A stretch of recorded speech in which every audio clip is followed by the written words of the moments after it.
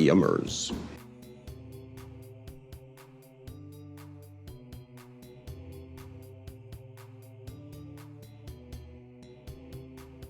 Yummers.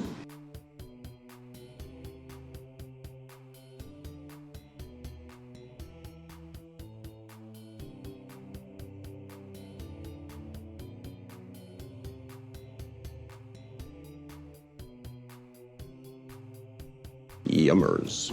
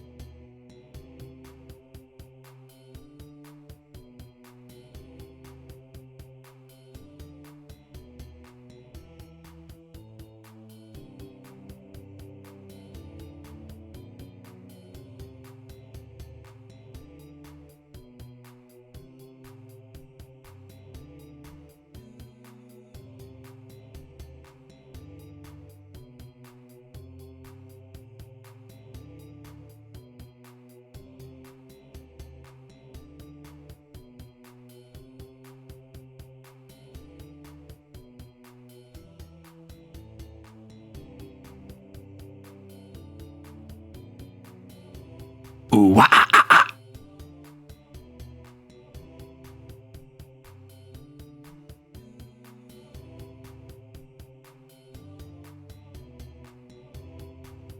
Ooh, wah, ah, ah. That's a lie. I am not down with the sickness. My apologies. I was subliminally messaging that I was sick, but this was a lie. Where the heck is my chat? How in the heck do I do this? What is streaming? What? Where are you? Can I rescue you? Are you dead? Is there a loud noise going on outside my house? I don't even know what this is. No, it's not throat clearing. It's me doing the ooh ah, ah, ah. Wait, the ooh ah, ah, ah. Like, you know? Does anyone know Down with the Sickness? Is this... Have I age checked myself with Down with the Sickness of all things? Come now. Come now. It can't be that bad. Oh, I'm dead. I'm a ghost. There I am. I really was down with the sickness where the sickness was pain. The sickness was my mortality failing like a Victorian child with consumption.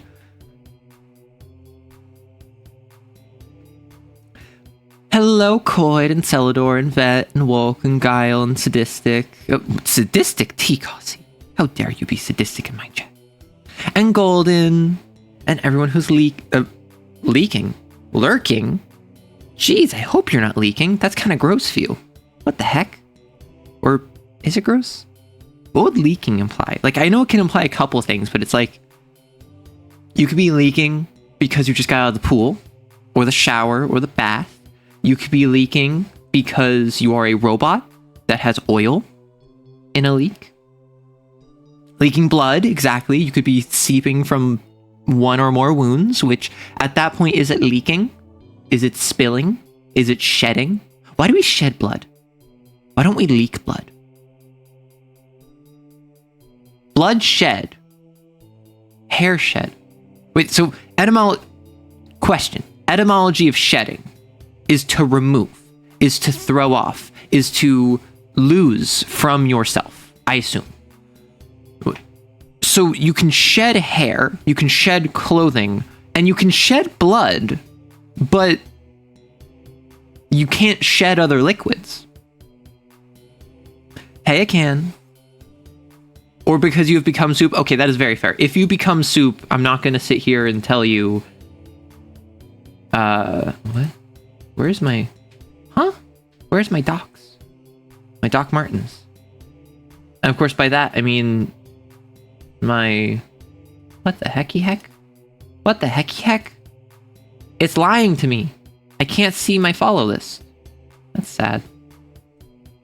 Because what I've found is that particularly with Hollow Knight, I've been getting more follows than I expected. So I keep not seeing people who follow me because I don't have it popped up. So what I need to do is I do not sit on a throne of lies. How dare you? Who do you think I am, Santa? Oh, I have not cleared out my request queue in probably like 3 months. And I just realized I had 500 plus open requests. So yeah, I'm clearing that out because I clicked on the wrong button. Whoops. All right, the activity feed is hiding off on the left. So now I can see that, for instance, Koid and Celador have both reached a 5-stream streak. Fantastic. Thank you for coming. Whoa. Wowza. Are we talking about TTRPGs? Aramic, welcome in. I am proud of you. Hey, Abi. You can shed skin. That's so true. Like a snake. Whoa. You would like to talk about TTRPGs? You've done too much research. Okay, so what my plan is for today, my current planning, Games for Freaks Volume 2, it's out. It's here. Tom Bloom did it again. And by that, I mean, he did this like 6 months ago and then just released Volume 3 and now Volume 2 is free. So now I'm mooching off of the success and like free handouts of others by reviewing a free game copy. Which also, like, the nice thing about this is that I don't have to feel bad about showing this off in its entirety on stream because you're not like, I'm not taking revenue from him. If I wait until it's free, then it doesn't matter if I show it off all on stream because it's a free product. It's just promoting you to go check it out yourself. But if I was to do it with a paid product, that might like infringe on his ability to effectively make money. And I don't want to get in the way of Tom Bloom and his money. He needs those dollar bills, right? You're so sad Charlotte is missed on Volume 3. Is this Charlotte? I don't know the names. Hey, Golden. Thanks for the 3 streams. 3 streams. 3? Thanks for the 3 stream streak. Oh my gosh, it's me. This is literally, like, this is the Arrow Soda. Like, corporate wants you to find the difference between these two pictures. They're the same picture. Like, it even says boss on it. Do you see this nonsense? It me. Chill brew. That's just lead if I've ever heard it. Because what is it? Cold lead? Or no, it's cold iron and hot lead. Alternate flavor. Don't worry about it. Hey, it's that girl you are. Maybe I should remove my soda and not have it be blocking the entire screen. Yes. So, Games for Freaks. Who here does not know what Games for Freaks is? It's the same picture. Exactly. It's diet flavored. That girl you are. Oh my gosh. Okay, so Games for Freaks is a supplement that Tom Bloom, a game dev responsible for like Lancer, Kane, Malgas, Magna Gothica, I was about to come the mangaka, the comic artist behind Kill 6 Billion Demons. He has personal projects that he's worked on, and every like six-ish months for the past year, he's been releasing a supplement for those materials called Games for Freaks.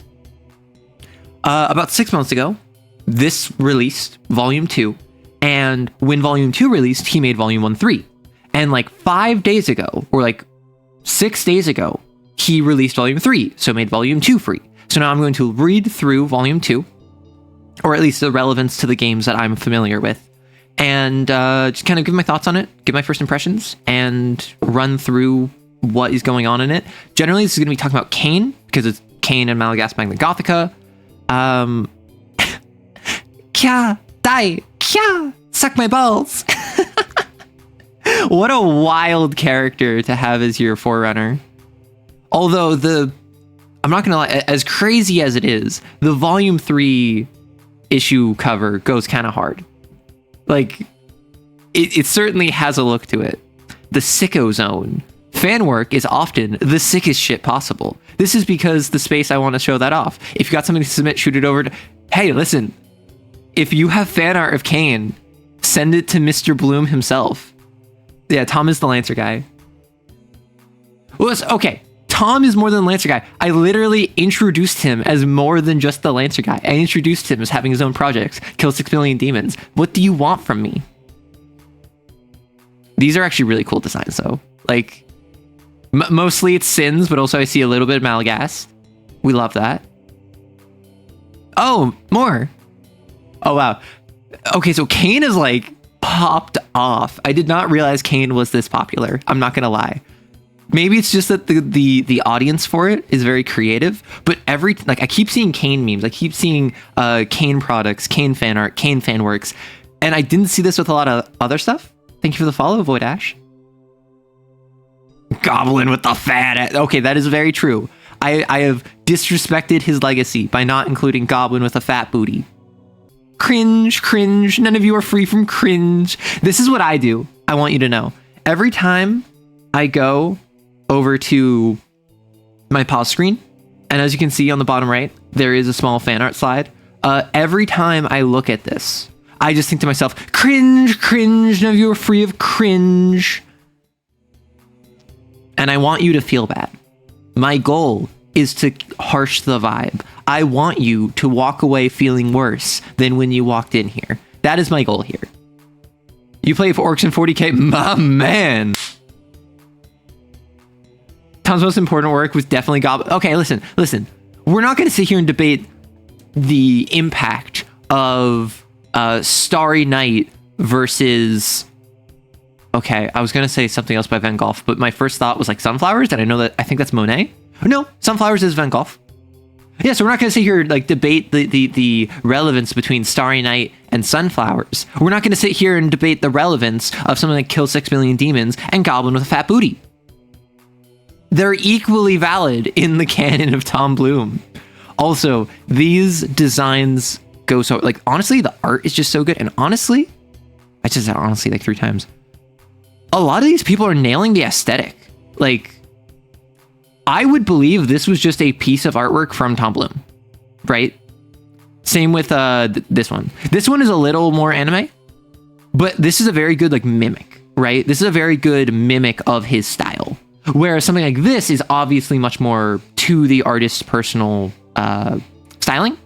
But this fan art section is going crazy. I love that he does this.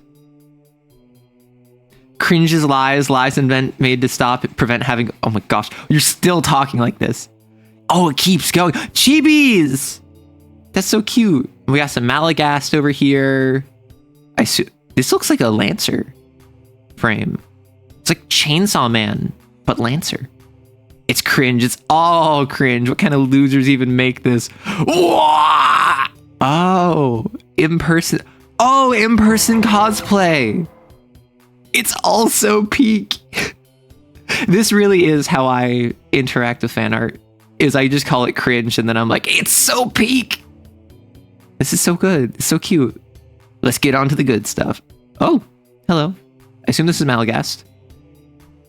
Yeah, this is Malagast. I'm going to just skip past this because I'm interested in Malagast. I have not looked into Malagast. It is a skirmish-based war game where you are a series of factions in a basically town at the end of the world. It's a town at the edge of the underworld where everyone has necromancy. And it's a skirmish-based war game where you're trying to like defeat each other. It's all heavy metal, punk. It's very, I mean, it's Malagast Magna Gothica. What does a name like that imply about the system? So I haven't looked into it properly, but I do have it because I got the, I think it was the 666 passage. I think it was the 666 package from Tom Bloom, which had Malagast, Magna Gothica, and Kane in it bundled for free, like many months ago. So I can check it out at some point. I just haven't had time. Like, these look so cool. I want to play a skirmish-based war game. Oh, there's dialogue? What the hecky heck? Arrow, you are a series of what? How am I a series of how am I a series of factions? Is just Chainsaw Man? That's all Tom does. Listen, and he does it very well. He knows his niche. Drifters. Okay. I knew about this going in, that this was going to deal with drifters. I just didn't know to what extent. Clear my throat. Thank you for the follow, Tatchel. Memorandum for... I have the ability to simply... upper third D cross. Because what Tom Bloom has done in a couple of his works, he'll cross something out, but he'll still type it. So you can just copy it. And other times, like... other times in like the Kane sourcebook, for instance, he just writes XXX, right? He writes like XXXXXX. But there are some times where he blocks out lettering, but still types it, so you can figure out what he meant. Burn my bread so Arrow can clear that throat. Shut up. Hey, Doomington. So what you're saying is that there's an anime schoolgirl inside of me, and they want to get out and sass.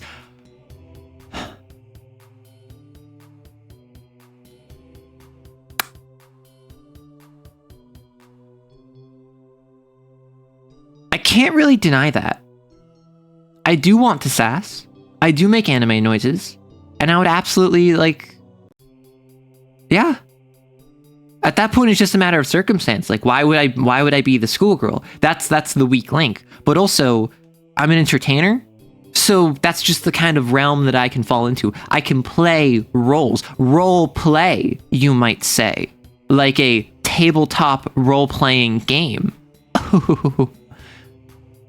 Unauthorized personnel must submit to subjectivity reset, temerity, authority only. Okay. Regarding drifter phenomenon. Sir, regarding the incident on April, I first wish to commend Castle Team for their outstanding bravery in the face of the unknown, and would like to recommend bereavement pay for their families be increased. With respect to the intruder, on the advice of my department and Mr. our head of EXINV, I would like to make the strong recommendation to increase and expand our operational research budget for the EXINV program, aka Drifter operations. As you may be aware, the difficulty in studying these entities is that they appear to be native to the Nuatomos, but have no distinct direct lack to civilization setting, have no direct link to humanity, unlike ETMs. The frequency of EXINV intrusions in both HOP and in civilian settings is increasing with the concurrent rise of grace phenomena. We have not been able to draw a correlation yet, but two theories have arisen that are both extremely troubling. I find it odd that they say we can't draw a correlation, because drawing correlation is extremely easy, insofar as the fact that drawing correlation is too easy and people correlate things that are not related. Not being able to draw causation is probably what I would think. But maybe it's not correlated either. With the increased necessity of HOP and asset deployment, the organization is affecting increasing disturbance in the Nuatomos, allowing those entities to cross over from their native environment. We could therefore think about them as a dangerous wildlife and prepare appropriate countermeasures. The second, and perhaps more troubling implication, is that these entities, much like ETMs, are human-created, formed by gestalt anxiety agitating the psychosphere. So the two theories are what was proposed in the Kane sourcebook, in the main rulebook for Kane, which is that they are just the animals, the fauna of the psychic sea, the fish, so to speak, which is, I actually recorded a video and then got to the editing process and then got busy, so I have not released it. So now I'll probably have to remake it because now I have access to this, all about drifters. I made a video like 2 months ago talking about drifters and I got other people involved and I'm like, ah! Regardless of which proves out, there's no denying year on year we are seeing around more incidents. Over time, the problem could require large-scale I think this is population reconditioning. Population reconditioning, yep. I will send my recommendation to your office promptly and wish for your good health. Sincerely, Lower Second El Alhambra. Attested and witnessed as generally accepted reality. Oh, Prudence signed off. Pog. That's funny. I appreciate that it's as generally accepted reality. The following drifters are useful in cane hunts as either adversaries or set dressing, following the rules for those in the core book. Drifter on pages 28 to 23. But the excellent Trevor Henderson. Wait. They got... What is this, a crossover episode? If you don't know, Trevor Henderson is like the Siren Head guy. He's the guy that has his own mythos with Cartoon Cat and Longhorse and the Bridgeworms and like the Giants, all of these famous, or not famous, but like micro celebrity style cryptids online. And obviously, like Siren Head kind of took off its own life, much in the same way of Slender Man. I've talked about this before on stream. But like Trevor Henderson is like a name I recognize. That's so cool. Okay. The Hairy Man. So these are drawn by Tom Bloom, I think. Because this is page 27. And then it's page 20. Yep. This is Trevor Henderson. Yeah. Oh yeah. These are such Trevor Henderson drawings or creations. Okay, I'm sorry. I'm skipping ahead.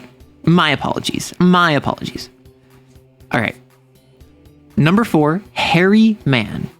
Appears mostly in woodland or rural settings. Hair is thick and profusive, human-like digestion. Has no digestive system and regurgitates the hair and bones of prey, using pharyngeal jaw to eat, capable of mimicking human speech. So it's, for those of you who don't know, in Kane, the admin, the GM, doesn't roll.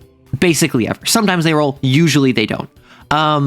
And enemies have an execution talisman. This is a little bit like their health. It's basically a clock, if you've ever played a system that uses clocks, where you can track how close you are to defeating them. So a single one of them has has a talisman of 4, and a pair has a talisman of 8. Which, that means that you need 4 successes, 4 hits to take out a solo, and 8 to take out a pair. The interesting thing about this, your standard sin, I believe, it's either 6 or 7 plus cat. So if you're fighting a cat 1 sin, that is actually easier to defeat in like straight on combat than a pair of hairy men. Which, what a world. Shut up, Orleans. I am a hairy man, unfortunately. I mean, nothing wrong with that. I'm not going to sit here and judge you for looking like Bigfoot. Falls at a distance, prefers to pick off lone prey, hunts, mutilates, and masticates wildlife or livestock and regurgitates the remnants. Masticate. Chew. Huh. I've heard the word masticate before. I didn't realize what it was, just chewing. Special ambush. As a tension move, so this is a move where... Remind me of the terminology. I don't remember. I believe a tension move is when tension increases, there's a tracker called tension that increases over time, like every time stuff happens, every time bad stuff happens. And then once tension hits, I believe, 3, the GM just says something bad happens, right?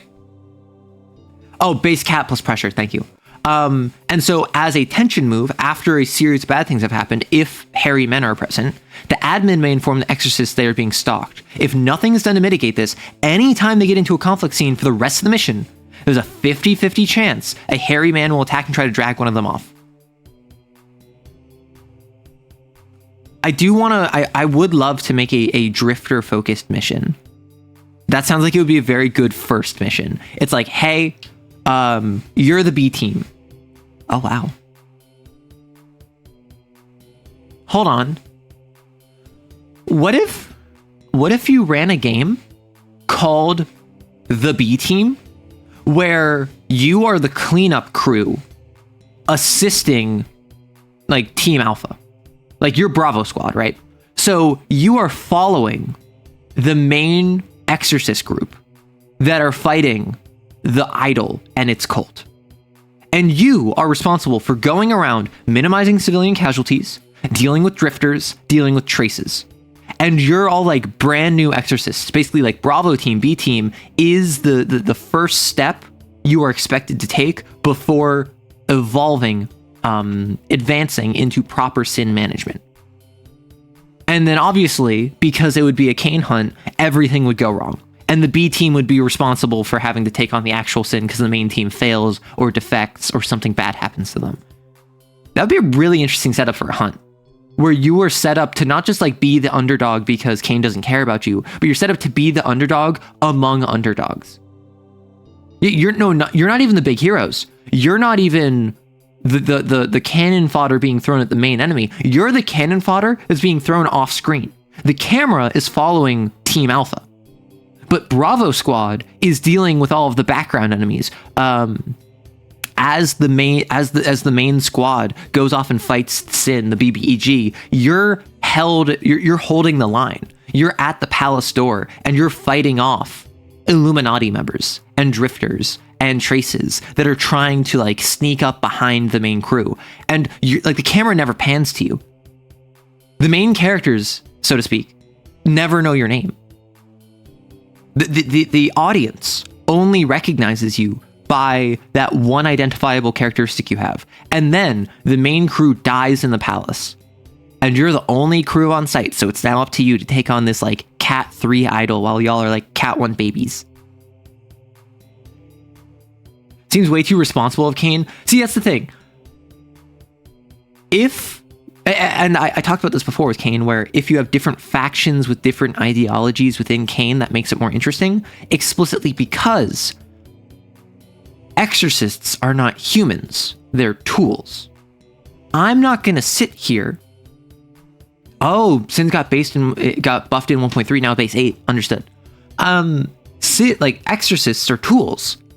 I'm not going to break my hammer on the first time I'm using it just because I don't care about hammers and I can always get a new one. I'm going to keep my hammer well maintained. But at the same time, if it's been 6 months of using my hammer and I've never so much as put tape on it and now it has a split in the wood, I'm probably going to toss it because I can always get another hammer. But I'm not going to go out of my way to break my hammer. I want to keep my hammer around so long as is convenient for me. So I'm not going to start using my hammer on a situation where I need a sledgehammer, right? That's the kind of mentality I have when I think Kane. When I think Kane, I think we are an organization. We have cash flow. We have resource management. Our pockets are deep. They are not limitless. And exorcists are more common than they once were, but they are still not common. Therefore, if we have a Cat 1 exorcist specializing in sympathy, we're not going to throw them at an ogre that's Cat 4 on their first mission needlessly.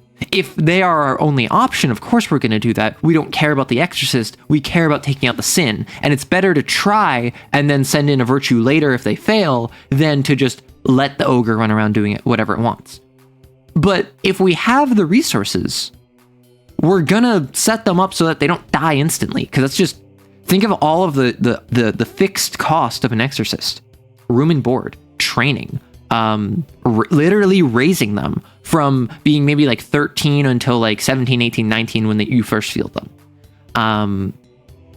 Like you have to account for that in The Exorcist. The more money and time and resources you put into them, even if you don't care about them, even if you don't so much as have any degree of sympathy towards them, it's a resource management thing. Think of it like a business. Don't think of it like a shadowy cabal of collective that has the best interest of humanity at heart. Think of it like a multinational conglomerate of like a business or a government entity that sees its exorcists as assets that it doesn't want to lose.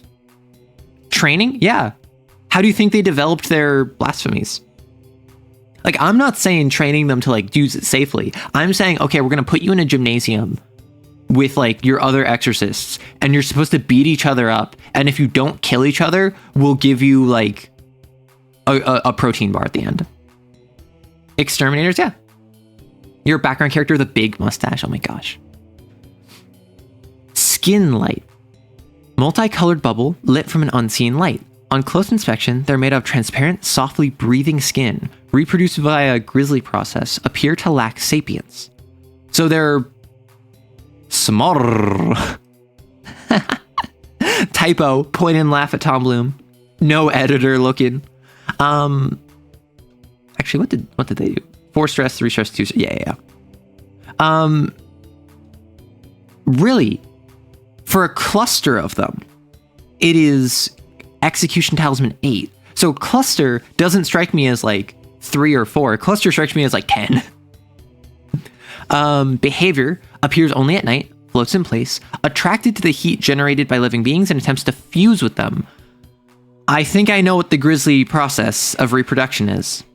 As a threat, or on a 1 reaction roll, the skin light can fuse to an exorcist with exposed skin. This kills the drifter, but gives the exorcist a fuse hook. The way hooks work in Kane is that you have a hook that has, much like a talisman, a number. So like 3 for fuse. Up until the point where you max out the hook, up until the point wherever you add to the hook, it's fine. It just doesn't do anything. And then once you hit it, something bad happens. It's basically a sword of Damocles hanging above you. It is a delayed status effect.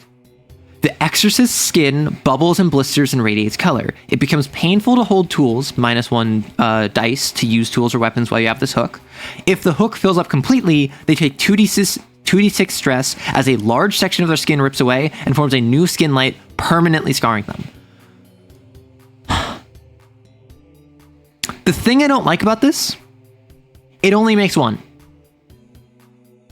It's a 1-to-1, but this wouldn't actually increase their numbers. So I wouldn't call it reproduction. I would almost call it like possession closer that like is damaging. So what I'd probably do is I would probably make it so that it produces like 1d3. So there's a chance that there's more than 1, because then that means that it would be reasonable for them to make more, which I understand. It's a psychic manifestation. It doesn't need actual real reproduction. But I do like the idea of once they're in the real world, they have some degree of maintaining themselves. All right, Trevor Henderson. Spindly, also known as the Road Wraith, appears in areas with high occurrences of car accidents and road-related injuries, often responsible for motorist disappearances, and uses its high sprinting speed to follow cars for miles, usually those driving alone at night in the early morning. Execution just 8 flat, and they're solo only. Only found alone, pacing up and down a road at night or underground. Extremely aggressive once encountered, but rarely leaves roads. While standing on a road, deal +2 stress with all reactions, and its speed and agility increased by cat +2. Take 1 slash on its talisman at the end of any round in a conflict where it's not standing on a road and eventually disintegrates. Wow. I will say, this just feels very Trevor Henderson. So I don't know if Trevor Henderson helped design like the vibes behind them, or if it was just the art, but like this feels like a Trevor Henderson monster. I got a bit of a pet peeve with how much people make Kane like this uncaring machine. And well, yeah, they don't really take care of exorcists. They don't treat them like garbage. They're 100% fully utilitarian. Clothes are recycled, but you get better clothes. Same with weapons, training, even got vacations or retire. And that's the thing, like, it's the SCP Foundation. They're cold, not cruel. Literally, like in the guidelines, if you want to write an SCP article, one of the things they tell you is the SCP Foundation is cold, not cruel. They will be dismissive towards the pain of D-class, and they will use them in order to ensure the protection of humanity, but they're not going to like throw children to 682, right? They're not going to sit here and just like for the funsies, for the lulz, show someone a picture of like 096 or throw someone in the femur breaker for 106. Like they very much do we are doing what is literally necessary given the constraints of our reality. We don't necessarily like it, and people on staff are probably nicer and crueler than the median. But broadly speaking, we treat humans as best we can insofar as we can protect them from SCPs. Much like Kane, we treat exorcists like tools we want to maintain, even if we don't care about them as people, or even if we don't throw away their lives needlessly. Now, will Kane reasonably throw a group of 4 like Cat 1 untested exorcists at a centipede that is currently wreaking havoc in like downtown Tokyo? Of course they will. Because if that's all you have on staff, or if you need time to prepare dropping fortitude, or you need time to scuttle a group of Cat 4 exorcists from like Washington in the US to get to Tokyo, and that will take a couple hours, you need someone on site to deal with them. And yes, you have, what are they? Castle is the organization. What are the humans in the suits that have like the guns, like the mercenaries? You have boots on the ground, like soldiers that you can deploy. But fundamentally, that's like trying to fight a fire with a water gun most of the time. I need to show these to my Kane GM. Yes, you do, Void. And these drifters from Games for Freaks Volume 2 are now free. You can find them on itch.io, so that's totally fine. Issue 3 just came out, and that you have to pay for. But no, these are so good. Actually, probably not a good idea. Imagos are a thing, more so now with Volume 3 and the Prime Sins. Yes! I'm so excited. Are you telling me are you going to train the puppy girls in the audience by telling them that they're good girls so they can fight mechs and cosmic horrors? I mean, I could. That's not my plan. That's not like what my goal for my content is, but like I can incorporate that if I want. Like, are you going to be a good girl for me and go fight that eldritch monstrosity in your mech suit that is more flesh than metal? Oh, you're so good for me. Now go die. Like, I can do that if you want. But my thing with Kane is, it doesn't make sense to be like, oh, they're a shadowy government agency that is twirling their mustache at the pain of their exorcist. No, like, bare minimum, they want to have the ability to actively and effectively contain their threats. That doesn't mean they treat their exorcists well. And in the book, they even say, like, positive relationships between exorcists has a positive correlation with hunt success rate. Therefore, this is encouraged, but should not exceed dormitory standards. Like, that's a very corporate thing. That's a very business thing. That's a policy to enact that is very, I don't know. I had a whole rant about this, like, last stream, where I feel as though having Kane explicitly not be as competent as it sounds like it is more interesting than just having it have a solution for everything and be uncaring. And I feel like having it be that all these systems are put in place, all these policies, these hundreds of years of rules and regulations that are a framework that no one working at Kane today actually agrees with, but they're all stuck within. Holy heck, what's that? On screen here, this is the Spindly. How'd you know? You're not a puppy girl, but I am looking out for my sisters who serve. Thank you for your service. Can we get an 07 for all the puppy girls that are off fighting eldritch mech monstrosities? Like, they're not going to see it, but they're going to know. They're going to know that in our hearts, they are the goodest of girls, even as their minds and their souls and their bodies are torn asunder by eldritch monstrosities. I just need to like start playing the national anthem. Although, I don't know how many of my audience are puppy girls. And I don't know if I want to know that. Because then I can't make jokes about it anymore. Because then I'll actually have confirmation that it's real. But yes, so I do love the idea that the modern conception of Kane is built within the framework and on the foundation of rules and regulations that are stricter than anyone has ever followed. No handler is reasonably going to ignore the emotional distress of their operators, of their exorcists, for the sole fact of practicality. The thing you couldn't name is untouchables? Is that what they're called in game? Assume if girl, puppy girl. You are? Okay, you got it. Oh, your name is Void Ash Dog. That is a very puppy girl name, I must say. Thank you, Golden. But I like the fact that like the handler is not going to emotionally abuse their team because bare minimum, practically speaking, if I don't like you, I'm not going to listen to you. Doubly so, probably like triply so, if I'm a hormonal teenager that feels like my life is not my own.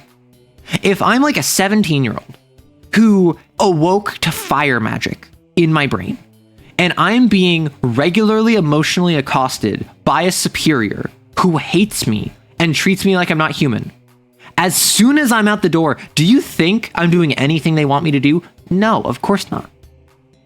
Now, if they're a jerk, if they're rude, if they're like a teacher that you don't agree with and that you don't like, I might be like a little pissant to them. I might be boisterous, but I'm probably going to still listen to them because they're an authority figure in my life and they're the closest thing I have to like a guardian. But if they're actively mistreating me, so many teenagers, as soon as they're out on deployment, would just bounce. And oh no, Kane is going to send more hormonal teenagers to go deal with them.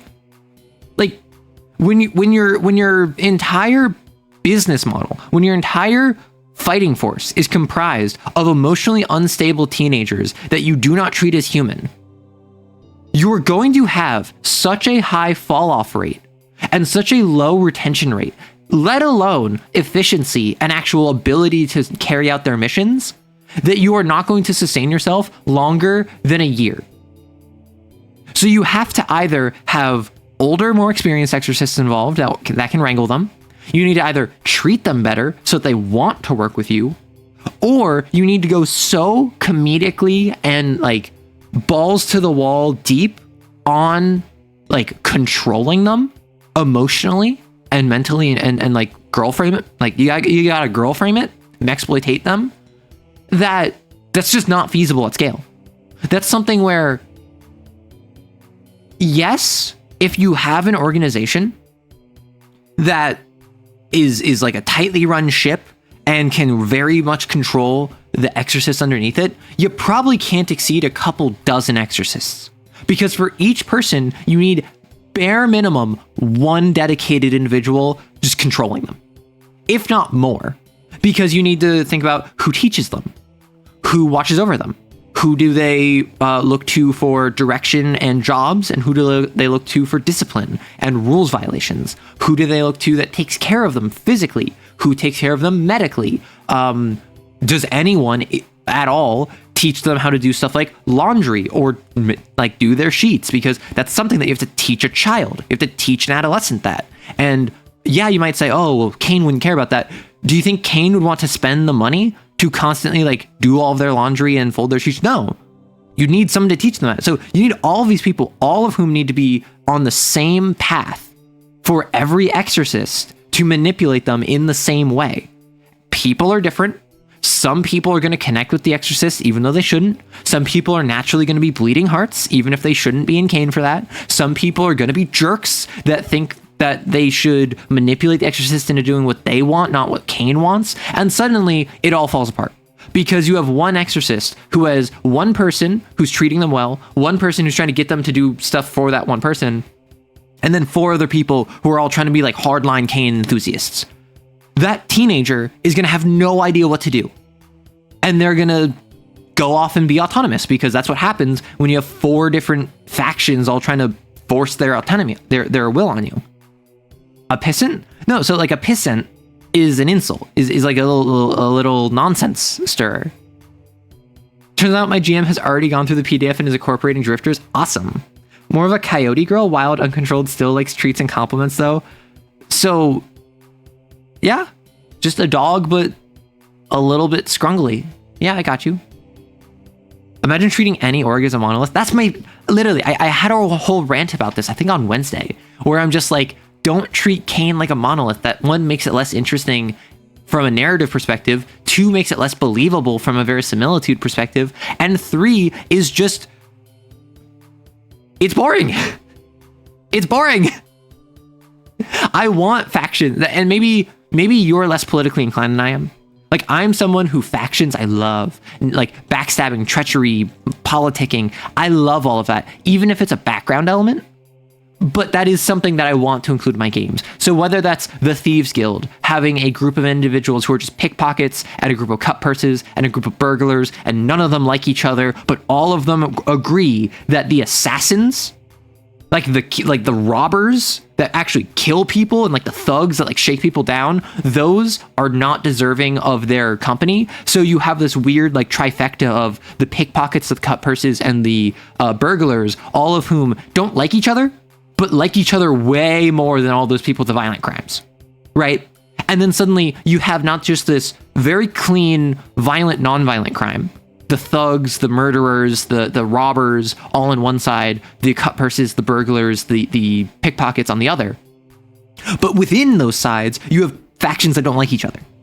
And then suddenly, this one faction, this Thieves Guild, has a very recognizable divide between the non-violent and the violent, more granular divides that give each side within it more texture, and then maybe the Thieves Guild is one faction alongside the local paladin order, the town guard, and a group of merchants and magic peddlers that work with a cabal of wizards. Suddenly, if each of these four factions also has a big divide, or maybe a big three-way divide within it, and each section of that divide has like two factions in it that have a relationship, your players will be like, whoa, it feels like we're in Game of Thrones. Because anytime you have any degree of political sophistication, your players will compare it to Game of Thrones if it's a fantasy setting, right?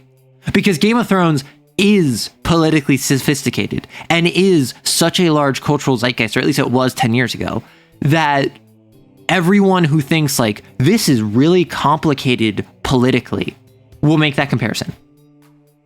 Even if it's literally just the Thieves Guild has violent, non-violent crimes, and within non-violent crimes, none of the non-violent crimes like each other.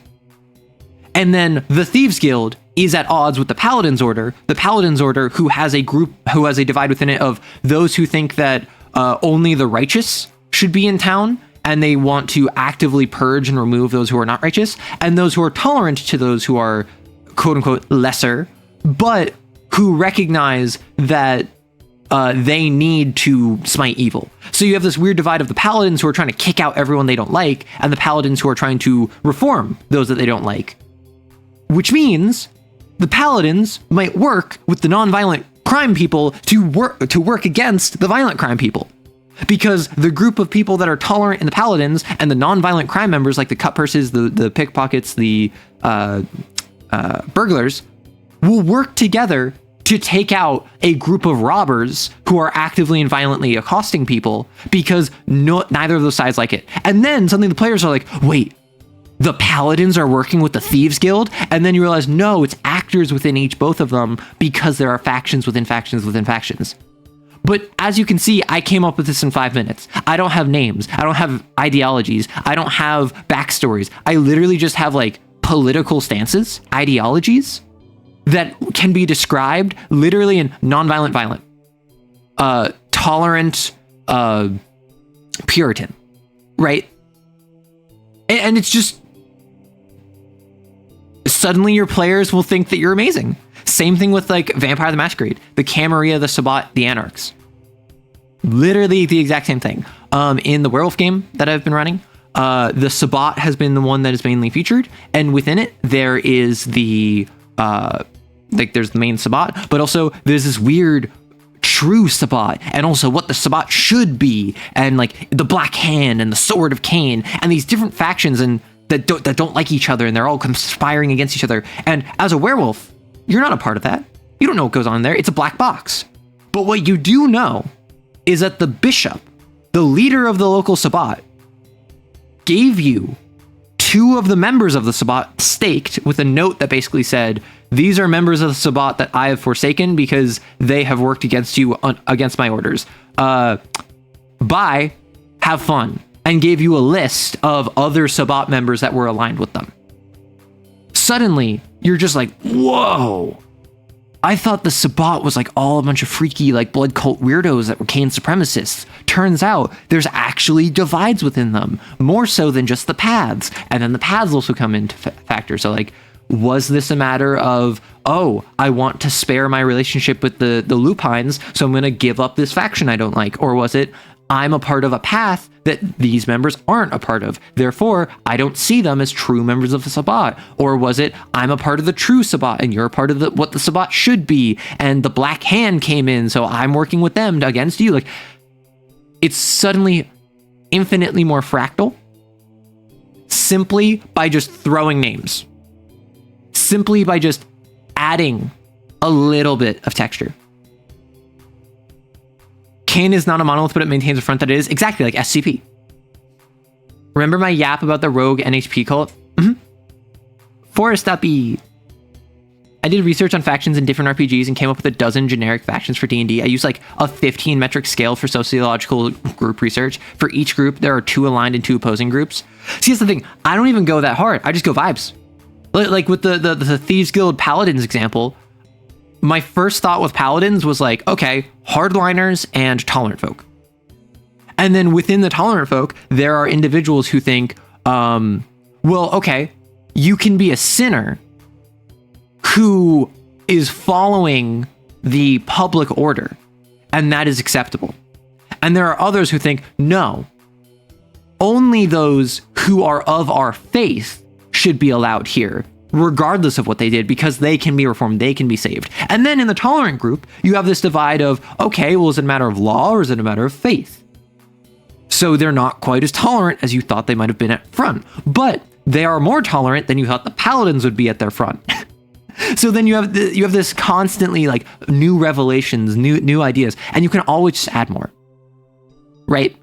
If I started with just Thieves Guild and Paladins, and then I wanted a Paladin to work with a Rogue, I could come up with the divide of violent, non-violent, Puritan, tolerant. And then they work together. And then I'm like, well, I don't think that the tolerant Paladins would work with the Thieves Guild overall. So maybe this one Paladin was a member of that kind of like, it doesn't matter what you do so long as you're part of the faith, and that one Rogue is a part of that faith. So you have this non-violent, you have this faith-based tolerance working together to take on violent crime that is against the faith. Like, it suddenly feels not only more politically sophisticated, it also feels as though these are actual characters that are going against the stereotypes that they are ascribed because it's true to their character. That Paladin who is willing to work with a burglar who is of their same faith to take down a group of robbers who are targeting members of their faith feels like a much more real, developed, three-dimensional character than a Paladin who just goes around fighting thieves and brigands, right? Because that Paladin has values. That Paladin has conflicting values and loyalties, that they have made a choice that their faith is more important than their organization. Their faith is more important than the law. Working with those they view as sinners is more important than upholding the perfect veneer of them as a representation of justice. They would rather, quote unquote, lower themselves to work alongside those that they shouldn't than allow further injustice to be occurred, which is very like vengeance coded. It's very like oath of vengeance. But it might be an oath of devotion, might be an oath of ancients. Like it has niceness to it. It has meat to it. It's the kind of stuff that I find to put together as a player. Exactly. And when you're a player, you will pick up on this easier than you think. Like DMs think like, oh, I need to like go super far out. No, if you keep it surface level and then take it one level deeper, the players will figure that out pretty quickly and then be happy when they found that one level deeper. And then if you as the DM make it a second level deeper, and then the players are engaged, they will find that second level deeper. And then you can make a third level deeper, and then if they're really engaged, they can find that third level deeper. And then they feel, holy heck, the iceberg never stops. It just keeps going. Like, DM, how much work did you put into this? And you're over here just thinking like 5 minutes. But you don't tell them that. You tell them, well, just keep talking and maybe you'll find out. Maybe you'll reach the bottom eventually.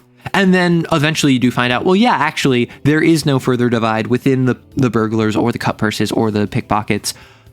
But individuals have their own interpretations of that ideology.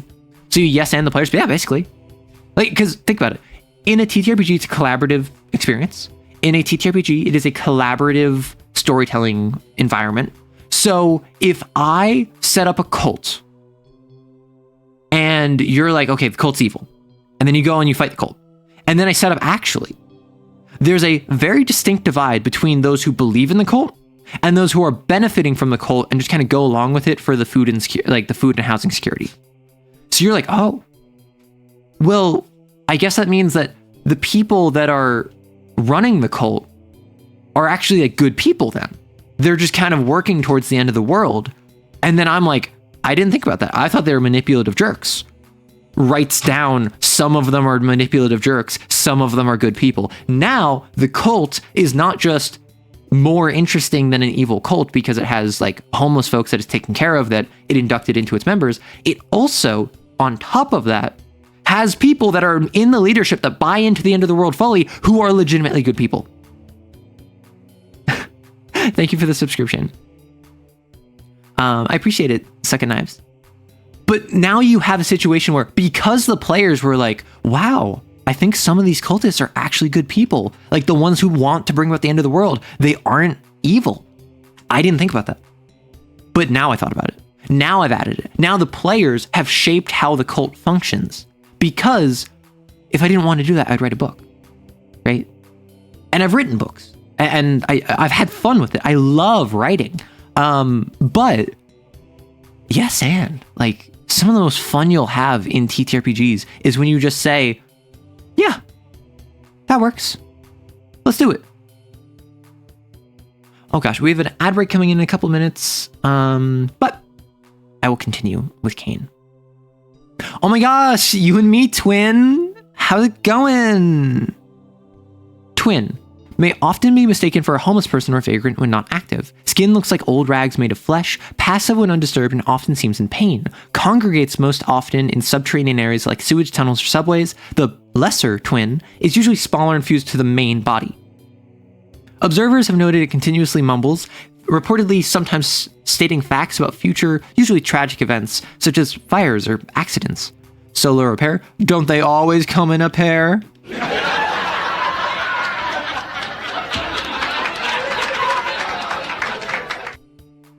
This is a homeless man vagrant who is a conjoined twin. That's no laughing matter. Behavior. Quiet and relatively docile if unprovoked. If bothered, attempts to pull its provoker into the cavity in its body where its other limbs are stored. So I imagine that is like its stomach is open and it grabs you and it pulls you in. And as you're inside of its stomach, the extra 2 arms and legs just kind of wrap around you and start throttling you. Like, it's not even quick. It's not even efficient. It's literally just like nasty. Mumble. Exorcists that take any action within hand's reach of the twin can overhear that it's mumbling. If they don't have a good ear protection or can block sound, they take 1 stress, ignoring reductions at the end of their action. Huh.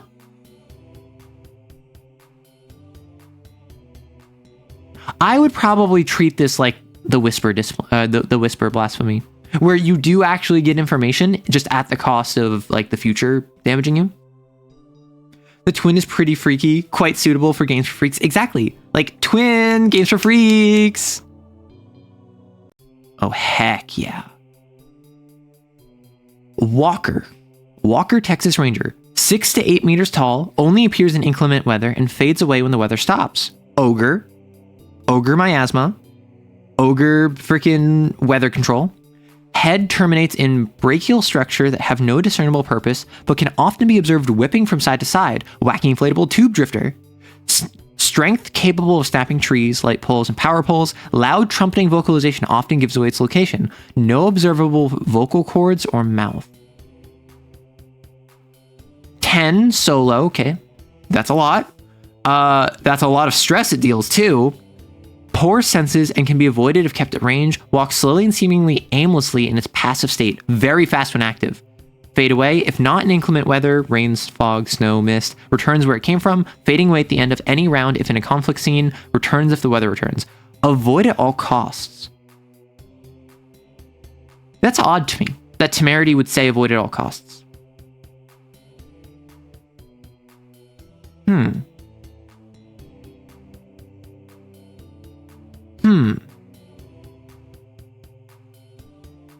Because even the Titan, which is like an Execution Talisman 10, it's much more than 6 to 8 meters tall.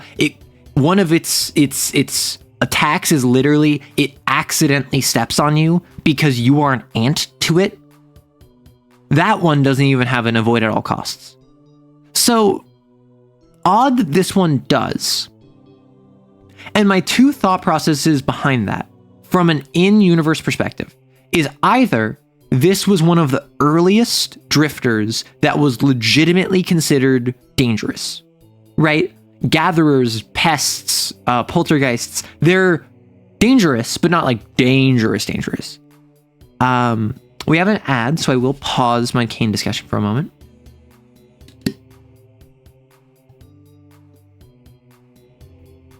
Whipping and stepping, hide the submissive players. Oh my gosh. I mean, you're right, but you didn't have to say it out loud. Arden's about to change the weather to insta-kill. Okay, so it doesn't insta-kill. It doesn't get insta-killed. It returns if the weather returns. Yeah, the walker just strikes me as like a different interpretation of the giant. The kind of puzzle that when you get to the end, it rewrites how you think about what came before. That's pretty good. I mean, that's what I did with the False Hydra, right? Like, it reframed the entire chronicle up to that point. This faction is both allied to the players and literally led by the main antagonist. Players are working with a brewing coup d'etat. We love that stuff. You've revealed a new faction to my players that always wants to have plausible deniability. They carved up a space station just to hide that they extracted the players. Wild. You use opposing conflicts as my main structure. The moneyed merchants and nobility versus the union of commoners. Industrials versus nature line. Yeah, and I mean, that's central tension, right? The central tension of a faction, of a story, of a plot is super important. It is super important to have a recognizable singular conflict that everything else rotates around. A central axis that everything else can be framed by. Now, that conflict can be as simple or as complex as you want. It can be money-hungry nobles versus unioning commoners. Or it can be the old guard collective allying itself with a burgeoning union in order to throw off the economic shackles that the nobility have been constrained by, where both the union and the old guard are pushing for like a free market laissez-faire economic system that is being opposed actually by the middle and upper middle class. It is the artisans, it is the craftsmen, it is the skilled laborers who are pushing back against this because they want to have the guild regulation. They want to maintain the current structure. It is that middle class maintaining the status quo while the upper and lower class are trying to push for a different outcome. The upper class because they know it will make them more money, the lower class because they feel it will give them more autonomy. Where you have the system where, yes, changing the current system would probably be good. It's not benefiting the lower class, and even the middle class isn't super benefiting, but the new system would benefit the upper class primarily. The lower class would break free of the guilds, but then they would be at the whims of the upper class, which is like modern post-capitalist economy. So you suddenly hit a situation where, no, it's not a simple solution of just like one side good, one side bad. It is a legitimate conversation about economics and political lobby. Back from the ads. Hello. I was just responding to a comment in chat, which was talking about how someone runs a central political tension, or it's like a central tension in their games. And I'm like, yes, every like conflict should have a central tension that everything else revolves around. And this can be as simple or as complex as you want. This can be as simple as like the commenter said about just money-hungry nobles versus unionizing commoners. But it can also be something more complex where it's like the upper class wants to push for a free market economic system, laissez-faire government intervention, like lack of intervention. So the lower class similarly wants this because the current system is the guild system that benefits existing members in the middle class and skilled artisans. So the skilled artisans, that middle class, that upper middle class, the merchant class, also want the current system to function because 1, they know it works, 2, they know it's stable, and 3, they are offered protections by being, they have effectively unionized as guilds in a hierarchy, but they have effectively unionized all stonemasons versus all weaponsmiths versus all enchanters. And then the new system that the upper and lower class are fighting for is to vastly benefit the upper class by deconstructing the guild system, meaning they can go to whoever they want for whatever price they want to benefit themselves at the lowest cost. And the lower class feels as though not being able to get into the guild system is hampering their abilities, meaning they will have higher upward mobility, which is a good thing.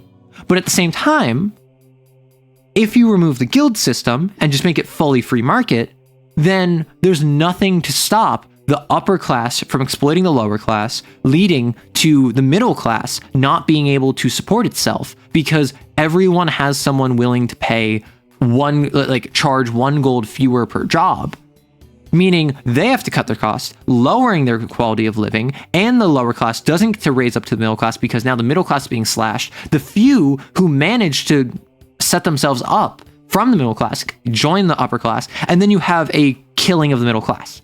You have a sharper hourglass divide between upper class, lower class, because you got pushed into a free market where there is no regulation on who does what.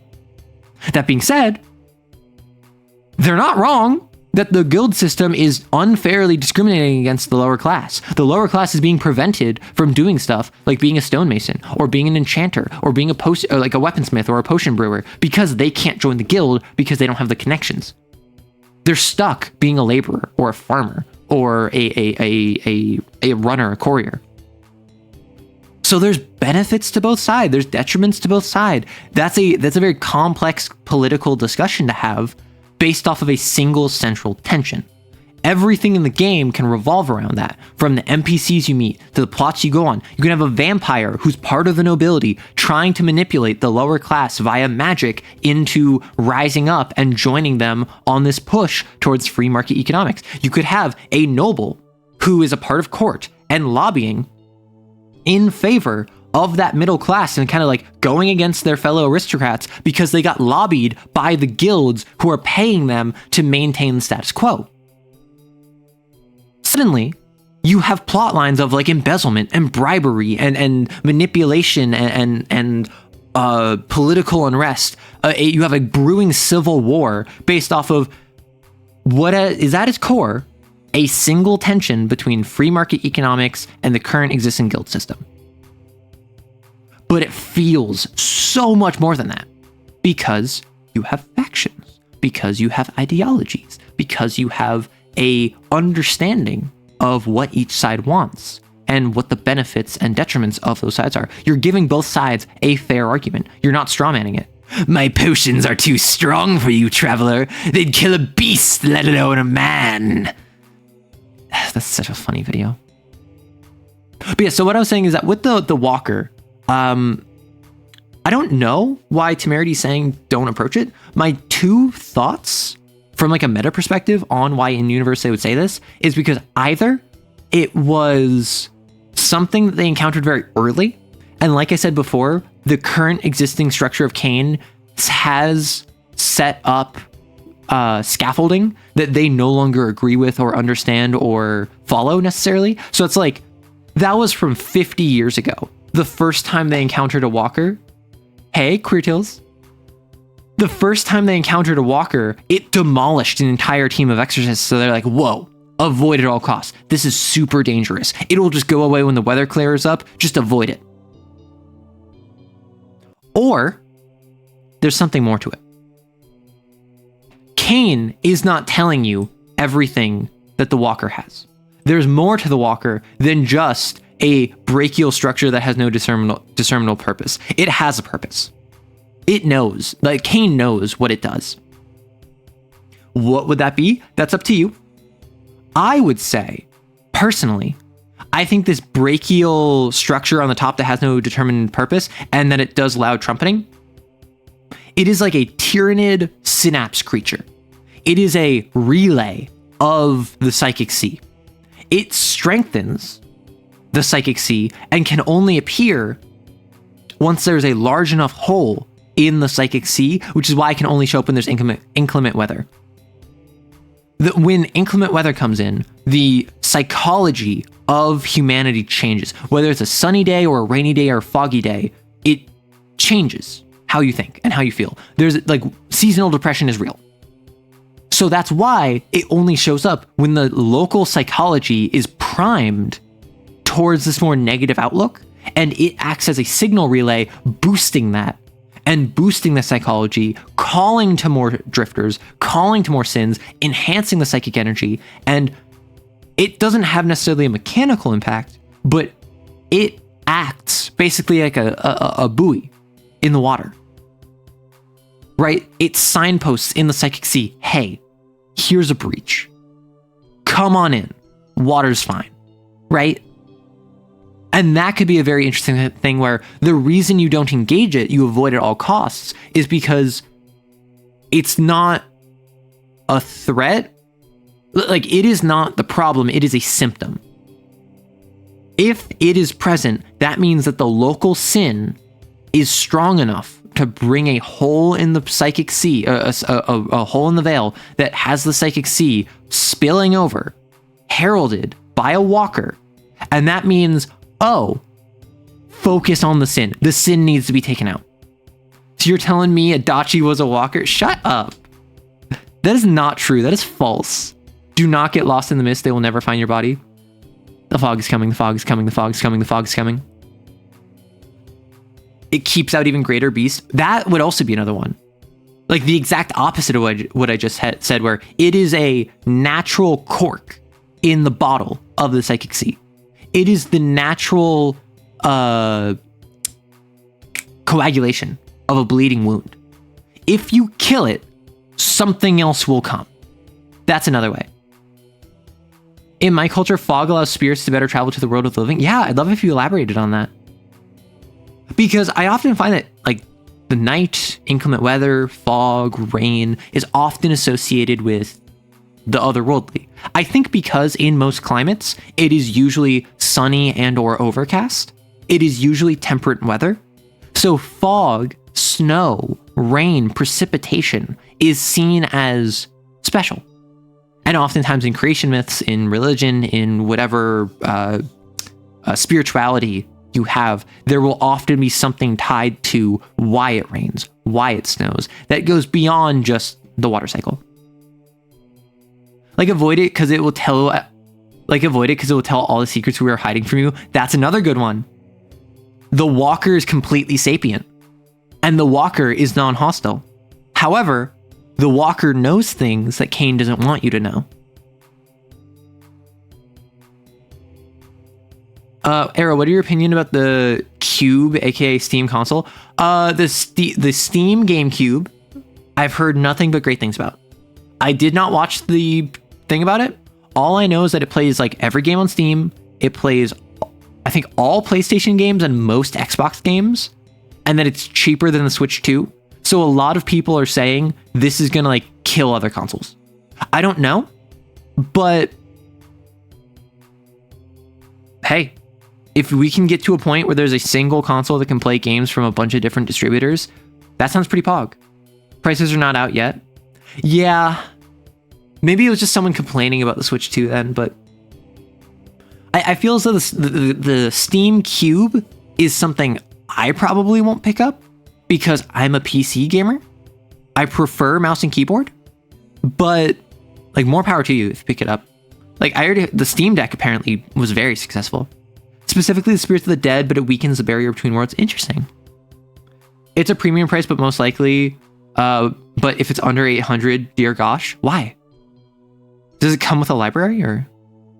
The Cracked Man. Holy heck. This is definitely Trevor Henderson. Found most often in abandoned places that had a lot of children. Homes, schools, childcare centers. violent and extremely belligerent once found. When it encounters doors and windows, it spends a long time figuring out how to open them. That's very funny. Special split. Body parts start to split off, weeping ichor. Shedding ichor, as we've established. Becomes able to act with the body part at a distance, increasing execution talisman by +2 if threat is executed upon. Huh. I'm not gonna lie. This is kind of really funny to me. It's violent and belligerent, but it can't figure out how doors work. And I imagine it's not even a situation where it's trying to push the pull door. I think it's literally just like, what the heck is this? And it's just a doorknob. And it's just like, what's sorcery? How can I encounter this? Neighbor. Aw. Free-floating entity that appears in numbers wherever there's a mass casualty event, especially those psychically caused. The vultures of the psychic sea. When viewed up close, at least 60 to 85% of observers report seeing a badly mutilated and mangled version of their own body floating in front of them, as if they were torn apart by great force. Capable of flight, drifts at a distance for some time, seems mostly curious. Takes -1 slash from physical weapons because it's intangible. Deals +2 stress with the reaction to exorcists that already have an injury. They see their own face. These seem kind of cutie. I'm not gonna lie. Like, they're just flying little cuties that are curious about mass casualties. I'm not gonna judge. I'm not gonna judge what my neighbor gets up to. How could you possibly play Kane without these expansions? A simple spell, but quite unbreakable. Literally just an unlocked door. Dog! I love dogs! 1 to 1.5 millimeters. 1 to 1.5 meters at the shoulder. Adopts a quadrupedal gait, but can comfortably stand on 2 feet. Lacks defined digits, but can easily operate doors. Ha! Cracked man could never. Point and laugh at the cracked man.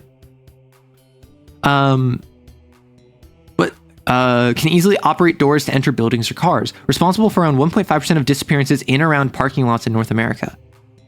So they're only solo with a 7 execution talisman. 4 stress in the Ben's affliction. Isn't the Ben's like when you ascend in diving and you have like air bubbles in your bloodstream that you need to like depressurize to not take damage?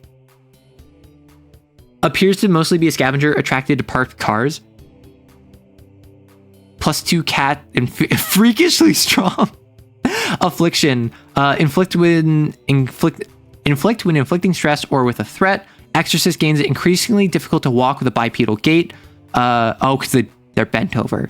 Physical activities are hard while walking this way. Feet and limbs slowly distort and become digitigrade if untreated after mission. Very painful. Understood. But it's a dog. Car door, hook man, car door! Car door man, hook, and oh gosh, it turns you into a puppy. It does. It turns you into a puppy girl. Don't show any of the mecha girlies this. The mecha girlies can't know. Is what happens when you leave your dog in a hot car. I was thinking, the fact it's attracted to parked cars and it can easily operate doors to enter cars makes me think this is a joke about dogs in hot cars, which I would not put past Tom Bloom. It's too late, we know. Oh my gosh. Worm boy! No, that's worm body. Never mind. I thought it was worm boy. Could be mistaken for a tall person at a distance. Appears only observed in neglected properties, especially residential. Entire entity appears to be made up of writhing, splitting worms. I just made a Making a Mega Dungeon room about you. +2 stress and worm hook. Ugh. Hookworm. Am I right? The worst. Hook in a worm inflicts a threat or when inflicting stress. A worm is burrowed into your body. Spawn of Qs, right? It's Spawn of Qs from D&D. An exorcist recovers -1 stress from any resting die for each tick of the hook. If the hook fills up, roll 1d6, 1 to 3, suffer instant death. Clear all slashes on hook and infect another exorcist with the hook. It really is hookworm. If no other exorcists are uninfected, may infect an NPC instead. Otherwise, suffer instant death. It really is Worm Boy. Would you still love us if we were worms? I don't love you now, so sorry. Less equipped Halo hunters. And that's Games for Freaks 2. I will say, I'm very glad that there are more drifters, particularly just like weirdo ones. Like, when I think drifter, I think this is something that from start to end can be accomplished in half an hour, right? We are going to the abandoned school that is where the ogres set up shop, and then we notice that there is shuffling off in the distance. We think it's a shambler, and then it turns out, why is that big face staring at us through the window? It's a cracked man. And then it's struggling to get through the window. It's trying to like open the latch, but it's so incompetent. Its hands are so maladapted that it's unable to do so. And then it just breaks it open and charges after us. And then it chases us. We fight the cracked man. Whew, okay. That was weird. Looks like this is just one more thing that we have to deal with if we're going to take on this ogre. And then you move on, right? Same thing with like gatherers. You're helping NPCs when there's a centipede, and then suddenly a gatherer sprints up, grabs one of the NPCs by the foot, runs away, and puts them in their pouch. And now you have to go chase this gatherer as the infected are following you, right? And something I brought up is that the gatherer would be really fun, in particular, or like Spindly. You're in a car chasing after a hound on the road. You're chasing after a hound which locked in on its target. And then Spindly starts chasing you. So now it's like a three-way chase where you're chasing the hound, Spindly's chasing you, or the hound is chasing you, and then Spindly is chasing the hound. The Megamind, no bitches meme, but it's no Lancer. Yeah. Now just DM Tom and asking him permission to review Volume 3. It's so good. I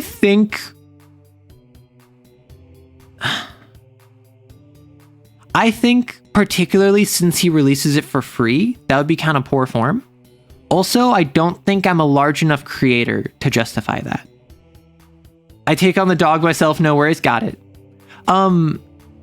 As much as I love and respect his work, I don't think I'm at the point where, like, when you think Lancer, I don't think you think me.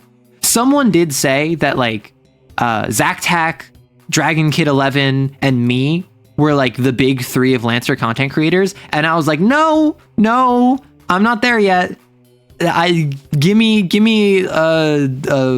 probably a couple 100,000 more views of Lancer, and maybe I'll crack top 5. But I don't know. I feel like I'm not quite there yet. I wouldn't want to impose. Hello, Dreek. How are you? We have just talked TTRPGs for an hour and a half. I love talking TTRPGs, but there's nothing saying I can't keep talking TTRPGs while hollowing up my night. Who else up hollowing they night? Am I right?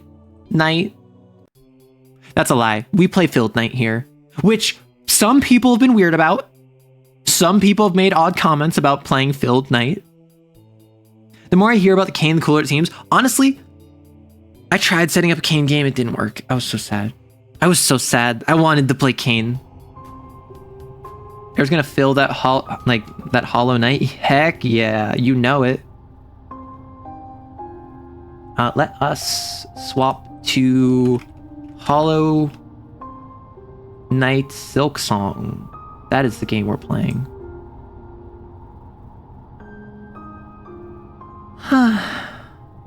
Could you check the tongue snippet that was put? Yeah.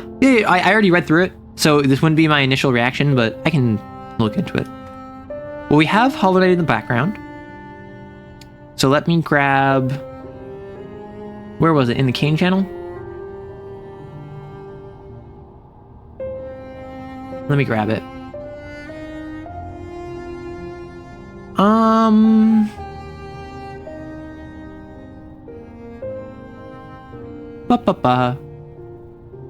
Sorry, I'm just grabbing it.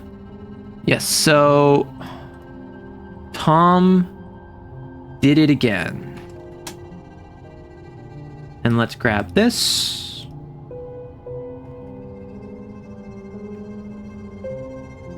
Are we Gucci? Can you see? Sorry, I have to open OBS. Okay.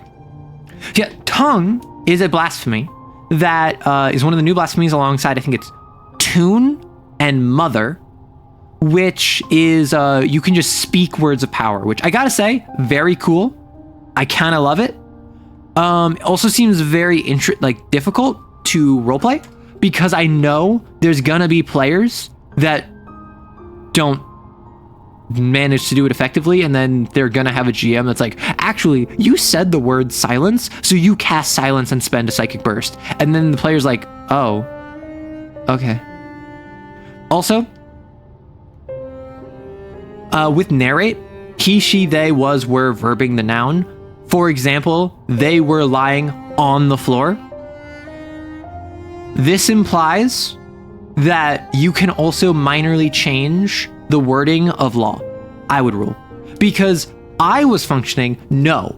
Specifically, the reason it's so narrow is to make you think to have to accommodate it. But given that literally one of the examples is they were lying on the floor, whereas if you followed this, it would just say they were lying the floor.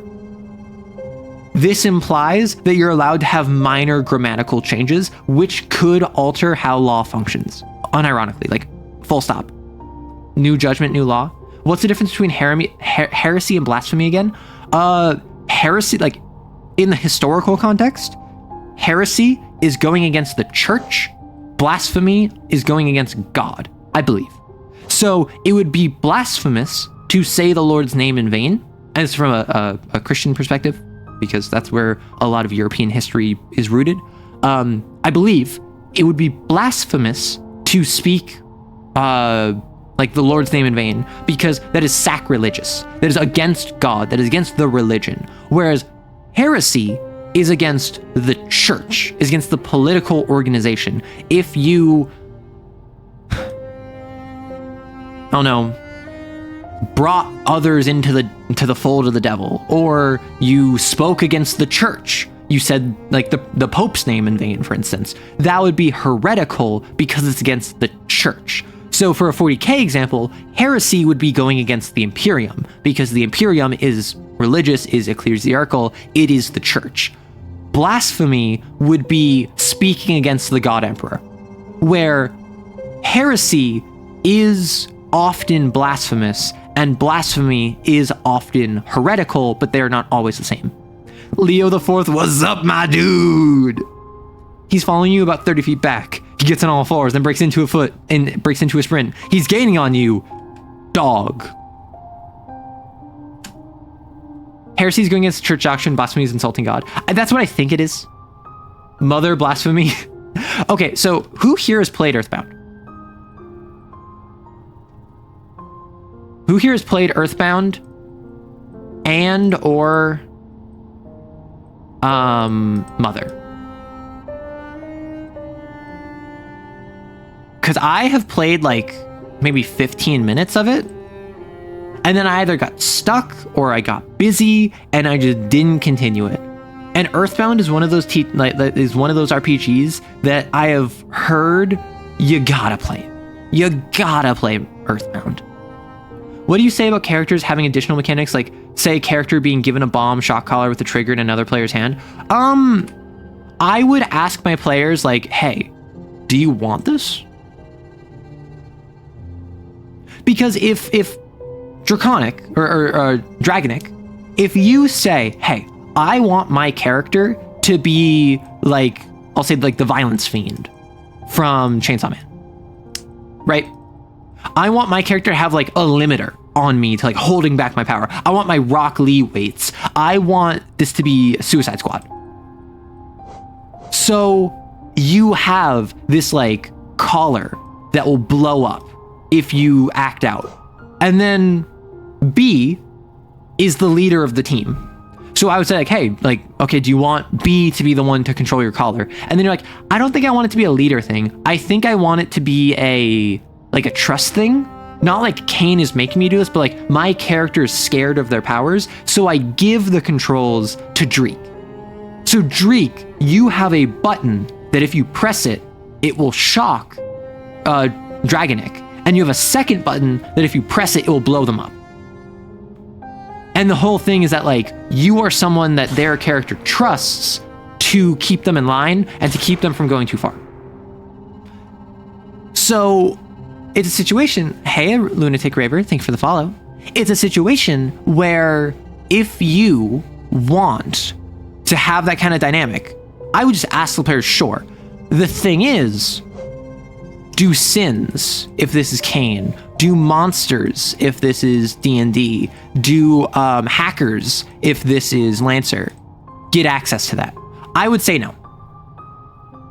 I would say if you as a player are purposely nerfing yourself for the sake of the narrative, if you are purposely, without any benefit, without any compensation, saying, I'm giving myself kryptonite, I'm not going to abuse that as the GM. I'm going to let you decide when and how that is used narratively. Because I want you to do this. I want to encourage this behavior. So I'm not going to punish you for making yourself demonstrably weaker, right? The fact that you gave yourself an instant, like, self-deletion is not in any way a strength. It is entirely a weakness, but narratively, it's cool, right? Narratively, it serves a purpose. So I will punish you narratively for it to make the narrative interesting, but I will not mechanically punish you for something that is meant to enhance the narrative. And that is why with something like, I want to have a limp for my character and I move super slowly, I will say, okay, narratively, you get that. In combat, you still get to move 30 feet. In combat, your speed is still 5, even though your mech has a busted leg. You narratively can choose to move less than that, but I'm not going to mechanically punish you for something you want narratively. Now, narratively, if an apocalypse rail is charging out of combat and you're trying to get out of the way, I will tell you, your mech's leg is busted. You need to make an agility check before you can even try to get out of here, because your leg is like your leg joints are locking up, your servos are like breaking. And I might quote unquote punish you narratively because that's when you go, holy heck, holy heck, holy heck. But if I say, okay, well, your leg joint is broken, you have a 3 speed, not a 5 speed. Literally all that does is make you feel less useful. All that does, right? Arrow only punishes you if you're paying them by the hour. Yeah, and? Like, I thought that was obvious. Like, if you want me to praise you or you want me to punish you, pay me. I'm an entertainer. If that's your entertainment, I need to be compensated. I think did I just offer my services as a dominatrix? Did I just do that? Like, unironically? It was a joke, so it was ironic, but like... I ran it in a campaign with a prisoner Lancer with an Enkidu mech whose goal was to escape the party. It was interesting, so hard to do it in a fixed pre-build module. I would say something like that is you as a player have to say, hey guys, my character wants to run away. I'm not beating the irrigations. I as a character want to run. I as a player want to continue playing this character. So make it so that my character can't run away, but my character is going to try to bolt. And then I as the GM will say, okay, what I want you to do as a player, don't try and run away more than once a session, even if you have a perfect opportunity to, right? The goal is not to run away literally every time your character reasonably would be able to. The goal is to every once in a while have it be a dramatic beat. And only run away when you know as a player, another player can stop you. Because then your Enkidu who's trying to run away gets caught by the Hydra's drones. Then you as the Enkidu who's trying to run away gets grappled by the Blackbeard. Then you as the Enkidu who's trying to run away has the Kobold create terrain in front of you. And you never actually get to run away and you're forced, quote unquote, to stay with the party.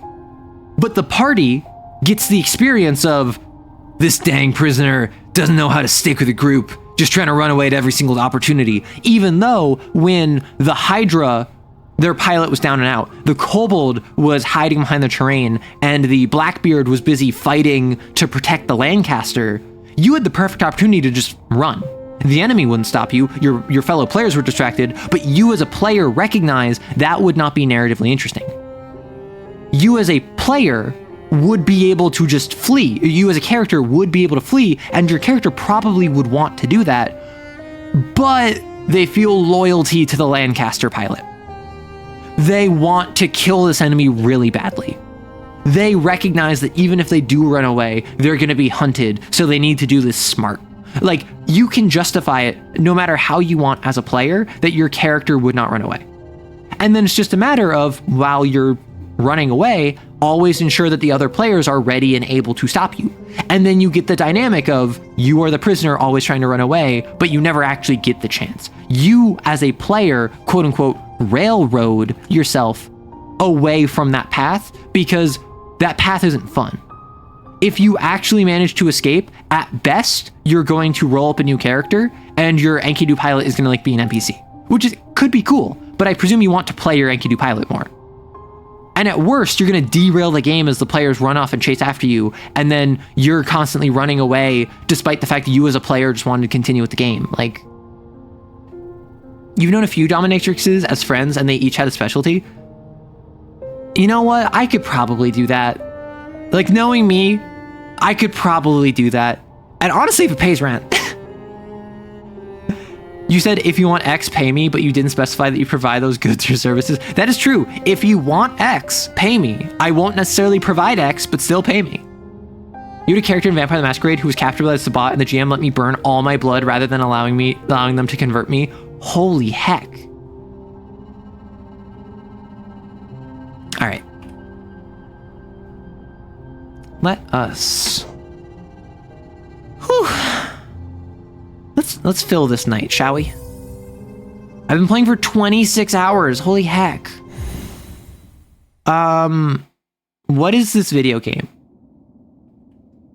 So I just beat Hornet. You are tall. I'm sure your impressive height can be leveraged against shorter people. Listen, I just have to say, hey, T for T, T for T dominatrix. I'm taller than you. And I would make bank. So I went to the cast-off shot. What did I get from there? It wasn't the double jump, was it? What did I get? Desolate Dive, Vengeful Spirit, Great Slash, Cyclone Slash, the Coiled Nail. What did I get? King's Brand? Oh yeah, I got the King's Brand. Who up filling they knight? Listen, if your knight wants that, then by all means. By the way, I heard you encountered a certain fan art I drew on Marvel Rivals last night. What? I heard you encountered a certain fan art I drew on Marvel Rivals last night. Maybe? I don't know. The Rorb? Huh? What? I'm confused, I'm sorry. I am stupid, so fair warning. So if I'm here, I can go down and to the right. Okay, I'll just post it. That is a terrifying sentiment, I want you to know. Just like, hey, I heard you saw this thing, and I'm just like, I don't know what I saw. Ah! It returns. The noises. All right, I can fly. This is not what I want. Never mind. Ow! Ow! Ow! I forgot that I make noises. Oh, I was actually playing Marvel Rivals last night with Rory, and I was making noises when I took damage, and I was like, I'm sorry for making anime noises into your ear, and he's like, I'm used to it. Maybe they're a holographic knight? True. Oh, wait. I need to murder.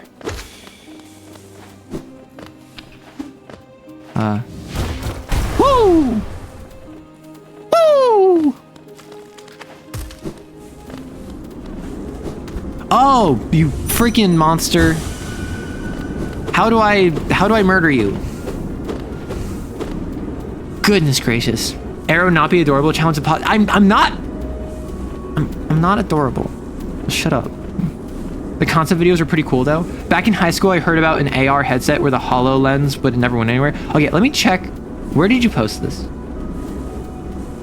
Was it in Original Works? Oh, that one. The Roar, as in the Rorston Orb. Yes, I did encounter that because the absolute mad lad made it his profile picture on Discord. He said some heinous nonsense, and then every time he would do that, he would just say, imagine this face who's saying that.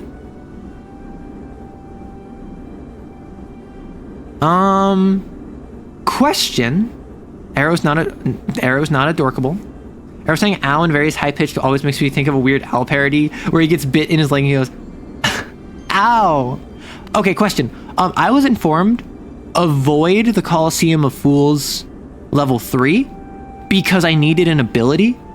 Do I have that ability? I have the double jump and I have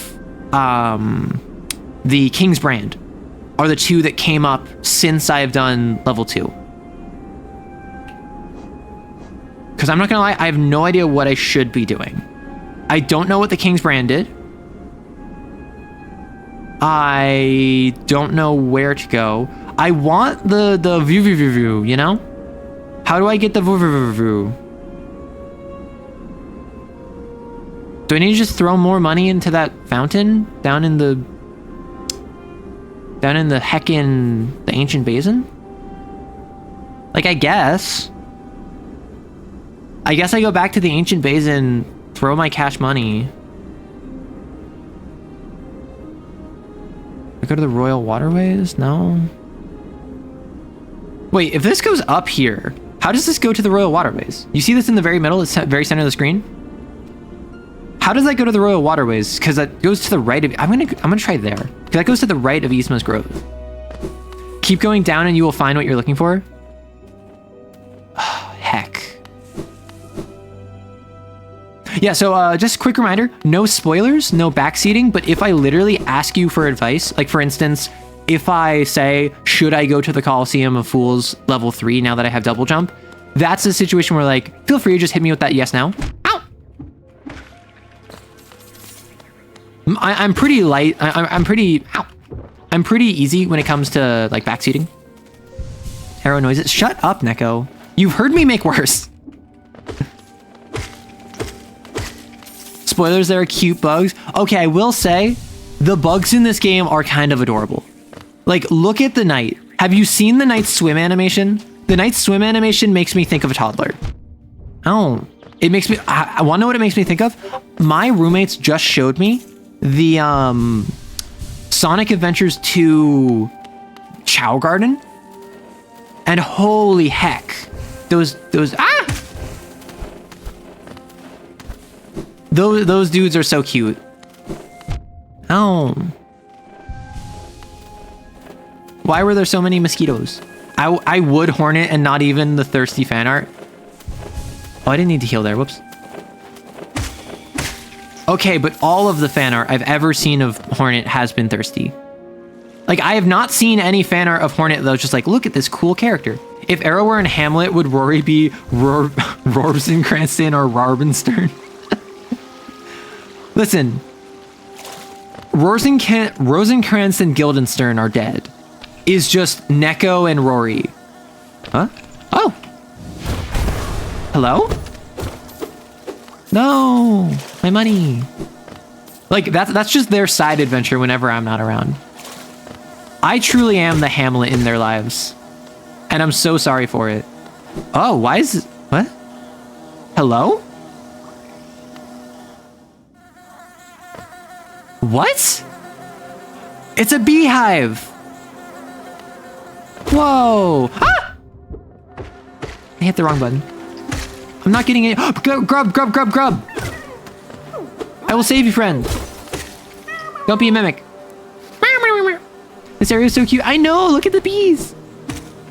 Okay, so like in order, I would say probably Knight and then Grub and then maybe these bees for like adorable plush, you know? Like, Hornet is pretty cute. Hornet is absolutely a cutie. Oh. Oh, wait, there's more to the right. You weren't kidding when you said go down. Actually, no, they're larger, so this would be a C hive. Shut up. It's a V hive. Oh my gosh, like the stream team I'm a part of. So I assume this means that I can go to the right somewhere, no?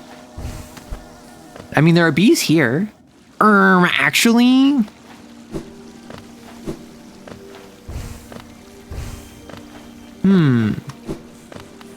Weirdo. Also, hey, Cody. I saw that you said how cute this area was, and then I just completely ignored the fact that I hadn't said hello. I try to greet everyone who is a chatter, just because I think it's polite. Haha. This area is so funny. Yeah. So, I think I just need to walk along the ground and see if there's any more false floors. Ow! Ow! Aww. I've been told I make puppy noises. Is that correct? Ah! It's involuntary. Speaking of, you have, is Arrow familiar with bug tables? I am familiar with it. I have never played it. I've heard it is just like Paper Mario, but it's all bugs, and also it has like actually interesting characters. Yes, yes it is. Shut up. Also, hi Badger. I'm literally just walking on the floor to see if I see rumblies. Ah! Yeah, that's right. Run! Run! Oh. Haha. You fool. I've learned your attack pattern after... Ow! After fighting you like 12 times in the arena. I'm very much a puppy girl. Shut up. I'm not a puppy girl. I've done no such thing.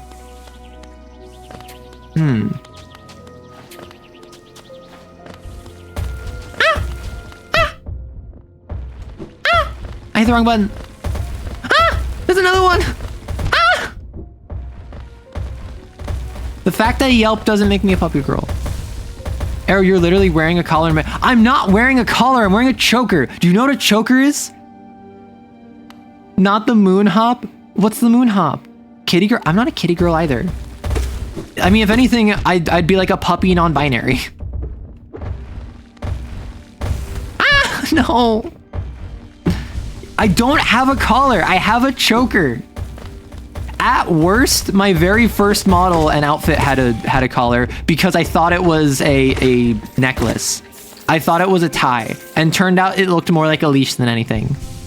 A choker is just a collar. No, a shocker is a collar for Hassan's dog. I know your memery, and I raise you.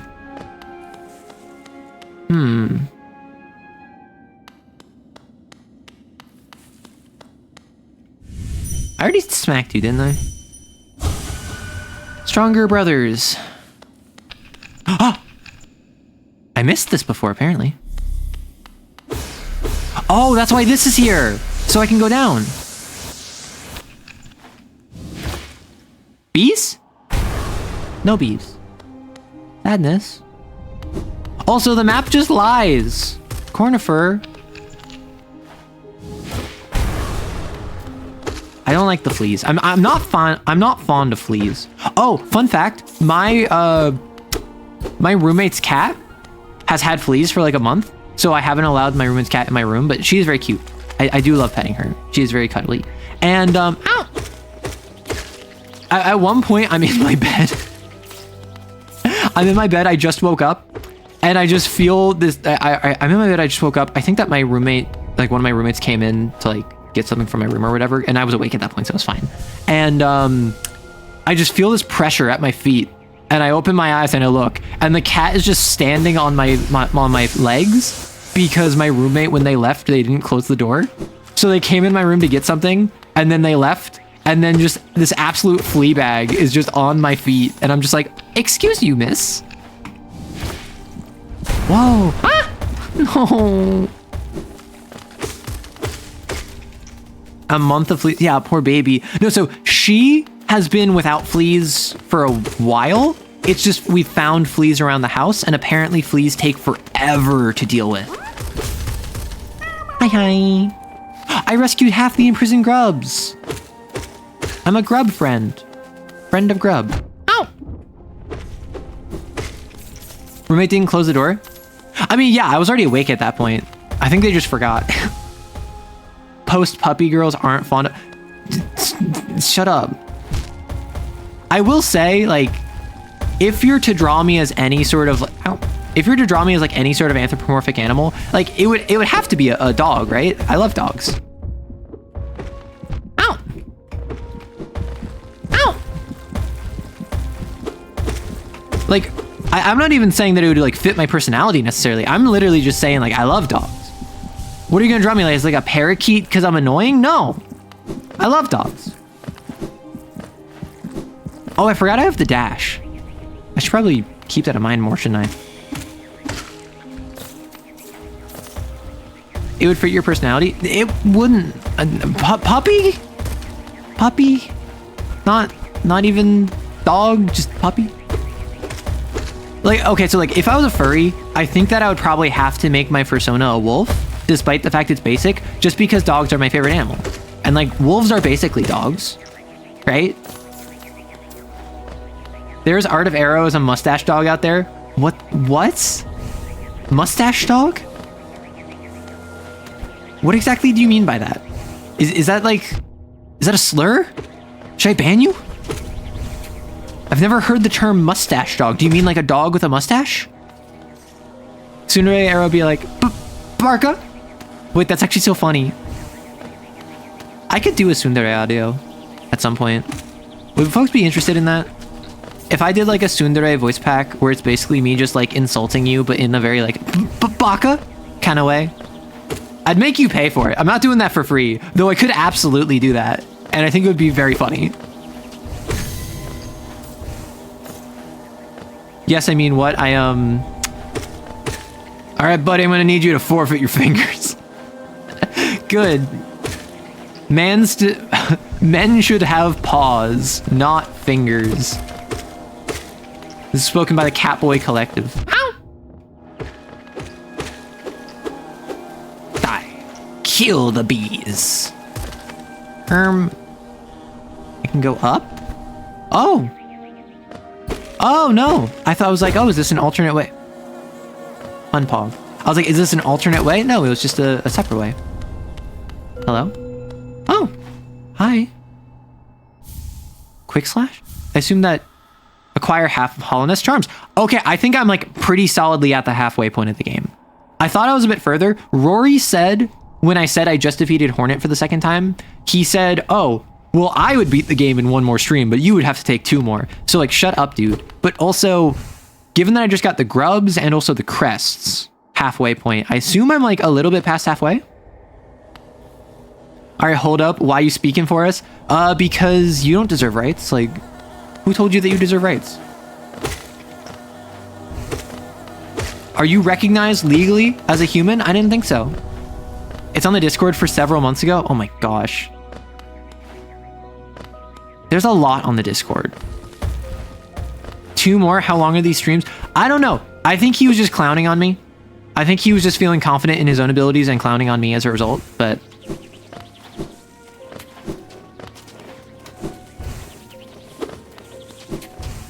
Although I will say, my streams do take... Like, I do tend to play Hollow Knight for, like... I'll probably say I'll play Hollow Knight for, like, 6 hours. The streams will tend to go for, like... Ow, like 7 or 8. But I'm only playing Hollow Knight for, like, 6 of them. So, do you think I could reasonably beat the game in, like, 6 more hours? Oh, you're one to talk. Arrow rights ain't rights. Listen, just because I don't have rights doesn't mean you do. We're in the same boat here, brother. Like, ow! I'm not sitting here pretending like... I'm not sitting here pretending like I'm in a superior position to you. We're in the same boat. Yeah, so like... Okay. I don't know how to get to this dreamer. I don't know how to get to this dreamer. And I don't know how to get to this dreamer. Actually, no, this one I know how to get to. This one I know I need the freaking worm, you know? Oh, I just heard the buzzing. I just realized that there's buzzing because bees.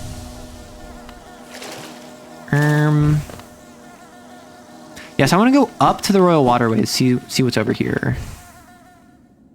I bet Arrow could probably beat all of Silksong in maybe 60 streams, 50 of platforming, and 10 for the rest of the game. Have I ever told you that you're my least favorite community member, Yuzu? Have I ever told you that? I feel like it needs to be said. Oh, I appreciate the crystal reminders. They make me feel so smart. Actually, I can just swim. It doesn't even matter. Hello? What's over here? Hello? Oh, ah! Oh. Hi. No, I mean, okay. I only say that because Yuzu unironically has made... Grub! Hi. Yuzu has unironically made some of my favorite fan art I've had. So I can say that, and Yuzu will understand that I'm being silly. Right?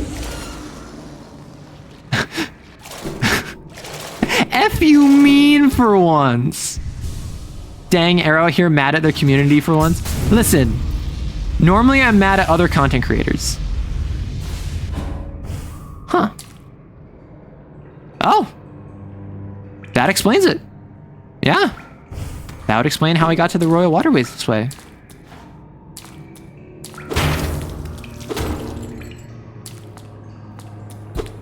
Huh. Weird. Well, I'm gonna go throw all of my money in that well, because the well has like a black, dark death to it.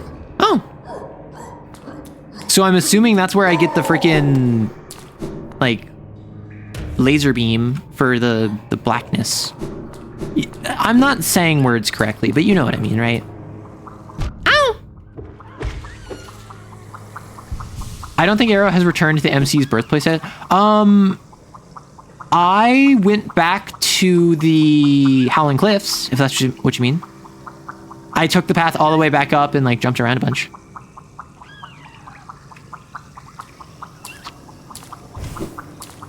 Silksong's platforming is hellish.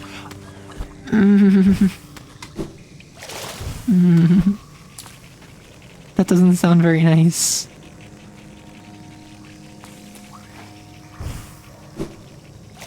Nope, not the Howling Cliffs. Understood. Only 50? You have a lot of faith. Shut up, okay? Just because I have a complete inability to platform doesn't mean that I will take 50 streams to Silksong. I mean, it's likely that it will. It won't necessarily. Ow! Ow! Ow! I rest my case. Heck. Darn it. Ow! I bonked my head. Hey, a waffle. It'll take you 2 to get out of the church. Shut up! I'm not that bad. Watch this. See, I'm not that bad. I promise. Wait, so did you do any of the Dreamers? I have done none of the Dreamers. I have not found any of the Dreamers. I don't know where the Dreamers are, and that has been my issue. Like, obviously I know where they are on the map, and I know where the one in the bubble area is, but the one in the bubble area is hidden behind like a black boom beam. So actually, can I just get a quick yes, no? No spoilers, no further comments, just quick yes, no. Is the way to get rid of the black beams the fountain that I put all my money in? I guess I'll find out.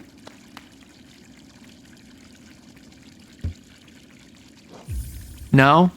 Well.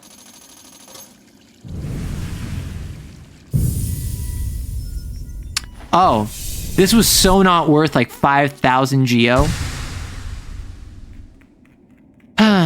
Rory told me it wasn't, but I also didn't believe him because he lies about everything. Oh, 3,000? Yeah, so I had already spent like 2,000 geo on it. Which is why I was like, I'll just finish it, right? Okay, could someone please give me a region where the way to remove the black is? I already have double jump so I can get Dreamer and City of Tears. Okay, that's good to know. Oh, right, I haven't tried going up in City of Tears with the double jump. Down, below, when in doubt, descend. That's what I'm trying. Ow! Ow! I got double tapped. Freaking heck. Ah! The game doesn't like me. Dang, can't believe Arrow here trying to unlock gentrification. Bro, I'm from America. Gentrification is like my natural state of being. I didn't choose this. I was gentrified into it.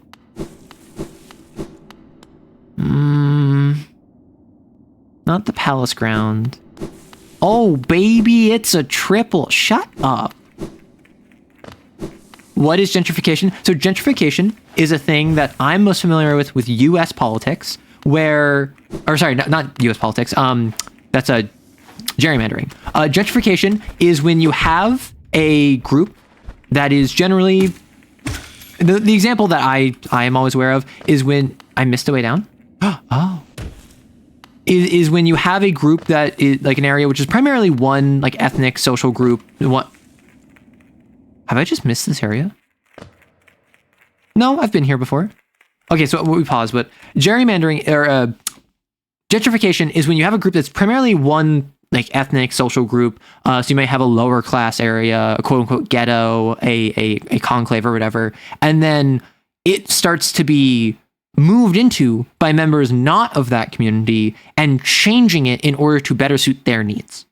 Basically, the idea is, the most common example is that you'll have like a predominantly like black BIPOC neighborhood, really independent of wealth level, and then white people will start moving in and adding new amenities and cultural aspects and circumstances that are tailored to a stereotypically or typically traditionally white community. And then because of that, more white people want to move in, which pushes out old black residents. And then you start seeing a trend where like historic homes are replaced by condos, or local like mom and pop shops are replaced by chain restaurants. And it is this process of basically kicking out a community from an area that they once inhabited, sometimes and often in a place where they were forced to be. I don't know why so whenever I get a Discord notification, it doesn't notify me immediately because I am on my, thank you for the follow, Cooking Hal.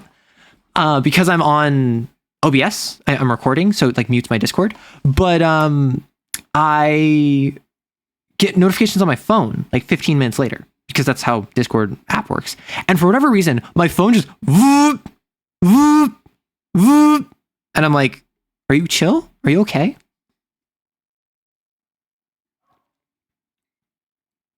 Yeah. So Doomington probably said it better. They take a poor area and turn it into a rich area at the cost of the locals no longer being able to live there.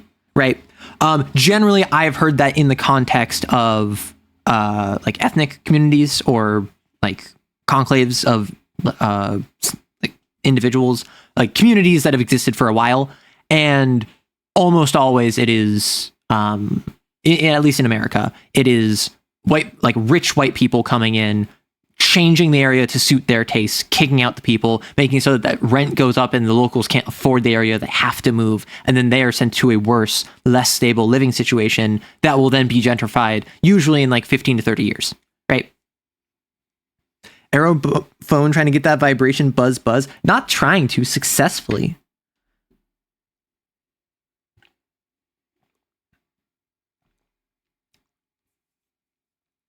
And we are back. Hello, everyone. Sorry for the ads. We have to deal with that once an hour, every hour. And it's just 3 minutes, but that prevents pre-rolls. That also helps out the channel. So my apologies. Ah! I hit the wrong button. My apologies that you have to deal with that. I know it's annoying.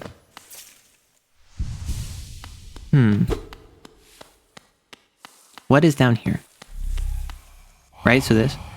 Oh! Is it because I have the Kings? I have the Kings brand. Did I need the Kings brand for this? You just downloaded Twitch? No way it has full 2-minute ads. Yeah, so once an hour, every hour, I have to run 3 minutes of ads. My apologies. Sometimes you will dodge them. Sometimes you will not. Oh yeah, this is like a shadow region. We're in the shadow realm. I want to go off to the left, but I'm scared. Luckily, I ain't no coward. Freedom! Oh. Ah! This was a mistake. Never mind, I'm a god. I am the best that there ever was. Like, hello? A deep blue stone set atop a dais. No.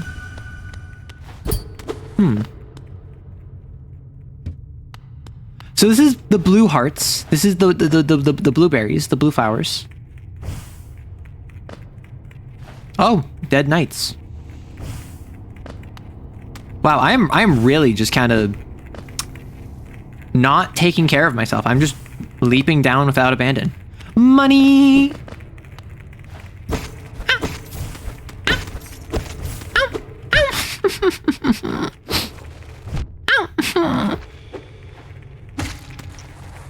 Oh, lots of money. Nice. Yeah, unfortunately, scheduled ads, I can't really control them. I can give you more ads if you'd like. If you're just really a big fan of ads, I can give you even more of them.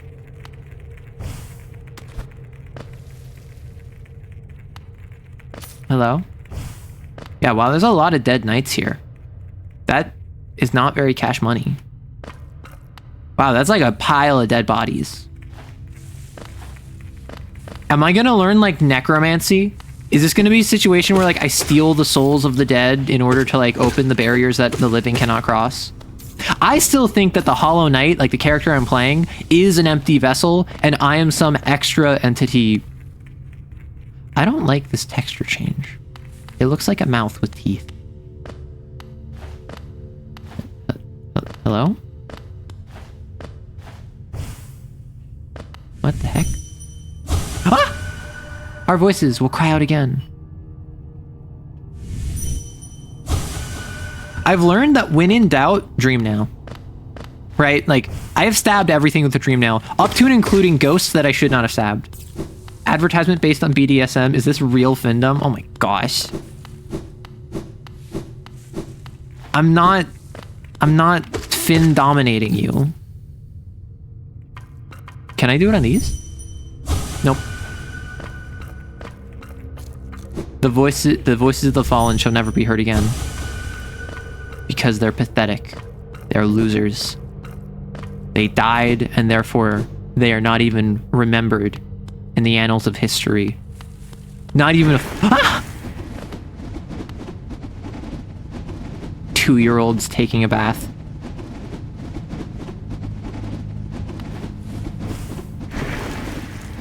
Three-year-olds taking a bath. 4-year-olds taking a bath. Me taking a bath. Who's in the bath with me? I was not expecting that. Is it you? Give me some privacy, bro. Why do you think I'm flailing? It's to get you out.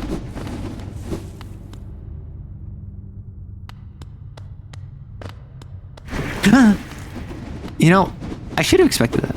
I assume I can't attack you.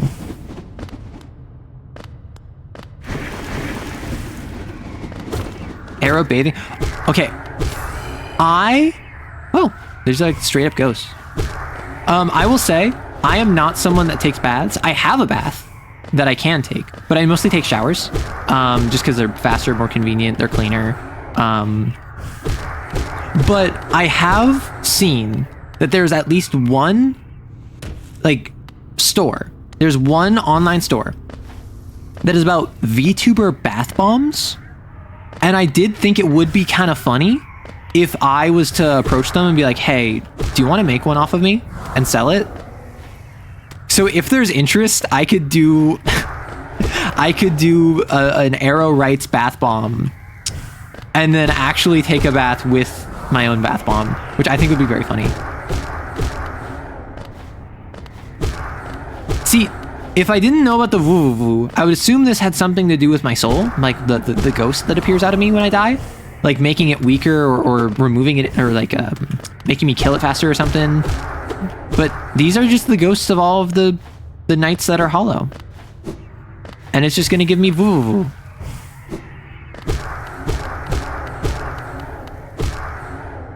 What happens when arrow kissers are neglected under the cache for too long and start evolving? I think that's just called abandonment. Oh.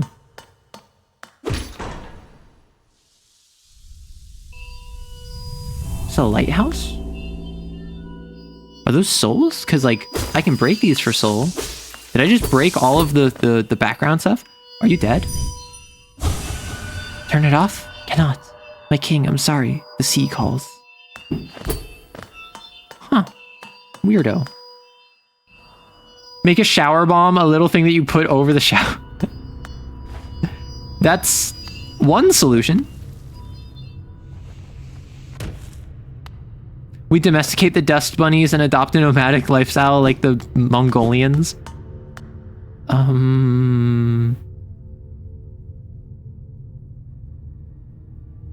Do I have to?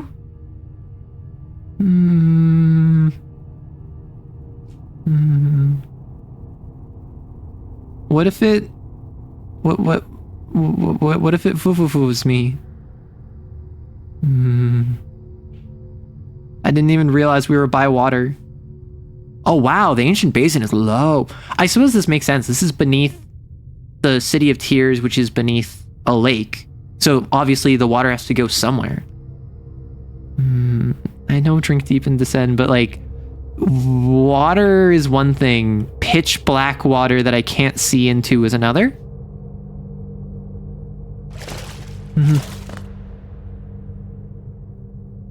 That's not water. It's goth water. This is what happens when goth girls take baths. How'd you know?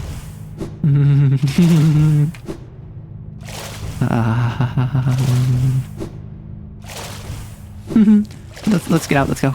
Okay. I don't like large bodies of water, in case you didn't know. Dang arrows 5 that make... Oh, dang arrows 5 that make sense in dog ears. Shut up. I was trying to figure out what you meant, and it was because of the shower comments. No one can ever call me a coward. I was very brave right there.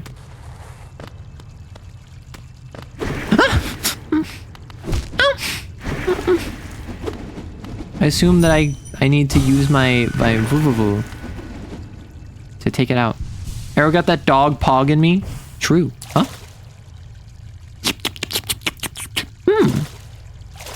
Oh, am I stuck? Oh.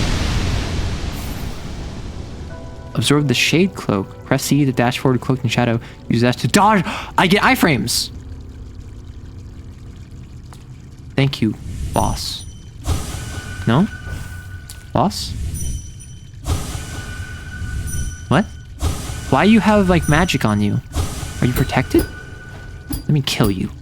Yeah. Okay, first off, this is cool.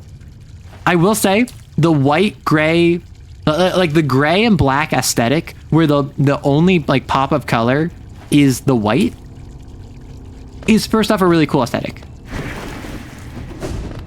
Pog. Goth bath.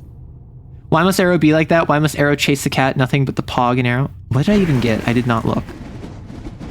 I'm sorry. I was not paying attention. Was it an arcane egg? Or was it a charm? I did not pay attention. I'm so sorry. What's quick slash? Allows an arrow to strike much more rapidly. I might swap out long now. Or, well, know what? I'll probably swap out quick focus for that.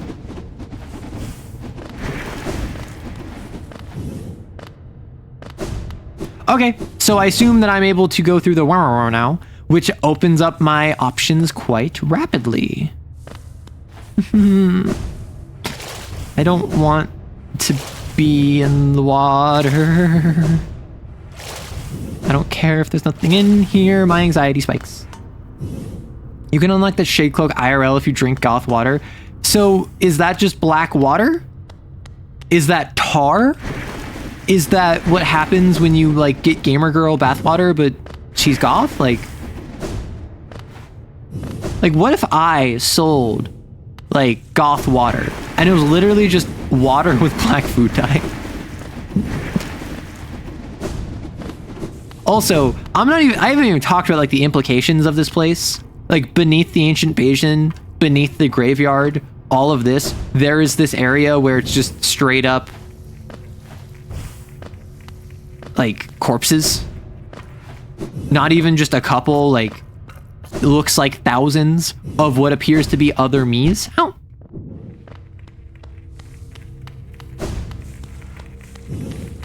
That's just water in your shower. Oh, shut. Ew. Neko, I know you're a cat. That's nasty. Can I not? Is there nothing here? What if I put actual rat people in my Lancer game? Listen, you're just the Imperium of Mana at that point. Ratlings are a thing in 40k. Oh, my head. Ow. Heck. Darn it. Dang. You're the one with the goth hair. This is what washes off you. Shut up, okay? It's like gutter water. I don't want gutter water. I don't want to, I want my audience consuming that because I know that they would. I know that if I give my audience anything, they're putting it in their mouth. And don't tell me, oh no, I wouldn't. Yes, you would. That's not an indictment of like your character. That's just a simple statement of what it means to be like neurodivergent. You put things that you shouldn't in your mouth, and that is why you must be rankled. Like sewer goblins who drink from gross oily shower water and steal corn chips from apartment dwellers. That's oddly specific. Do you have experience? Is this just like an up-down kind of deal? Huh. I assume that there would be like some variance left or right. Which obviously there's the variance of like... Obviously there's the variance of that like blue boy off to the left, the blue stone, but I don't know what to do with it, you know? I just want to put my creepers in the player's wall. Listen, put your creepers in the wall, put your peepers in the mall.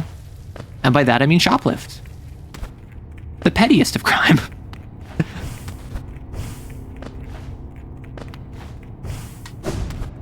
Wait, what do I do here? Deep stone. Like, can I... Can't dash through you.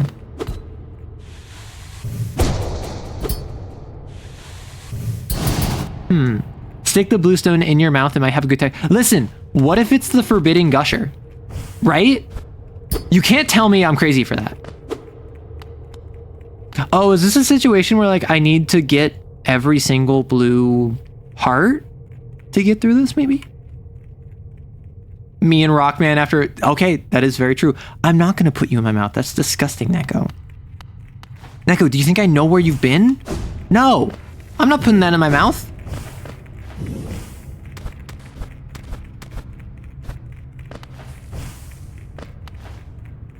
Like, bare minimum, you'd have to shower first. Come on. Jeez, dude. You need a certain amount? Okay. Oh.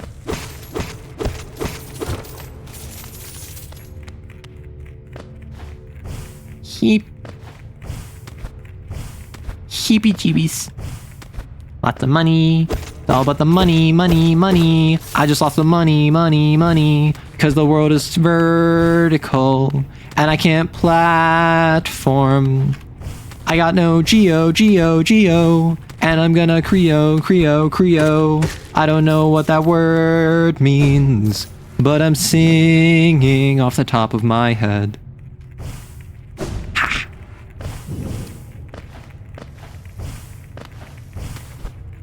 I am very proud of this little knight for how much they've advanced. Hello? It faced the void and ascended unscathed. Could it unite such vast darkness? Ghost, I see you've faced the place of your birth. This is the place of my birth? And now drape yourself in the substance of its shadow. Though our strength is born of similar source, that part of you, that crucial emptiness, I do not share. Funny, then, that such darkness gives me hope.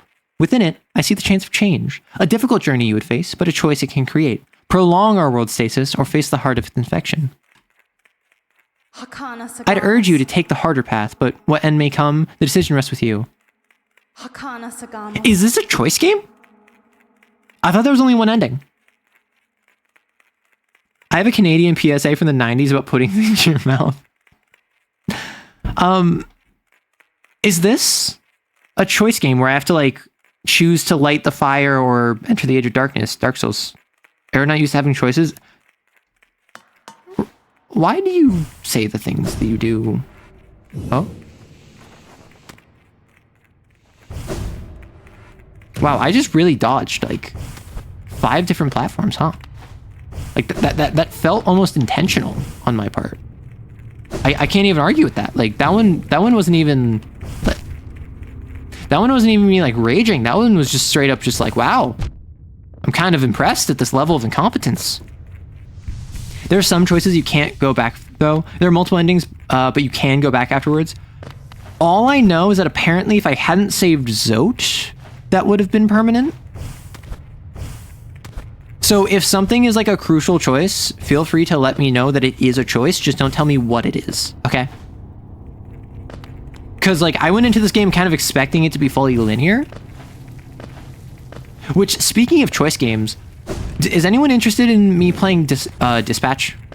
Because I've heard it's all the rage, and I have no idea how good it is. How do I get out of here? Oh. Well, I'm just silly then. Sorry, Hornet. I made a fool of myself in front of you. And after you were so cool, we fought, and you actually put up a good fight, and then you proceeded to save my life. It's not a one-ending game. Did I mean to? I meant to jump off because I didn't realize that was how I got out. I'm dumb. It's very good up there with Wolf Among Us. Ooh. Oh, Dispatch like is good? Okay. There are 3 choices that are permanent for this. So for Hollow Knight, there are 3 choices that are permanent for the save file. Got it. Well, let's take stock real quick. So I needed the King's Brand to get the place of my birth, right? So the fact that that took forever was not actually that bad. So I can go up to City of Tears. I can find this streamer. I can go over to the Bubble Place and find this streamer. And I think this is another bubble. This is another wow wow wow, and this is another wow wow wow. You know. And then there's another wow wow wow here.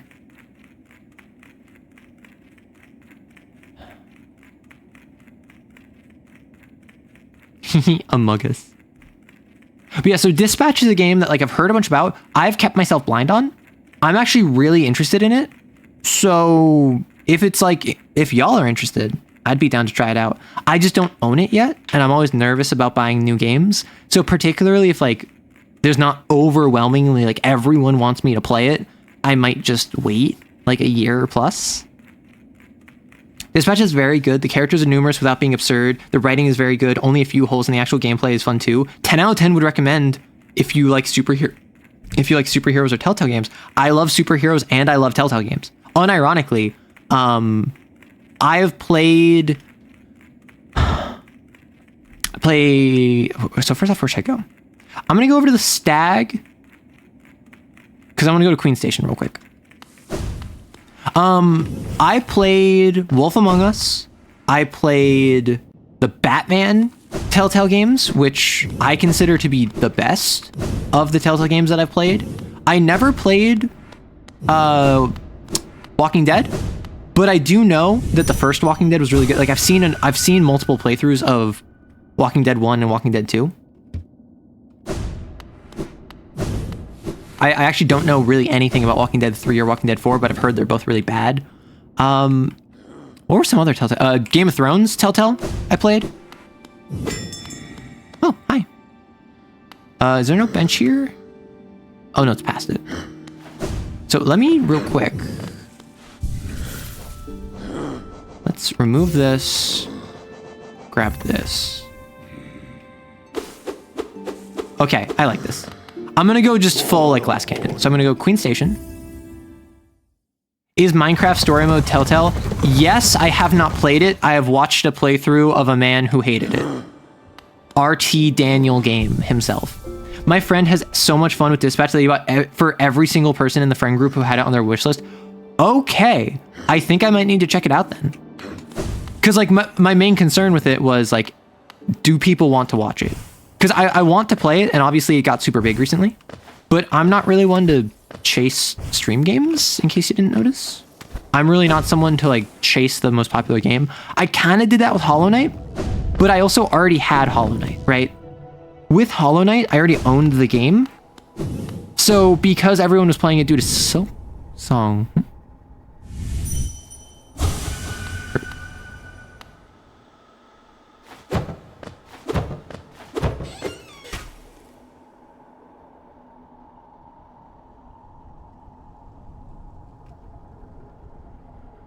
What?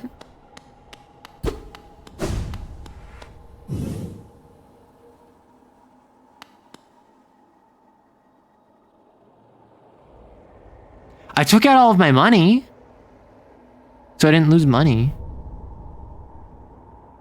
This is where the bank teller was. No, I took out all of my money. I didn't have any money left. I took out all of my money, I think. Because I spent all of my money. Yeah, I think I took it out. I don't think I lost money. I think I removed all of my money and then they went away. So I'm not like, oh, where like they conned me of my money. I'm out here just like, where'd they go? Although like maybe I had money in, maybe I had like a couple hundred geo, but I had like 4,000 geo in there and I removed it because I spent all of it. Ow, ow. Wait a second. I just realized if Hey, 2006 MacBook. Very good year for MacBooks, I must say. Though I'm sure you get that all the time. Dang it. I thought I was being clever. I tried dashing into it, like, with iframes, but... Money go by? Listen, I guess the game just hates me. Ow. Platforming is hard. So if I do that... Frick. Okay, that was a timing thing. That one was timing. That one was my bad. That was my beat.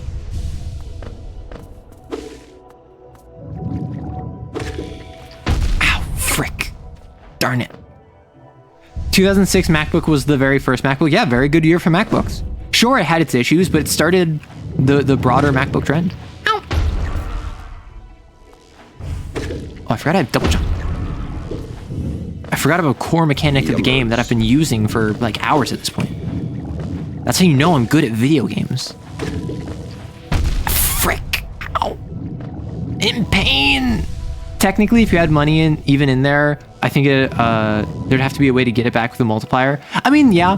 The main thing is that if you die, right, that's the main reason that you would use it.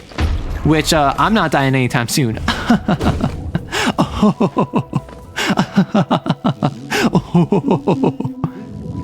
Alright, Cornifer. I know you know shadow magic. How else would you get there? Oh, I don't have to worry about the acid. I forgot.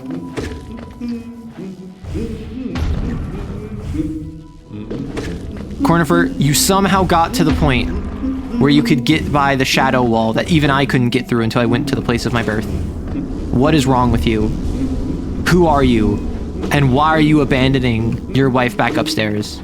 Which I will say, when I was playing with Rory and he reopened the game, he saw her and his first thought was like, dang, that thorax. So apparently I can't even say do not the bugs because everyone that I've talked to about this game has wanted the bugs. Wanted to the bugs.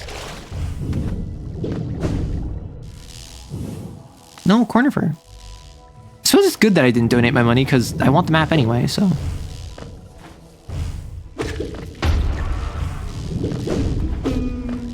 The 2006 MacBook is also banned for traveling on planes. Well, yeah, lots of things are banned on traveling on planes, and that doesn't mean that they're bad. Oh, as much as hollowness can be, there's a whole new level of strangeness about these caves. Did you see that dark gate below? It's quite unsettling to be near. I did my best to avoid it. Fortunate for me, I found another route in, though I did end up a little singed after wading through some acid. Did I not even need the wom? I could have just gone with the acid? The teacher archives. Okay, we're pogging. We're in it. So I've been to the overground mound to the left, I think. Oh, I didn't go down. Okay, so I have to go to the right here. I got it. Smash cornies. Listen. This character, this knight, child-coded. I would never. Now, putting the knight aside, I'm just gonna say I get it. To chart the world, what a joy. If only Zelda could share the thrill. Yeah, maybe you should bring her with you.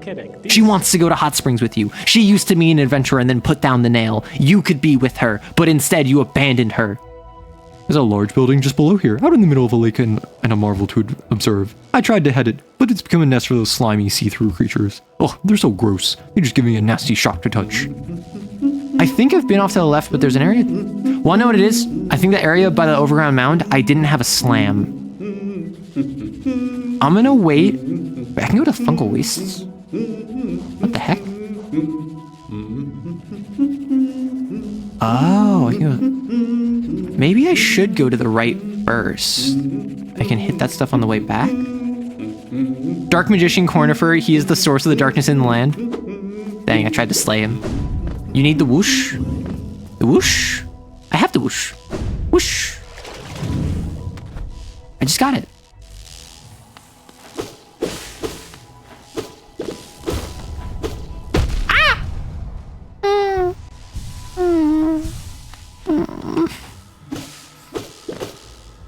Kill! I keep forgetting I have a Hadouken. I don't even need to, like, do this parkour nonsense. I can just jump really high. Holy heck. Ah!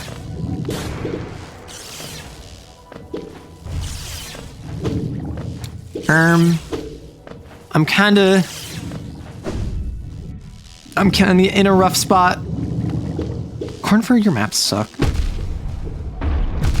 Ah, frick! I got double tapped. Darn it. Darn it. What the Sigma? There was a time period, like, literally, like, a couple months ago, where I was saying that regularly. Don't judge me. I just, like, had it in my brain. Frick. Heck. Darn it. Why would I go here? Can I... Oh, I know what it is. There's probably a slam down. Darn it. Heck. Frick.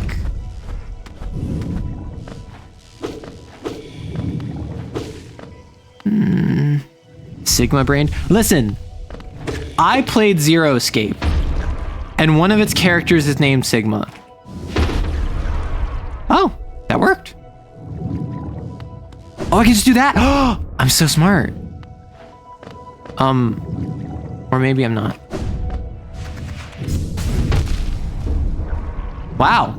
That, like, spectacularly didn't work. That didn't even just not work a little. That, like, completely didn't work. I'm honestly kind of surprised at how little it worked.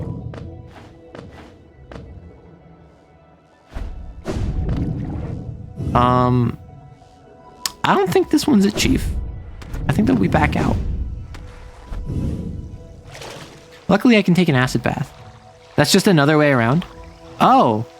Oh, I didn't need the whoosh whoosh if I did this? Oh. Because if I had the acid...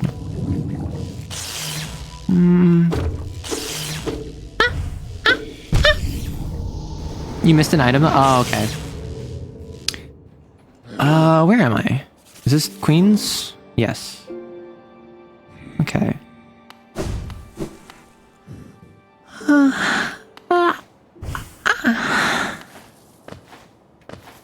I was informed I yawn weird. The item would have healed... Now you tell me. Now you tell me. Well, I guess I'm going back. I guess I'm going ghost. Or suppose while I'm in here, let me see what's in here. Guh? Why are you gulling? You're not Mori Calliope, are you? With that guh? Oh, right, because I have acid swim. I have double jump. Oh, yeah, I really have not been back here because I really just associated this place with, the whoosh whoosh.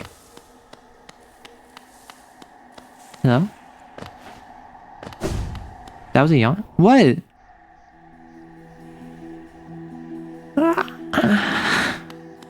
Queen's Garden. Ah! I thought you were a friend for a second. I was so no, you have Fanta, I forgot. Yes, it was a yawn, and... Ooh, I can continue to kill them. Ariane's...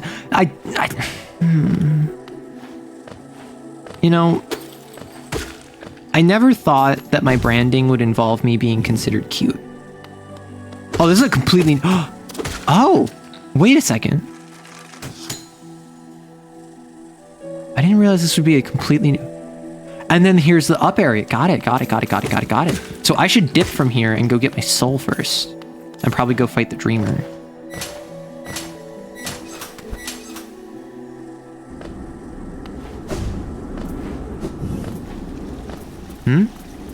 Did I just miss this area? Oh, no, it's a Neum. Understood.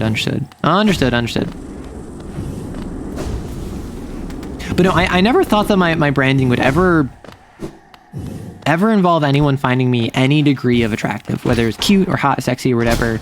I just kind of assumed that was a that just wasn't going to happen. And just in living my normal life, I have overwhelmingly been ascribed a label of cute, which is odd. Is whoosh. Whoosh whoosh.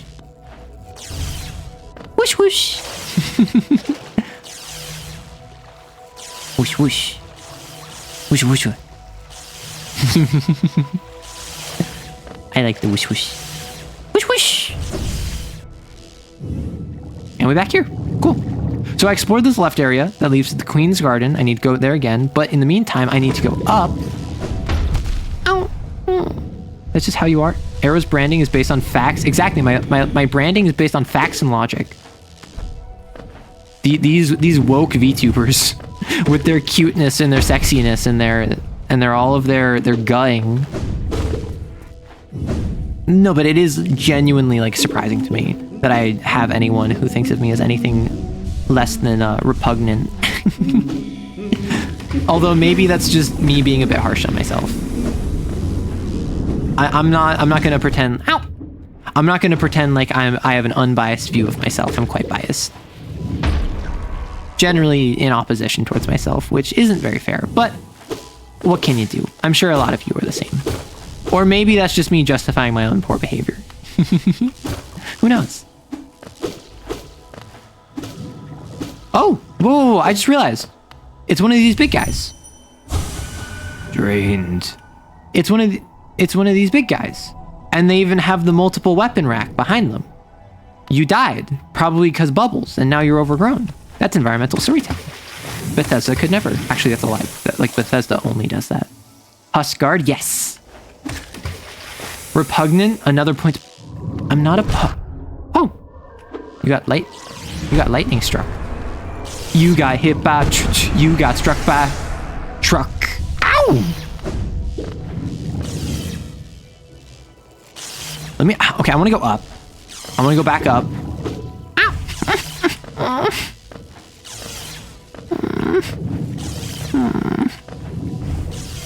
Fungal waste is there. I want to see what's over here.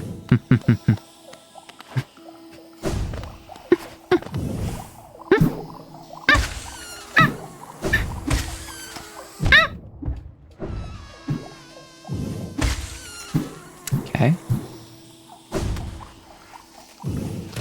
Huh? Have I just not been here? Oh, I didn't have acid swim. That's what it was. Did I just whimper? I know. No. I made noises. Double jump will make this so much easier. Oh my gosh. And the fact, oh my gosh, it's just a bouncy section. I did no such thing. Listen, if you want arrow whimpers, you have to pay for that. I should stop making that joke because someone's just gonna drop like $100 and be like, all right, start whimpering.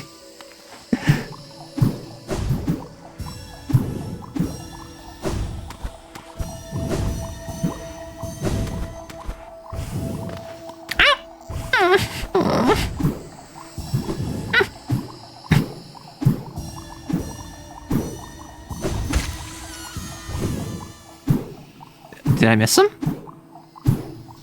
Ah, yes. Up here. Cool. And then the tree is good. I'm saving up to make it irresistible. How much? Depends on the context. Like, unironically, obviously it'd be silly, it'd be funny, it would be like a joke, but I've done VA work. Errol, you're a wonderful entertainer, genuinely good mentor for TTRPGs, fun to watch, and you have a cute model. You set yourself up for this knowingly. No, okay, you can't say knowingly or otherwise when it was completely unintentional. You've already established you do it. The only thing is you want to be paid for it. That's my thing. That's my thing. If you're good at something, never do it for free. Get that bag. And if that means whimpering on screen. The infected what? But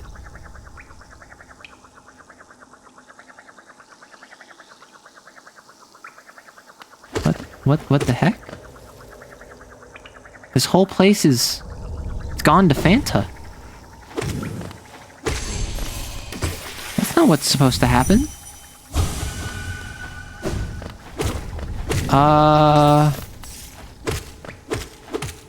You got wings and it got infected. Was it my wings? Because I'm quite curious what the trigger for this is. Because I haven't been back here in a while. I don't know if it's the wings, and I don't know if it's the dash. Or maybe it's the King's Crest. Yeah, the crossroads infected. Yeah, no. I picked up on that. My favorite moment of environmental storytelling is from Silent Hill 1, when you see a bloody basketball goal with a goat head underneath it. Like, who the heck was out here doing slam dunks with ghost heads? Are you not? No, I do have the double jump. I do. No, but like, unironically, I do VA work, and it's something where I'm not trying to hop in the NSFW scene, at least not at this exact moment. So I'm not trying to... Heck. I'm not trying to... I could have just attacked them from a distance, couldn't I? I'm not trying to, like, start anything sussy as commissions. However, like... I don't know. I see whimpering as a funny thing, right? Particularly if it's like dog whimpering. It's not like Bow Chicka Wow Wow whimpering. So it is a joke. I'm not actually gonna do that because I feel like people would be weird. Rick. People would be much too weird about it, but it's funny to think about, you know? Because like my most popular videos on my channel are consistently my VA work. Whether it's like Neko's idea about human fighters, or if it's the Goblin comic, or it's like memes I find online, like my voiceover work does the best. So I could probably monetize it in another way, if you know what I mean. It's not Bow Chicka Wow Wow, you're more bow bow bow barking. Bow wow wow. Oh my gosh. The item was in the spot with all the explosives. I forgot about the item. Let me go back for it.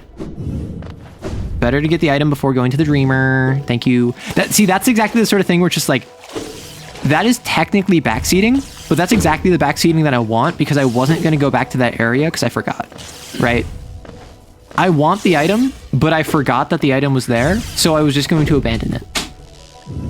So I'm totally chill with backseating in that situation. I'm not trying to do sussy things. Like, listen, Neko, don't say what it was, because I'm sure it would be incriminating. However, there was something I said to you in DMs the other day, where you're just like, that is the most $20 is $20 thing I've ever heard out of your mouth. And I'm like, yeah, $20 is $20. Ow. Chat being the post-it notes of Arrow's brain. Literally. I'm so dumb. I need external reinforcement. Oh, I need external reinforcement. Charm Knot. Oh, yeah, this is useful, yeah. Is that the only thing in here? Is this like the... Is there more? I'm just gonna face tank it. Who's gonna stop me? The government? The things I won't be... Gosh, now I'm curious. You're curious about what? What are you curious about? Okay, note to self. Despite the fact that I get iframes, Despite the fact that I get iframes, they are not sufficient. Arrow's exactly what you think. They're just American and want to be paid for. I'm not exactly what you think, because some of you think I'm an e-girl. Some of you think that I'm like a puppy girl, and that's not the case. I have unironically considered opening, there's a website that I need to look into again, because I literally like saw it on Twitter, and then I was like, this could be interesting, but I want to wait to check it out until it gets a bit more traction. Where it's basically Cameo for VTubers. So it's just like, hey, I open commissions for like $10, and for $10 you can commission up to like 30 seconds of a clip. And I think that'd be really fun to do for TTRPG advice specifically, because what better way for me to give you direct, immediate, personalized advice than a situation where you can just like pay me $5, give me a brief description of your situation, and I can give you a 30-second video customized to you, explaining like, hey, here's what I would do, here's what I think you should do, here's some advice, right? But then also, like, apparently people on that site are using it for less than wholesome things, and I don't know if it has like a so I don't know if it's going to be like an OnlyFans situation where, in case you didn't know, OnlyFans is not only NSFW content, it also allows and apparently has a bit of an ecosystem for safe for work content. It's just because it allows not safe for work, that's kind of what took over the branding. Wait, what's that? I actually don't remember. I would have to look it up. But there's a site where it's like literally just, it is for VTubers to basically have open voice commissions. And I think that there's a like a sensual tag is what they call it, and that's basically this is NSFW, which I clearly would not do because it's not part of my brand. So I don't know if it's a situation where like everyone is doing. I was hiding behind a wall, or platform rather. I don't know if it's a situation where like that site is primarily for that stuff, which would not surprise me, in which case I would probably avoid it. Or it might be a situation where that's just kind of like one of the many things people get up to, right? And that's fully just like obviously I have full respect to anyone who does that kind of content. There's nothing wrong with doing that, and if you think so, I encourage you to re-examine your personal biases. But as a brand decision, that is something that I would need to be careful of, right? I say making jokes about freaking starting a Not Safe for Work channel where I talk about TTRPGs as a follower goal. Where is my little soul? Oh. Yet is wild. Listen.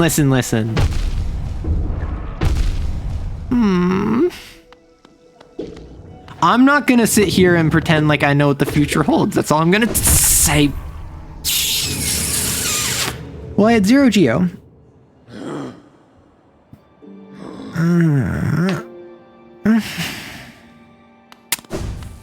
That's annoying.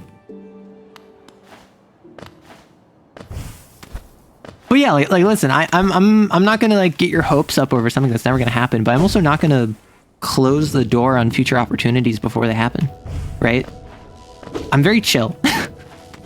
I'm not gonna sit here and like string anyone along, but I am gonna be straight up with you, just like, hey, my interests might change in the future. Maybe if I'm still doing content creation in 3 years and I'm looking to get into that sphere, I might start that. I'm not gonna shame my future self for what decisions I might end up doing. Which I think is something that a lot of people need to do. I feel like a lot of people need to be better about allowing themselves to do stuff in the future that they themselves don't think that they would be interested in. Which is literally just like being comfortable trying new things, right? It falls into being comfortable allowing yourself to change, doing new things. But I feel as though there's a lot of people who say like, no, this is who I am, this is who I'll always be. I don't want to be different. I think it's okay to be open to that. I should start a rival/fan channel called Ace Scribes. Listen, what I will say, I'm at the point where I physically cannot keep up with all of the good clips, right? Like, I'm at the point where I feel as though there are more good clips being made on stream than I have the bandwidth to... The nefarious homing jellyfish. I have more clips and things I want to talk about than I can reasonably make on my own. So if there was a fan channel, I would encourage that, like, straight up. Not just because I think it would be cool, but also because I just physically am not in the position where I can make all the stuff I want. Frick! Darn it. Do not the cat boy. No one said the cat... You're inserting yourself into this conversation, Neko. Well, so I don't care about my soul from a geo perspective. I do care about my soul from a spiritual perspective, but also from a health perspective, because it reduces my max health when I don't have my soul. Reed Arrow cooking literally mentioned me there. What? Oh, Ace Scribe's the Catboy? Yeah. Yeah. Fine. You get this one, Neko. Ow! You tell me to read. It's almost as if I'm busy doing something that would prevent me from reading. Almost as if I'm focusing on multiple things at once. Yeah, I did not say I would. Exactly. They might be a weirdo. They're not a degenerate weirdo. There is a difference. Ow! I was saying Ace Scribes. Oh, listen, I'm not a... Just because I talk about mecha does not make me a puppy girl. Okay? In fact, I would say that those are two very different things. Though that would be a demonstrably incorrect position to hold, as I have found based on my audience. But there's more to mecha than just puppy girls. What did I come back to? Hey, a cynic. People are saying that I'm a puppy girl. And I disagree. Despite the fact that sometimes I make noises that may be construed for a puppy.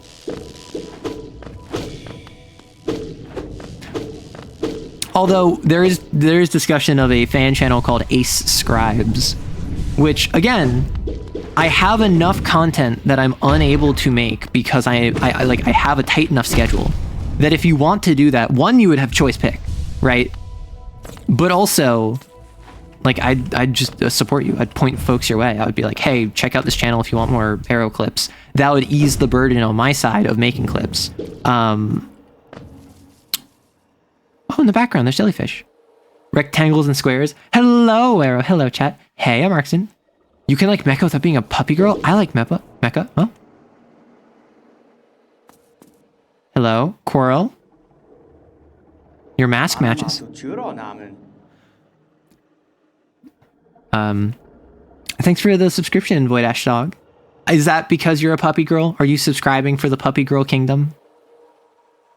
Dogs like six, mechs have joysticks. Loose coincidence? Probably so. I don't know if I could run a whole channel on my own. I might have to share the login around a couple people. Listen, and at that point, that's just a community project, right?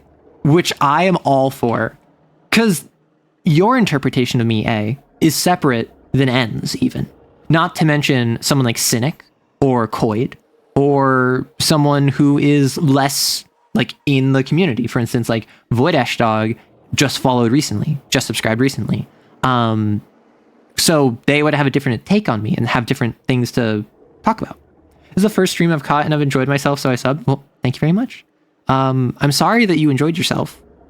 That means that you have terrible taste and presumably have COVID, so my apologies, but doesn't this kingdom just abound with surprises? A building atop an acid lake. Despite the sight, I can't help but feel familiarity.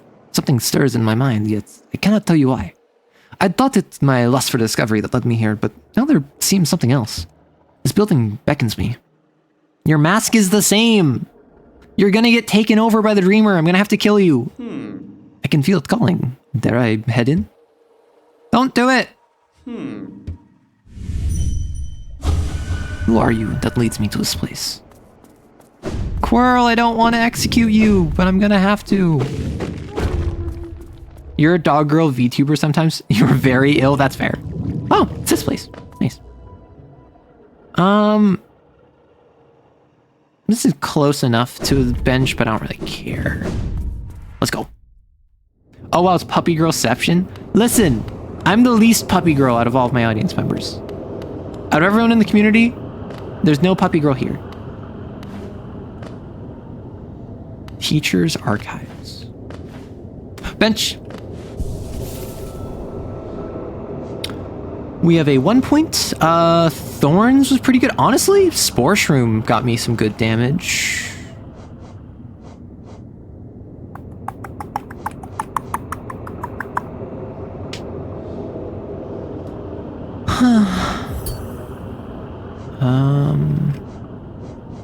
What are we feeling? What are we feeling? Shaman Stone, more damage of spells. Fluke Nest. I'm gonna go Thorns. I haven't worn Thorns in a while, and people told me it's a bit of like a crutch. But at the same time, I feel like it does good damage, particularly if I'm like up in their face, right? You return marinating the bulgogi for dinner now. Ooh, what's a bulgogi marinade look like? Because like I've had bulgogi beef before, but I've not made it. So I'd love to know what you're putting in it. Man, having like actual upgrades is pretty pog. I can just like dodge acid and bounce.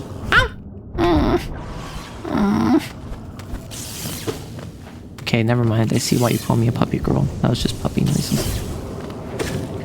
I don't like it, but I'm not gonna argue with the truth. Le bug. Le bug. Ow!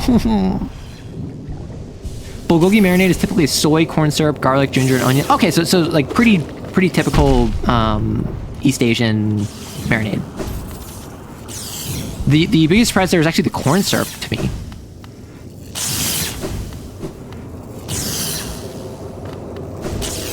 I find Thorns not so much a crutch as it is just an active detriment. I mean, to me, it's not an active detriment. To me, it's just kind of like, if I get hit, I get literally Thorns damage. I get a little bit of damage in return, which makes it so that I actually don't know how much damage it does. I assume it deals like equivalent to like one nail hit, would be my guess.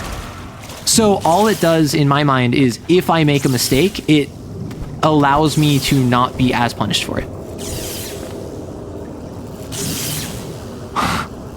Fear, yolk, abba, absence, outer shell, o gate, contain, lightum, vessel, egg, seal, theor, withdraw, exterior, o shell, within, dreamer, intwix, atwix, contain, light, thur, dream, cha, ob, ungrowth, contain. Yeah. Never mind. Ow. Yeah, like that right there, I just got the kill because of Thorns, and that allowed me to just continue on. I find it just prevents me from getting to safe points when I get hit. Oh, right. People were saying that like there's a brief stun because of the Thorns. So I might swap it out for the Spore. Because the... Frick. Heck. Umu.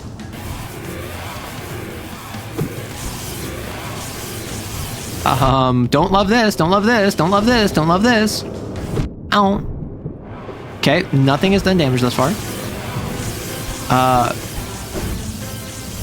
Ow, frick, heck, darn, dang. Is this just a survive and... Quirrell! Ah. Okay, I understand now. Quite literally, it's the meme of going like, I understand now, and doing it on your second try. I just have to wait on Quirrell. Ow, frick, heck, darn. I thought Quirrell was gonna get it. Frick! Darn! Dang! Heck! Frick! Heck! Darn! Okay, so my heal was slightly too slow. Maybe the Thorns was not the right call.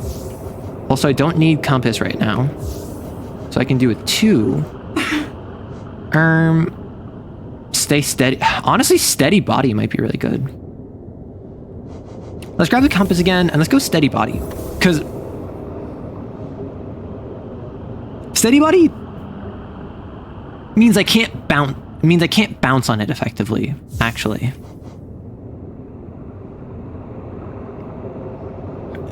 I can emit a heroic odor. Sure. Oh my gosh, it's a big Metroid. That does look like a big Metroid. Quick Slash is not very useful here. That's fair. Also, hello. Hi, Ludo. Also, we have an ad coming in, so I'm going to just pause here since we're already at a good stopping point. You can add fruit to the bulgogi marinade, but orange is very much American flavoring, but I also like orange. And yeah, corn syrup and gochujang are pretty popular. Yeah, gochujang is something I am familiar with. My roommate has actually used it a whole bunch. I personally find Grub Song to be much better. See, I heard same thing about Grub Song. Thorns it's a bit of a crutch and it stuns you momentarily, so it hurts when you're trying to move. Grub Song is a like a noob trap because it incentivizes you to get hit. Hoping you're having a good time with your friend, Bug.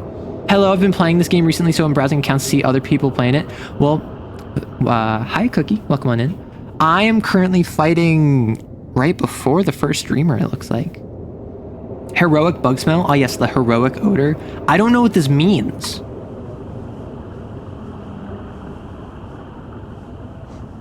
Let's not use that. Oh, the defender crest is from the dung beetle. Ah, understood. So if I get quicker healing...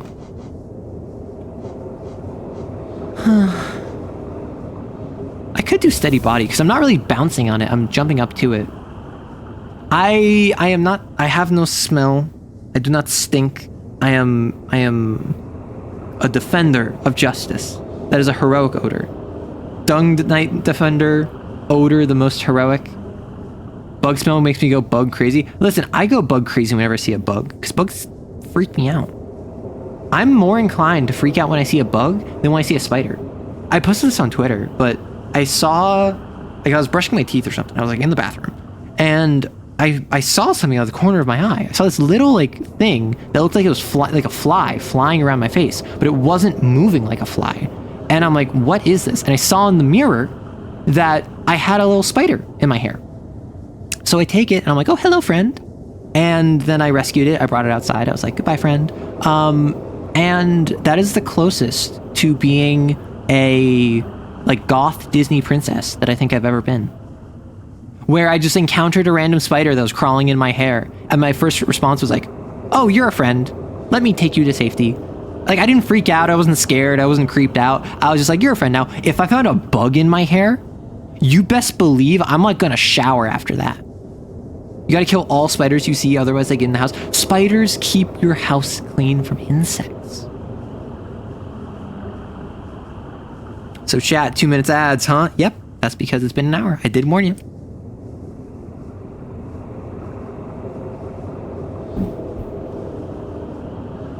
Listen, violence is never the answer. It is a question, and the answer is always yes. Spiders bite people? Some do. Like if you have a brown recluse, if you have like a camel spider, sure, it'll bite people. A black widow might. But broadly, spiders tend to be pretty shy. And as long as you're not like screwing with them, as long as you're not trying to like pick them up, mess with them, they're usually just gonna like chill in a corner. Like basically any spider that's larger than like 2 inches, you might have to worry about. Or any spider that's larger than like 5 centimeters, you might have to worry about in diameter. But like, because anything smaller than that usually is not going to be interested in something as large as you. It might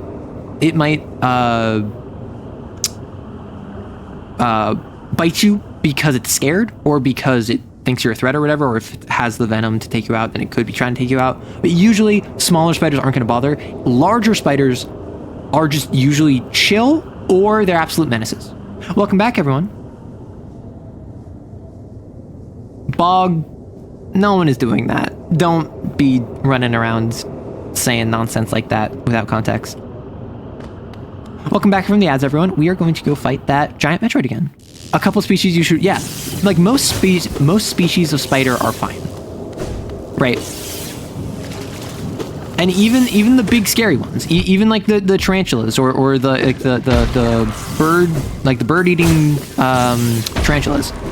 Broadly speaking, they aren't dangerous for humans because they're not trying to eat you, right? They're mostly just trying to be left alone. And even something spooky, scary like a brown recluse, that is something where it is going to mostly just like run away, or like on a hot day, it might run at you for your shadow. But even then, it's not trying to eat you. It's not trying to bite you. It's not trying to hurt you. Literally, all it's trying to do is get out of the sun. And that's why if a giant brown spider sprints at you, you're probably actually fine. It's probably not actually trying to bite you or like attack you or whatever. It's usually just trying to get out of the heat, and your shadow is the closest thing a shade it has. Now, obviously, that might freak you out, and justifiably so, right? That's kind of freaky. I'm not gonna pretend like it's not.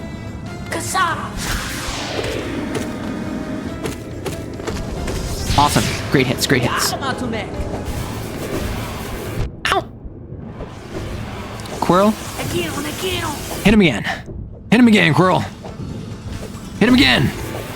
Quirrell, you're not hitting him again. Is man speaking Spanish? Okay, that one was less good. That was only 2 hits. In NA, for example, there's only 3 types of spiders that are even remotely dangerous to humans. Honestly, snakes are significantly more dangerous. Even snakes aren't going to be super like aggressive. Usually, like, they might be territorial, but they're not going to go out of their way to like attack you out of malice. It's going to be like you stepped into their territory and you spooked them. And then like a rattlesnake is going to literally give you fair warning before it strikes you. Right? And again, I am speaking from an NA perspective. I'm speaking from a US perspective, where clearly there is differentiation even there. But broadly speaking... Ow, frick. I tried bouncing. Oh! Whoa! Ow. I can bounce so high on you. I can bounce on you crazy style. Let me get... I need to stay close to you. My big issue is that... Yeah, I keep not being close to you whenever this happens. There we go. Tarantulas are relatively fine. Yeah, tarantulas aren't going to do much to you. So that wasn't the dreamer. That was just a really big jellyfish. So I fear what comes next. Yippee! Exactly. Nightlight, M, growth, in-kind, flow, all think, Enfield. Enfield! That's AE! Oh my gosh! Actual unironic Enfield reference in the wild. Clip this and send it to him. He needs to know he has been perceived by Team Sherry. Old Light, M, Essence, M, Dream, M, Ungrowth, O, Enthink, ABA, Kinglight, Ch, Old Light, Thumpkin. Is a Thumpkin what you call like your non-binary partner when you call him Pumpkin? Like, hey little Thumpkin. Ocha, Thinkflow, Abba, Dream, Uncontained, Thur, Ungrowth, Endlife. Which I get, Car gives shade. Snakes are usually fine. They usually stay away from the house. One almost bit one. You almost got bit once when you decided to check under your car because it was a great place to rest. I mean, that's the thing, right? Like, snakes will absolutely just like enter into your home and like go in your cabinets, and generally for pets, right? Dogs, cats, those are going to be the biggest risk for something like a snake, right? Because the snake is like looking for some place that's like generally contained. It likes little like corners, cubbies. A tank full of charged Luna flays.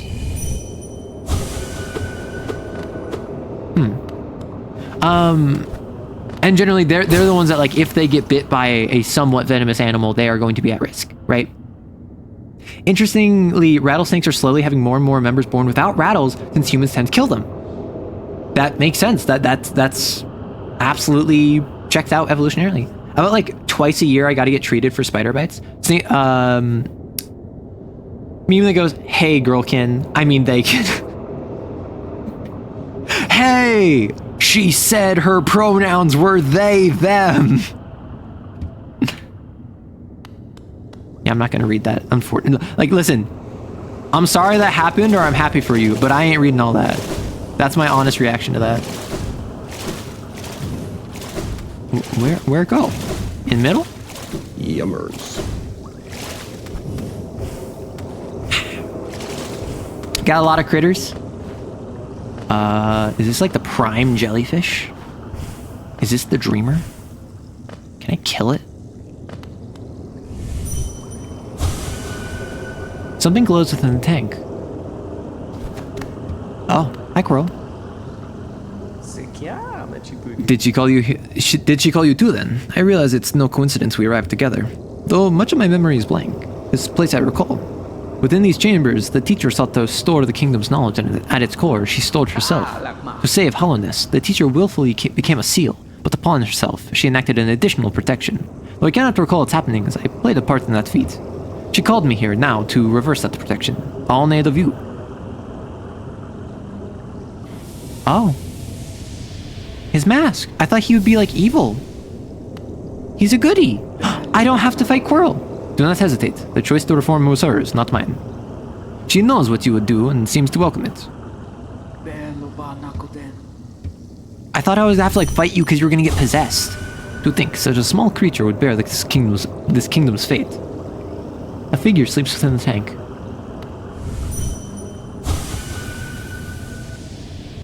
So I assume the dreamers are like big boss fights, right? Hiya. Ma'am?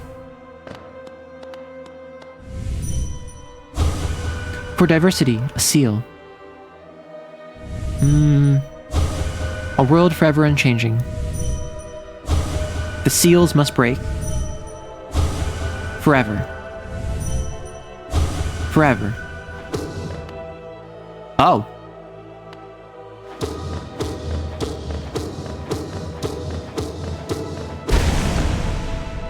He took her face off, yeah. That can't be it. Hold A to focus? Oh, I'm absorbing her power. I'm the Dovahkiin, Dragonborn.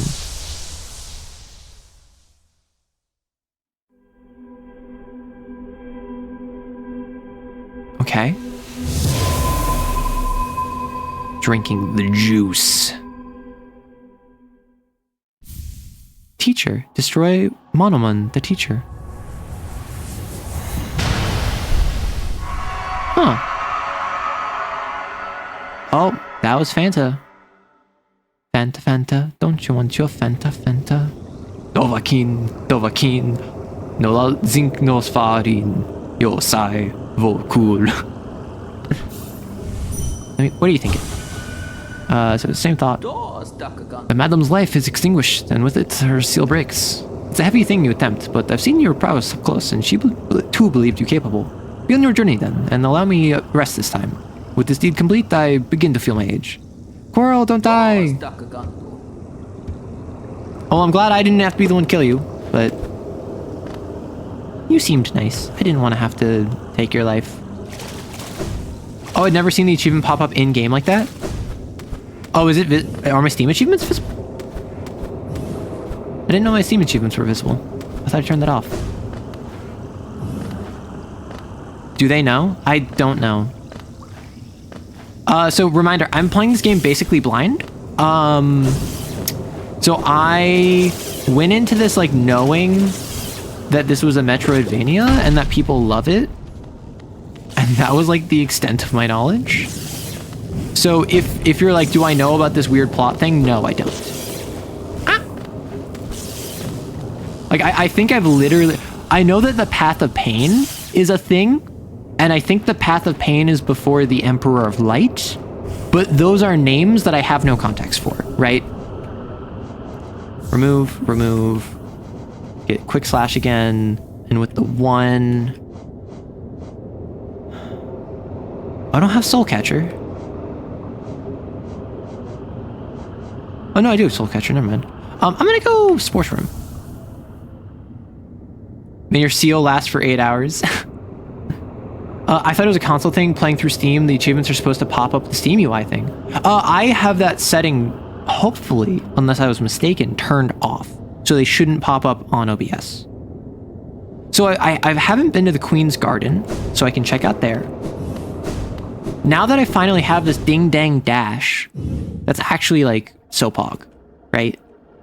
Will I do Path of Pain? I don't know, because my assumption was that it was required, but it sounds like it's not. Like, I assumed Path of Pain was the thing you do before fighting the Emperor of Light, who is the final boss of the game. But that's also like, that's me just putting buzzwords together with an inference. That might not be the case. I do want to do, oh, frick. What do I need to do? I need to go equip the Crimson Torch again, because now I can actually explore. I unequipped it because I wasn't using it for anything. Hey streamer, want to hear a joke? What, is it your skills at this game, or? Because that's not very funny, that's just kind of sad. That was mean, that was mean. Go ahead, shoot me. What is the Emperor of Light? Is it Emperor of Light? I know you can like 212%. I'm not gonna fall for that. Do you think my cognizance so little that I would simply fold in such a way to the triple wing? How about you say rough for me outside? Out loud twice. Hi, Cloth. Ah, tiny warrior. Then you come to test yourself against the traitorous tribe. A deadly bunch they are that roost within these glades. I've once stayed well clear of them, but your actions have shown me the truth of it. We must face down our fears or be defeated by them. If we both make it through, we can swap stories of our adventures. I look forward to that. Cloth is such a cutie. Stay alive, my friend. Whatever you seek in here, I'm sure that tribe won't look kindly on our intrusion. It's time. I'll face the fear. Nola will be proud. Cloth is so gonna die. What do you think I was gonna say? No. Nothing. Oh, I hope I didn't miss... I just kind of assumed that second piece of dialogue was the final one. Honestly, I have no idea what the punchline is. I just assumed, based on the fact that you told me to say something, that it was gonna be a silly creature, so to speak. What are these? Are these dragonflies? Because, like, when they said traitorous tribe, I was just like, oh, that reminds me of, like, the mantis, but I don't think these are manti. Every time Arrow says frick, you reach for your pearls. Shut up. Just because I don't curse doesn't mean... Ah! One of these days, I'm just going to drop, like, the hardest F-bomb. I'm just going to be like... Frick. Just with my whole heart and soul. And no one's going to believe you, and I'm going to scrub the VOD so no one can prove it. I'm just going to gaslight my community. They are mantises. So these are separate ones, separate from the council that I already defeated that respect me. Ow! Oh, boomerang. The cartoon, the old Cartoon Network channel. Ow! No!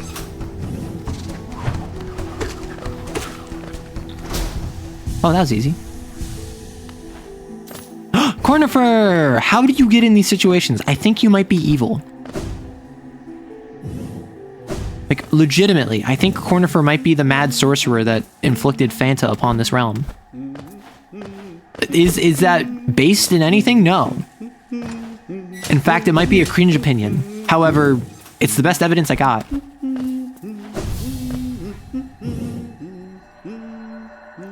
Caliph and Farah, Orthop, by Juan. Isn't this just the most intriguing place? So many discoveries waiting to be made. We're about to set off ourselves, though we can't seem to agree on which way to head.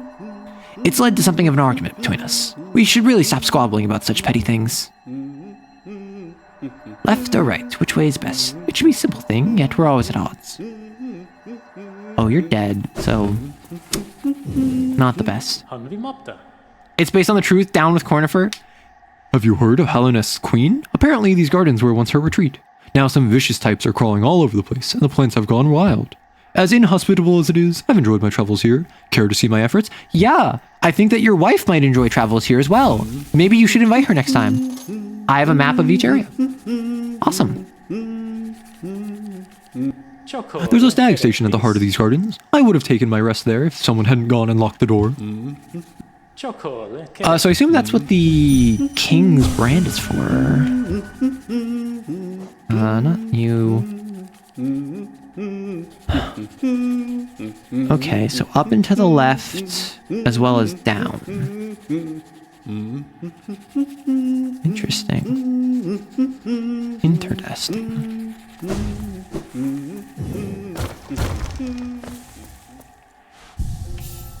I think what I'm gonna do, I'm gonna remove you. I'm gonna grab the baby. I shall have my child. It requires 2. The child is a hoe. What the hecky heck? There's no quick slash.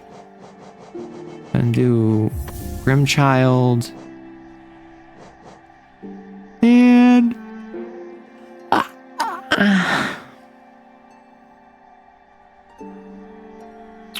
sure.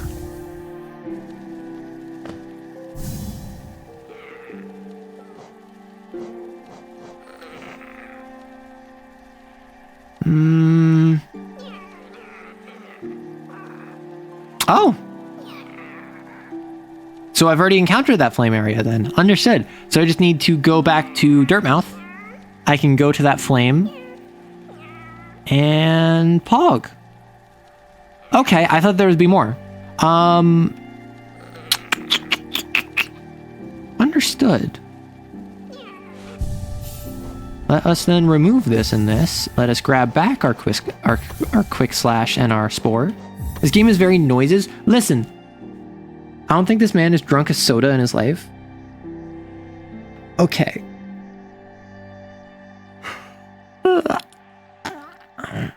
I went to bed late, and then I had to get up at a reasonable hour so I could edit before stream. Sadness. That makes me tired. Arrow Gaslight's a secret hidden channel. Listen, gaslighting isn't real. You're making that up. But, what was I gonna say? I was gonna say a thing, and then I didn't.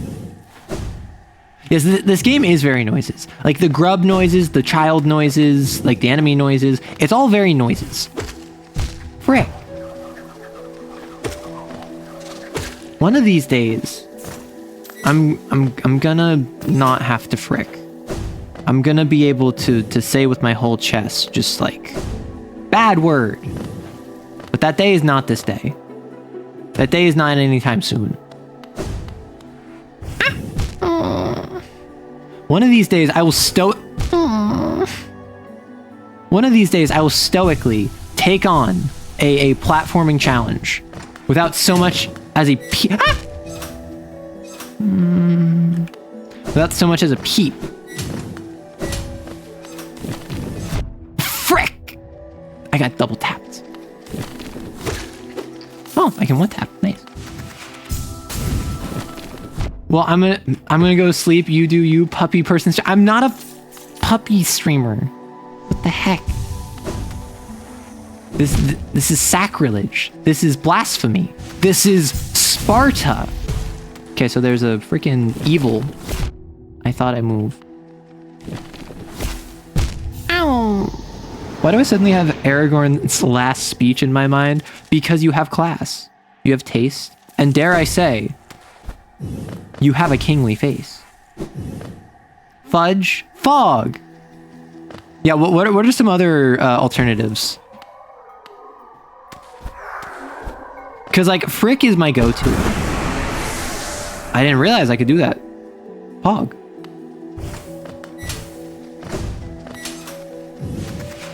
Yeah.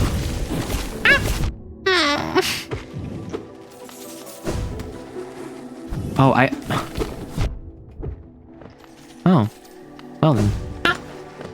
Ow!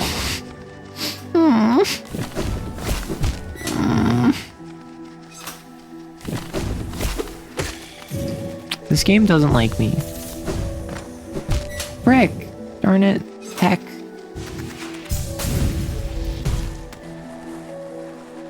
I think Cornifer drinks like bug milk, if that's a thing. So, milk is kind of definitionally a mammalian trait. Milk is kind of like definitionally a mammalian trait. That's what mammary glands produce. That is how you define a mammal. However, there are non-mammals that spawn milk or milk-like substances. So it is reasonable that he does have milk and or milk byproducts, which... Oh! I see I see a U. Oh, never mind. I see a U. Do we think it is... Do we think that the milk is from his wife Iselda and like they've got a dynamic going, or do we think that he is procuring his milk from other bugs? What is our thought process on that one? This is not a corner for safe space. I will warn you now.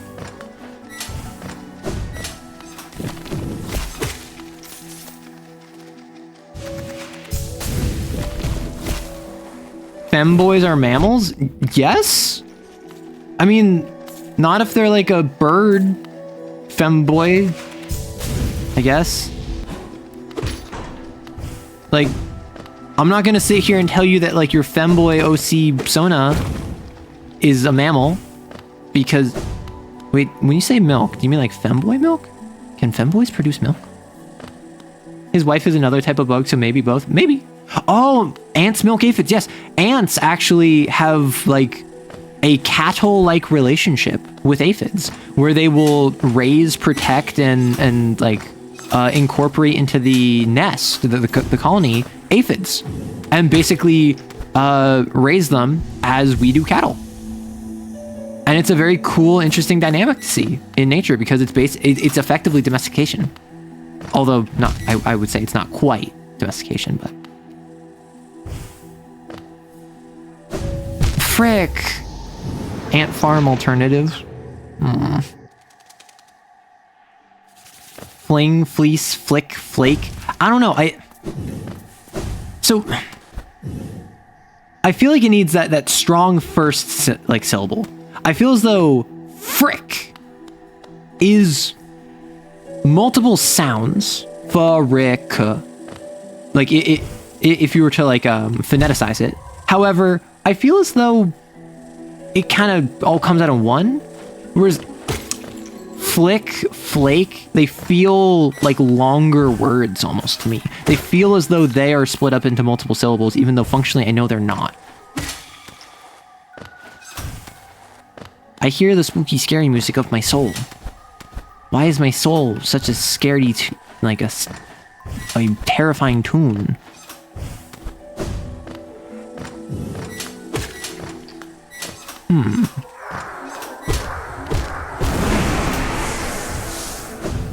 And we, Bickle, take a break from working, any good yap?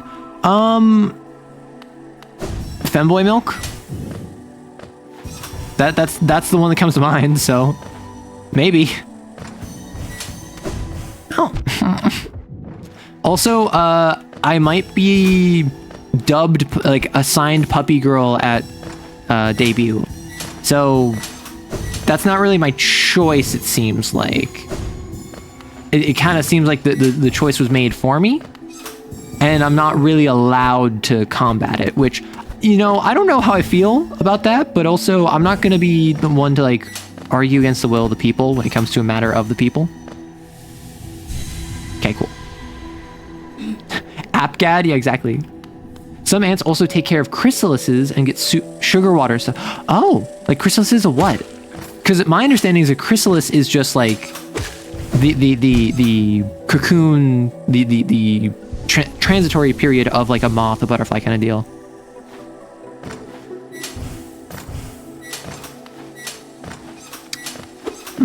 Out of all the mechanics, like out of all the region-specific mechanics, I feel like this, particularly after all of the other ones, I'm a little disappointed that the entire region just seems to be platforms that fall when you walk on them, because the Crystal Caves did this, but more devious.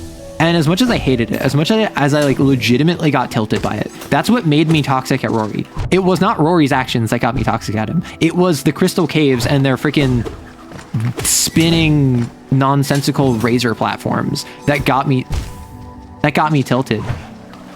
This kind of feels like it's phoned in, and I don't know if that's because I'm here much later than I should have been, and I have way more tools to deal with it. But like, you know what I mean? Do y'all talk about how... Yeah. The first thing I brought up when someone said aphids is ants ranch aphids. Like, people eat honeypot ants. Interesting. I did not know. A toll machine. I am poor. Every single time in this game. I try to advance my career, and then the glass toll booth prevents me from doing so. Ow, frick, heck, flake, darn it, dang it. Or how hopping on a previous combo from a past stream, there's an ant pupa caviar and small egg. Ooh.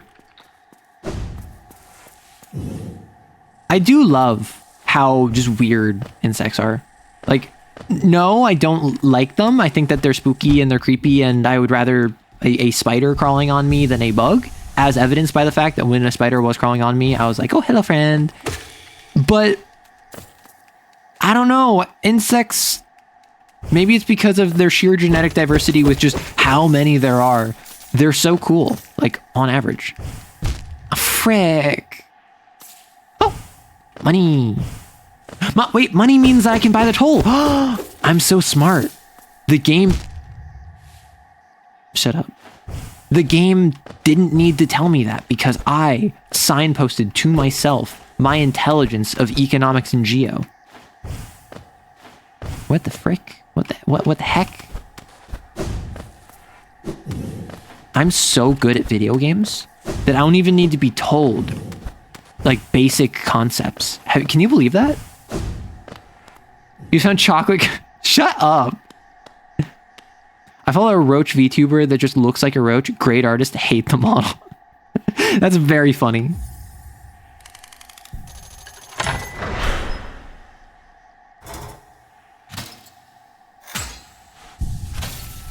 Oh. Hello?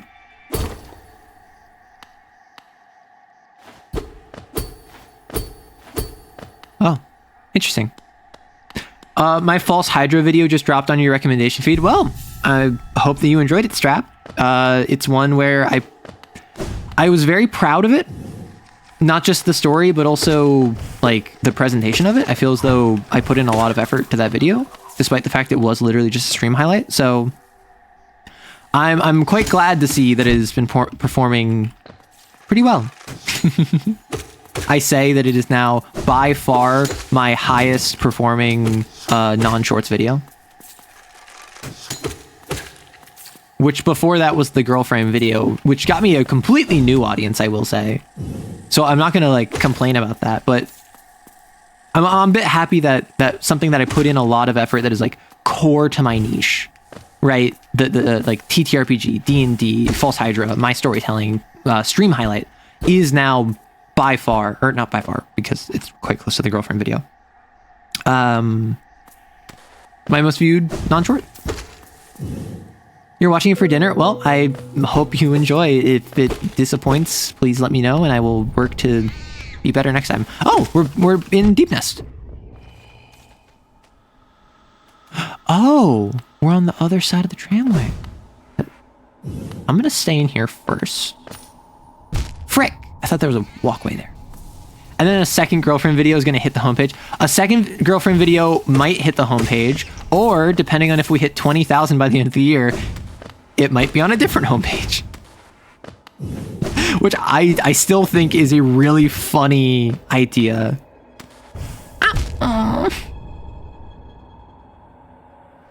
Oh, neat, we're in Silksong? Yeah, we're playing Hollow Knight Silksong right now. Just the first early level. We're playing the tutorial, really.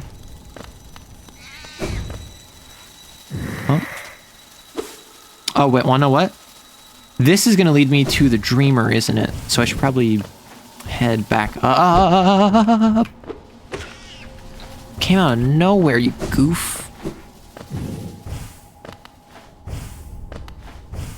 Can I? Yeah. What's up here? Yeah, this tutorial is so long, they might as well just make it its own game.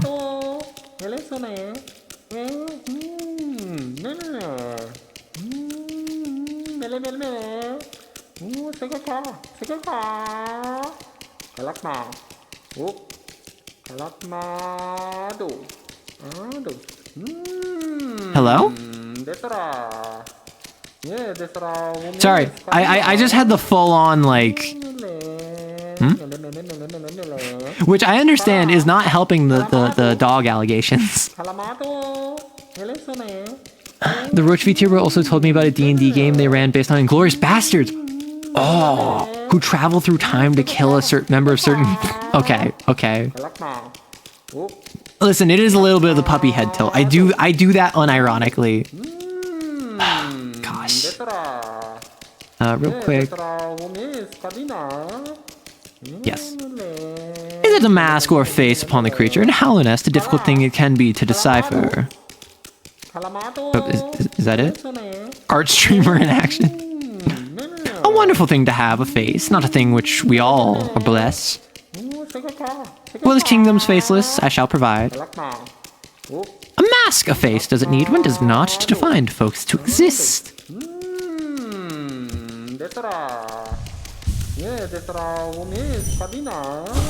Does it know of the face that hides beneath? Such remarkable contrast, the worm conceived. Werewolf the apocalypse.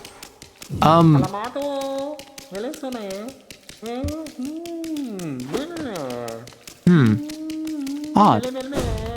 Odd and unusual. I think their dialogue changes when you know their mask, when you knock their mask off with a spell. Well, I don't have any magic, so. But yeah, so that's a situation where, like, I would fully believe this game if that was literally just a random NPC that wasn't meant to do anything. Their entire purpose was to just be, like, quirky and weird. But I feel as though this game is better than that. I feel as though this game understands that if an NPC is involved, it should probably have a purpose. Oh wow.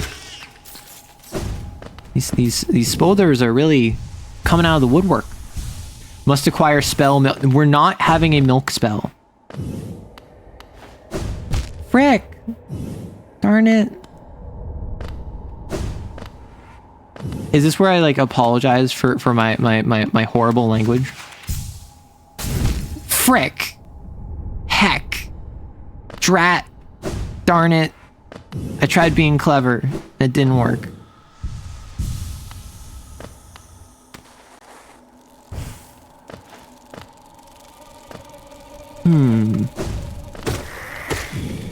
Although my twisted, my coiled nail is kind of going like hard, I will say.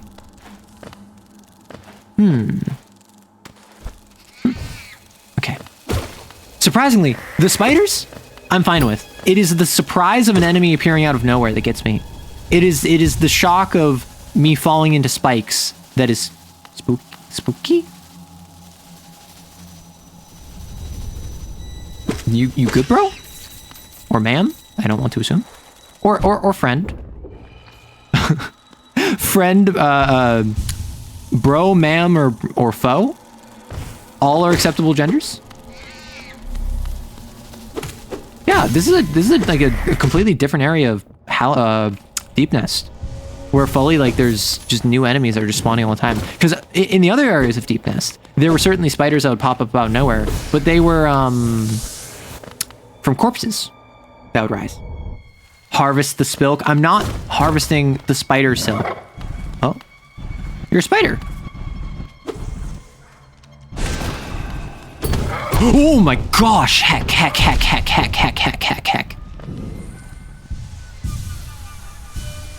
So, I guess it is a spider, the dreamer over here, which I thought that was the case, but then there's also the spider in Green Path, which I thought that was the dreamer at first because of the 6 eyes. Frick. Those ones are mean. Frick, heck, darn it.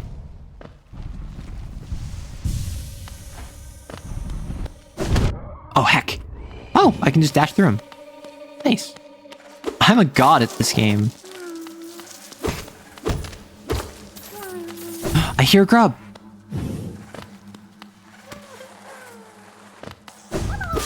I am your rescuer.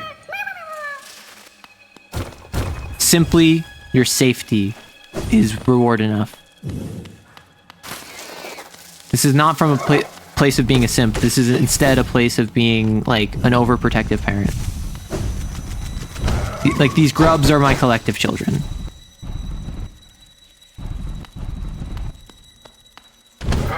Oh, heck. I hit the wrong button. Well, I'm on this side now. Oh, heck.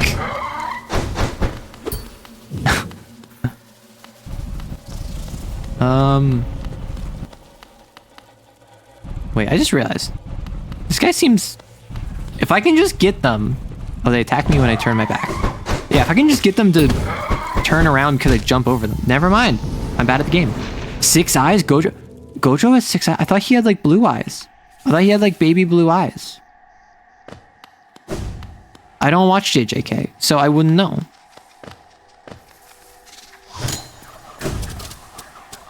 Wow, I just really dodged, like, 3 different projectiles like it was nothing. Because it was nothing. They were shot by nothing, so they was nothing. You ain't a has-been if you never been. Ah! You ain't nothing if you're a nobody. You ain't a spider. Unless you got 8 legs. Wait, don't spiders have 8? Wait, so these aren't even spiders. These are like 6-eyed. 6-eyed poser looking.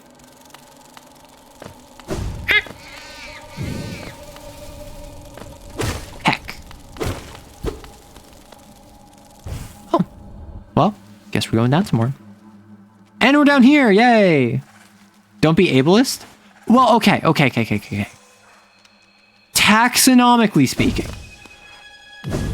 No, that I'm not gonna pretend like taxonomy hasn't been used to justify bigotry or ableism before. That is a shield that is suspiciously epigenetics shaped. Or epistemology? No? What's the word? What's Measurehead from Disco Elysium? The brain, the skull, the pseudoscience. They also have 6 legs. Yeah, no, that's what I'm saying. The eyes and the legs.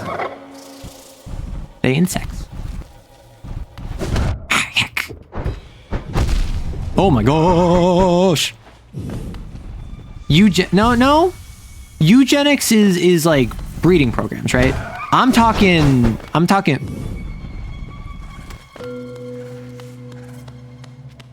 Oh.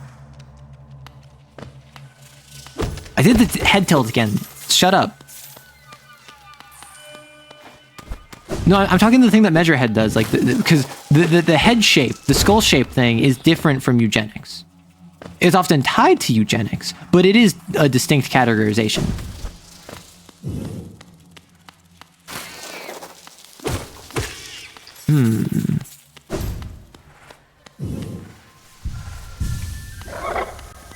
Where's my soul? Hello? Me? Where am I at? I heard the music. Oh, there I am. Pathetic. These spiders charging at me that I can slay in but a single double swing. Phrenology, thank you. I didn't know about this tunnel. How are there still areas I don't know? It's been 10 years. Yeah, I saw that pit. And then I saw a little like divot to the right of it. I'm like, can I go down there? Oh, heck. In my recent Mimic video, because I made a clip of the grub mimic in the crystalline mound, which for whatever reason, when I was remembering it, I thought it was in... Oh, that's up. For whatever reason, I thought it was in Deep Nest. But no, it's in the crystalline mound. When I was recording that, I got B-roll footage. I was looking for B-roll footage and couldn't find any good ones of the like clean footage of the grub shifting. Or no, this was for this was for the Making a Mega Dungeon video where it was like a zombie drake, like a maggoty zombie drake. And I saw that apparently to the right of the grub mimic was a secret door I missed. It was a secret pathway that I missed, and there was a grub behind it. So at some point, I need to go back to the crystal cave, which I need to do that anyway for the Scarlet Flame. and go back to where the grub mimic was and find that grub. That's something where I just completely, like, accidentally realized that I missed a secret because I watched someone else do it for footage. Oh, that was open. So that is on the list. A single double swing or a double single swing. It was a double single swing, okay? I had to hit them twice. Now, if you would stop being a pedant, and if you would please enjoy your time here, instead of causing nonsense for both myself and all others, I think that they would appreciate it. Not to mention, you yourself would find yourself in less of a incontinent disposition. Oh, I'm all the way back here. What the heck, yeah? Dog, I don't know where I am. Although I do know that there's like a piece of heart or whatever right by the entrance to the fungal. I could go do that right now. I'm here.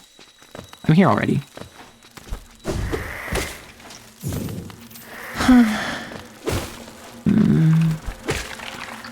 Gosh, I've been yapping. Oh yeah, see, dead bodies. They turn into monsters. I'm here for the nonsense. Yeah, you're here for yeah, you're here for the nonsense. That's why you're a regular. That's why I recognize your username, is because you're so into the nonsense that you encourage the nonsense. I'm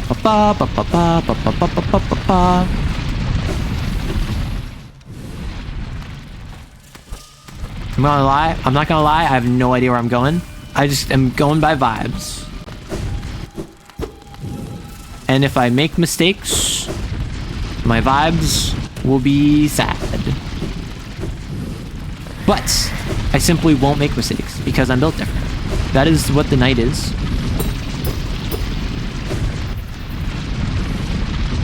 I want to go down to the right. Ow! Ow! You reburied yourself like a coward. Oh, this is not the correct way. Where the hecky heck?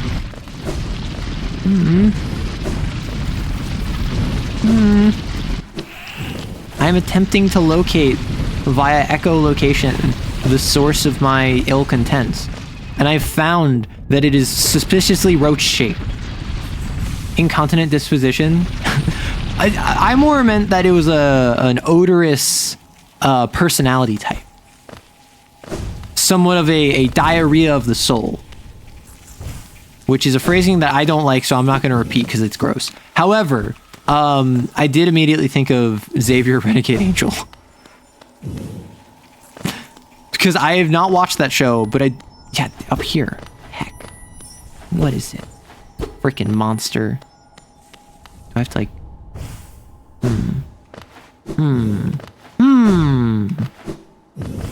Oh, wait, I just realized. The Mantis Lords have been protecting against these hollow nest creatures, or these deep nest creatures, and that's why there's a pile of them. Interesting.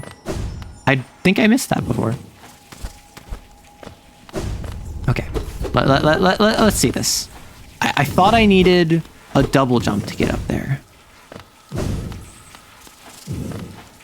I called no one stinky.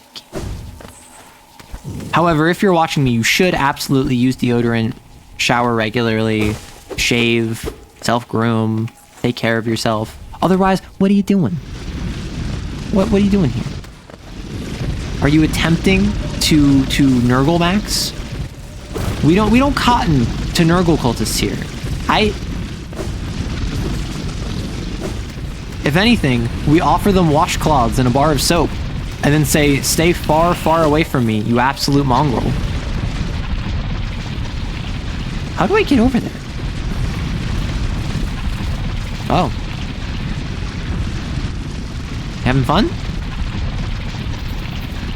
That buddy is just like dancing. Attempting to what? Currently I'm attempting to get that like piece of heart. That piece of mask that's right by the fungal waste entrance. And I tried going just straight over to it, but I need to come down from it. I love walking the walk. You can tell by the way I used to walk, I'm a woman's man. Is it like from the fungal wastes? I mean, there's an entrance there, so I could like hop down. I really like this room outside the Mantis Lords. If you beat the Lords and walk into Deepness, it's like, oh, what have they been fighting? But if you fall into Deepness first and approach the locked door, it's like, oh, dang, what kind of monster caused all this? I just fully missed it.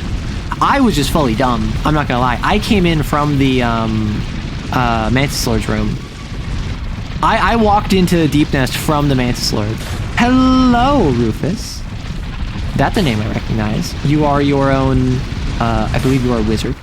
But if you don't know, in my chat, we take our self-defense very seriously. So while I will shout you out, we will absolutely fire upon you.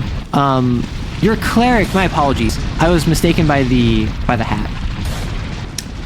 But yeah, we do believe in self-defense. Castle Doctrine is the most important belief in our society. So you might get banned for 15 seconds. Don't worry about it. You just got shot. You'll get better. I promise. Wizards have pointy... I thought you had a pointy hat. Am I mistaken? Have I gotten your design wrong in my brain case? But yes, what were you up to? Once you avoid getting shot with your cleric magic. I'm sorry. Mostly when I think of you, I think of the freaking the pose of you like lying on your side, paint me like your French girls. Huh? Elf defense? No, self-defense, you goober. We fire upon any who we don't recognize here. And honestly, it treats us quite well. While yes, some might say it is cruel and or unusual, and I would not argue with this. It is how we live our life. Okay, I have no idea where to go.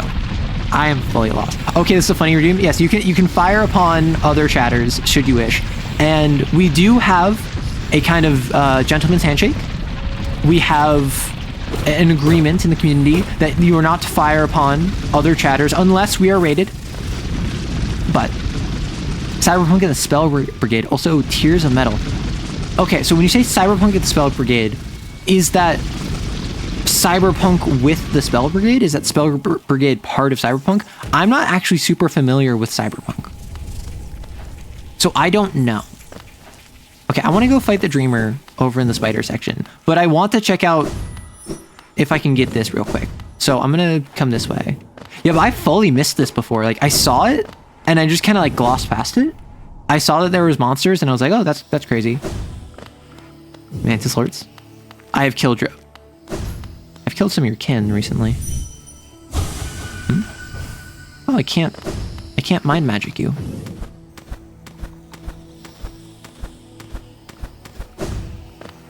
Let me see what's going on up here.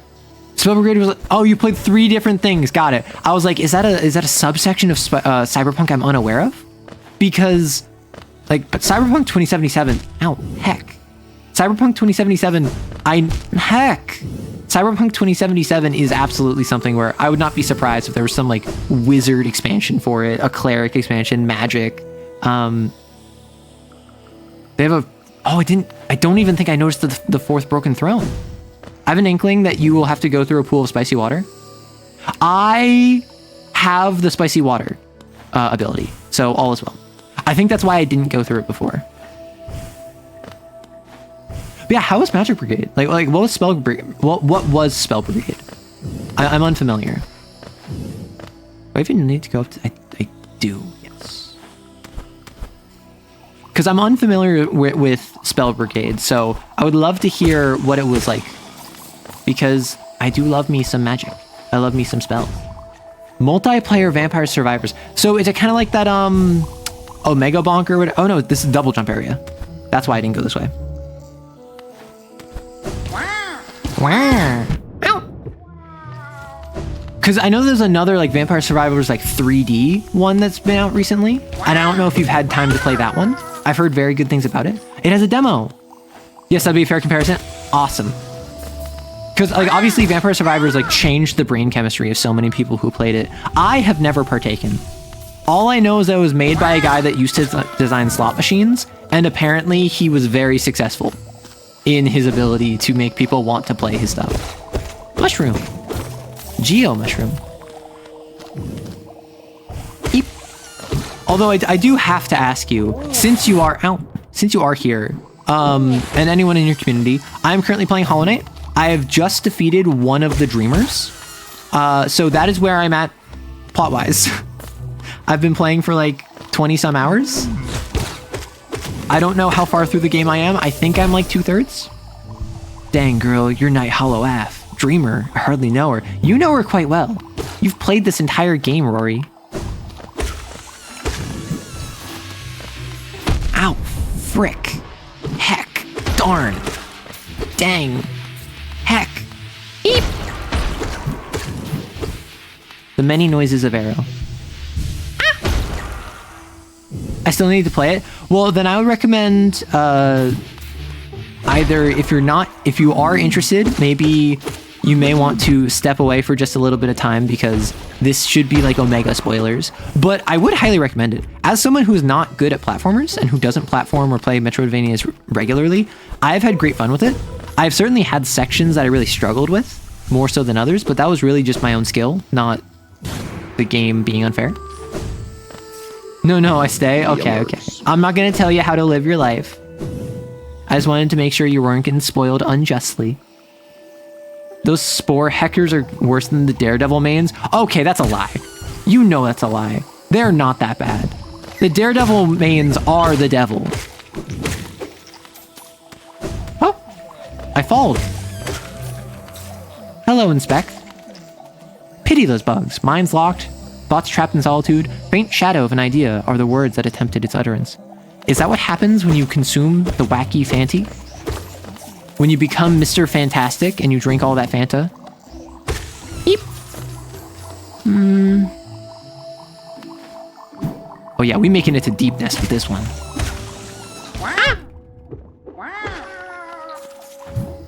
Also, speaking of Spore, has anyone here played Spore? Because I feel like Spore is a game where it got super big back in like 2007, 2008, and immediately fell off. Like, I have played non-core Spore games. Like, I've played spin-offs, like Spore Heroes for the Wii, and I had a great time with it. But also, I feel like no one talks about anything about Spore other than the original, like, Maxwell game. So now I'm just kind of thinking to myself, just like, has anyone even experienced that? Or am I too boomer? Is it too boomer to have played a video game from 2007 in the year of our Lord 2025? You had Spore Creatures for the DS? Oh my gosh. Spore Heroes was horrific. Don't get me started on Dark Spore. Oh my gosh.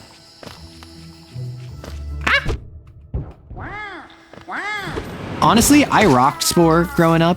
And I will say, my love of the tribal era is probably one of the greatest in the world out of everyone.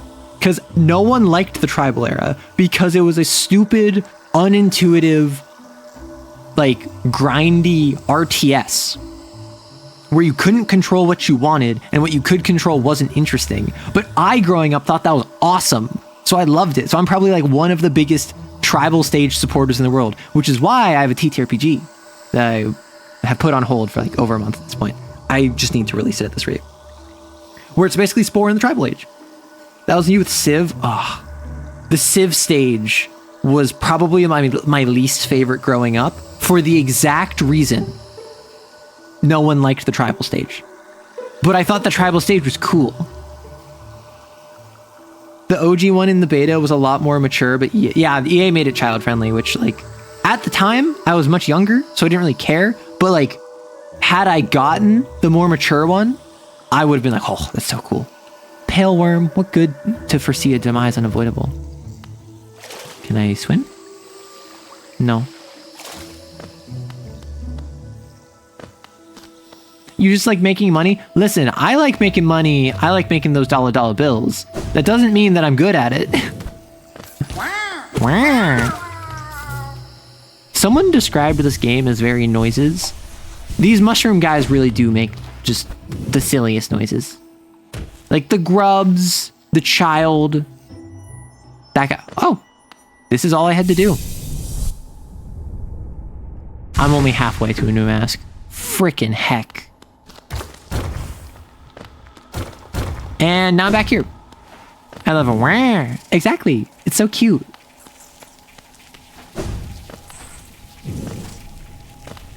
No, wrong way. The Mushroom Warrior always reminds me of Ed Sheeran. Honestly, I see it. Like, it's the face, right?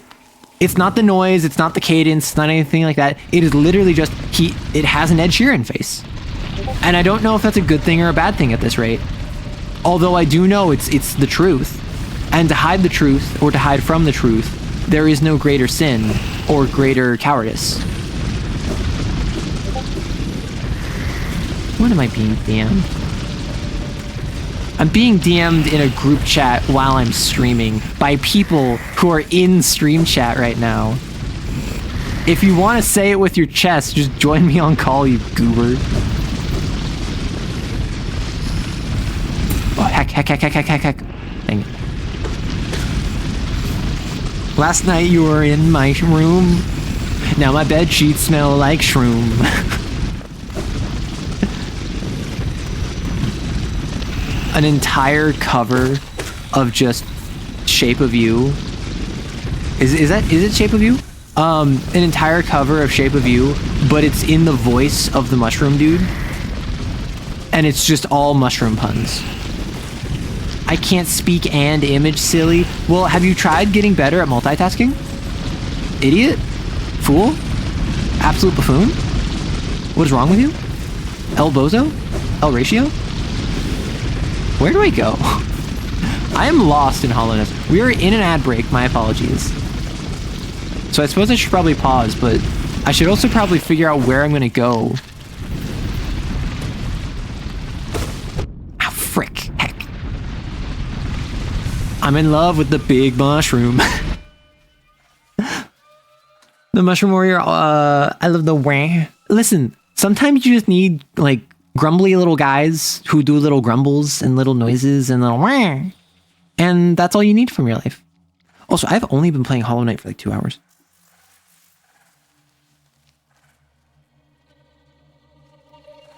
Like, it's already 4 because I started late, but I've only been playing Hollow Knight for like 2.5 hours, and I already have the dash. I defeated. Honestly, I could probably go through every single dreamer right now.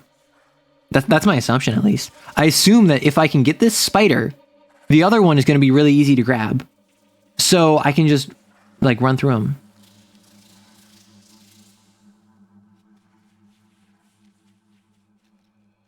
Okay, Neko! Neko! You can't do me dirty like this.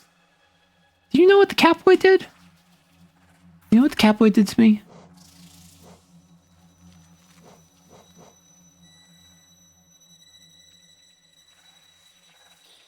How dare he?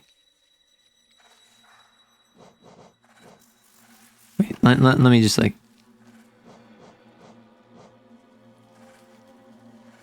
How dare the Catboy have the insolence in order to accuse me of making the noises of his people? I would never culturally appropriate a Catboy like that. I think there may or may not be a hidden thing deep. I think that there's many things hidden in Deep Nest. And, like... I am not the sort of person who wants to 100% the game. I'm not the sort of person who wants to explore every nook and cranny. I'm someone who wants to experience the story. I want to see the characters. I want to see the different plot threads and plot lines, which is why I'm so excited to do stuff like, oh, I saw Quirrell at Monoman. Oh no, like what's going to happen, blah, blah, blah. And then that excited me. And that was more engaging to me than... Oh, I just got a notification from YouTube that I got 15,000 subscribers. Congrats. That's a big milestone for your channel. Yes. I thank you, YouTube. I got this milestone like a couple days ago. So like if there's something where I'm just not going to find it, I'm fine to have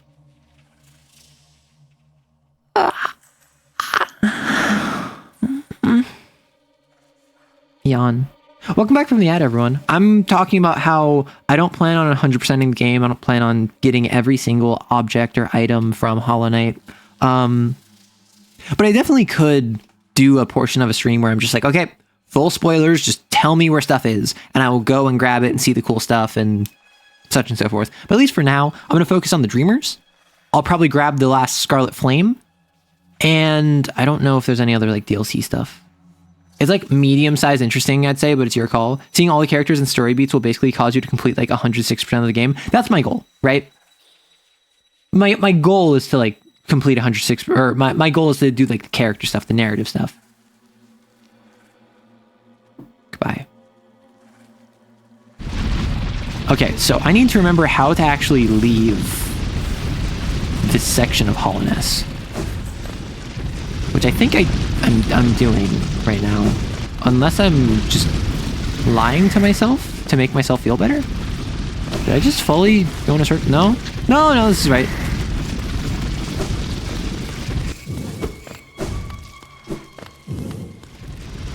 Because like I've gone through Hollowness before. It's not like I don't know what this place is. I just haven't gone through this particular room in a while, because usually I avoid it because it's really annoying. Gonna lurk for a bit? Well, enjoy making your dinner, though please drop what you are making. We love chatting about this sort of stuff here. I can't believe I got scammed. That's a lie. I absolutely believe it. My king, I'm sorry.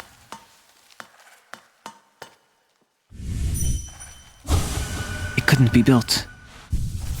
Huh. This nest rejects us. Yeah? You think?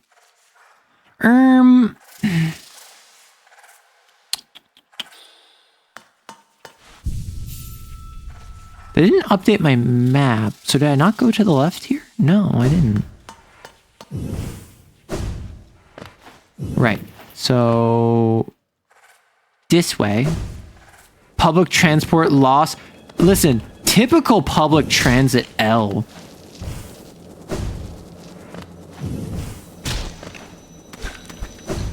Imagine unironically supporting public transit. Couldn't be me.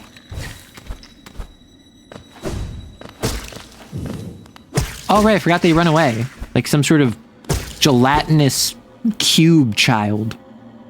I went too far. Unless... JK.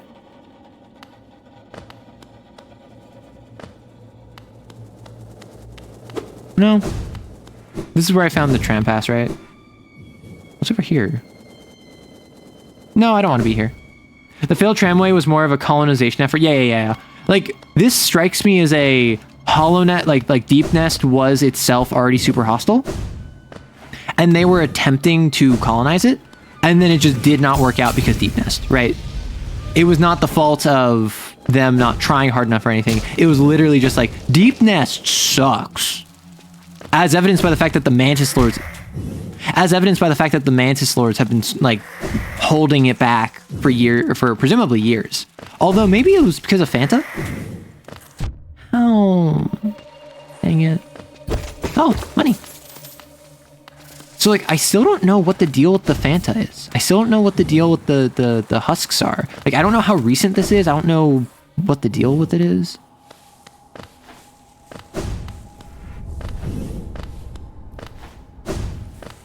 Follow the path. For the mushrooms. Oh! Galleon. Oh, a fellow warrior out here. I thought I was the only one brave enough and strong enough to survive in this foul, forgotten pit. I'm Galleon, the strongest warrior in Hallownest. I came to this monstrous place to test my strength. No doubt you wish to test your might as well, Yes, you and I are a rare breed, quite unlike the poor fellow who has fallen before us. The world is not kind to the weak, I fear. So then, shall we do battle? Let us test our strength in joyful combat. Oh. I mean, he's talking about himself, but I can still fight him, so that's what matters. What? What the hecky heck? Oh, heck. Oh, heck. Oh, heck. Oh, heck. I'm sorry. Like, my reactions are so lame. I sound like a friggin' like middle school teacher trying to not upset the school board with their reactions.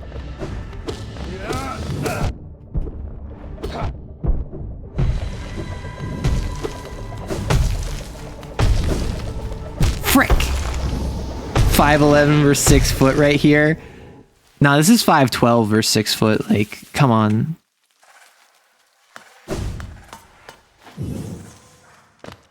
Like, let's not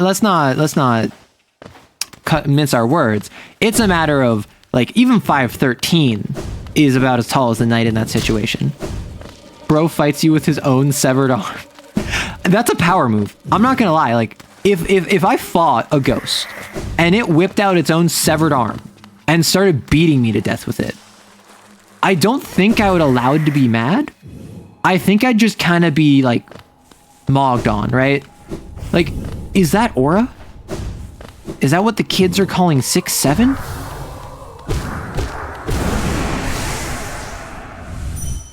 Yeah. Ow, heck, I was trying to bounce on him. I was trying to bounce on him crazy style. Ow. Okay, this is working. It's nearly working. This is no longer working. This is very much not working. TM. Yeah, that worked for a bit until it didn't. He's one of the coolest ghosts, but also one of the easiest. Bouncing on him. I said what I said. I'm bouncing on him with my nail crazy style, Dio. Though what I will say is, you say he's one of the easiest. I've already lost to him, I think, more than most of the other ghosts. Although my favorite ghost definitely has to be the one up at the Howling Peak, where it's just like the great gooks or whatever. Just so silly. So silly of a creature. Wait till you get to the Path of Pain. Listen, I keep hearing about the Path of Pain. I keep hearing it's an absolute nightmare, and I keep hearing that it will be painful. Which, I'd hope so. I'd hope it wasn't false advertising. Like, I'm not gonna sit here and say I want pain, but I am gonna sit here and say I want truth. Frick. Heck. Darn.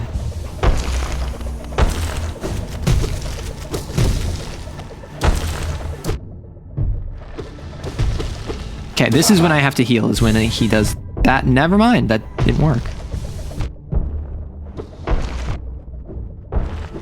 Frick, heck, darn, dang, ding, ding, dang, darn, ding, dang. Heck. Gore of the Great Mind, thank you. Oh no, if anything, it should be named the Path of Suffering and Despair. Listen, I have heard that I, in particular, will hate the Path of Pain because I'm not good at platforming. I'm pretty alright at fights, right? Like, obviously this is me in the middle of like losing a fight repeatedly, so this is not my best first impression. However, I am someone who, like, I won't get tilted at fights, really. Like, even the Soul Tyrant was because, frick, darn it, was because I was fighting him for, like, unironically an hour and a half, right? That was not the matter of, like, I was getting frustrated at the fight because I have no chill. It was because I was doing it and I was not seeing any result. It's just a side quest. People keep asking for it. I'll probably end up doing it because, like, it sounds fun. It sounds like it's one of those things where it's like, oh yeah, this is like so fun to hurt yourself. Ow. I need to get better at bouncing on it crazy style. Ow, heck. Never mind. Doesn't matter. Doesn't matter how good I bounce on a crazy style. I got to the last stage and my PS turned off. More like Path of Sweaty Palms. Oh no, do we have to be a sweat to play it? I'm not good at sweating at video games. Yeah. Don't worry, I got this. I simply need to learn his attack pattern instead of simply attempting to bounce on him crazy style Dio. And this time I'm actually going to fight him with full health instead of going in with a mass missing. That's going to be the difference maker, I tell you. I'm going to lock in. Watch.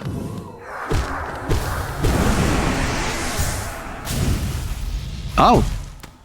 Whoops. That was accidental. Well, I might as well explore first since I'm already over here.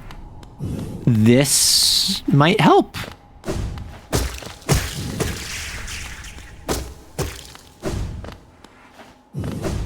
Actually, if I die one more time, because I can't really heal during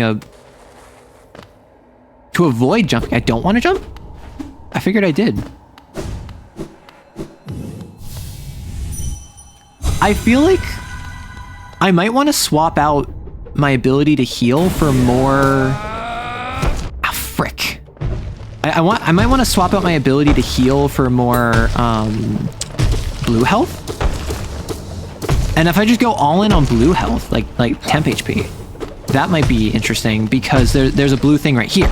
My main reason to not do that is because the blue health isn't as accessible, right? Heck.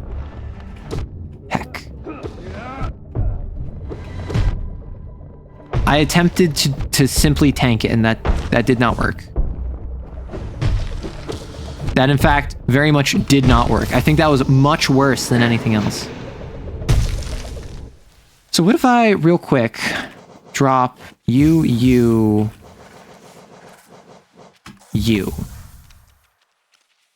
Eh? And then since I don't need soul, I can also do you. Oh, holy heck.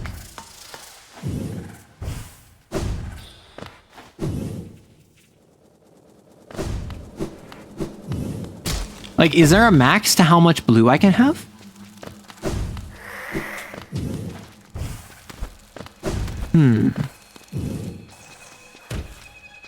Because if I just do this and then I go up above Galleon, then I have the ability to get even more blue. Imagine imagine I just like whip in and I just do the crystal dash first thing in the fight.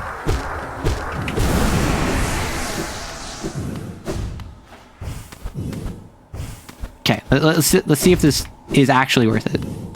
I don't know if it will be. I have more hearts, and it's not like I'm gonna be healing, so let's try it. No, so I know there's a limited supply of seeds on the map. I more meant from the perspective of during this fight, is there a max to my blue health I can get? Like, I can only ever have 8. Oh wow, that just fully got me in a corner.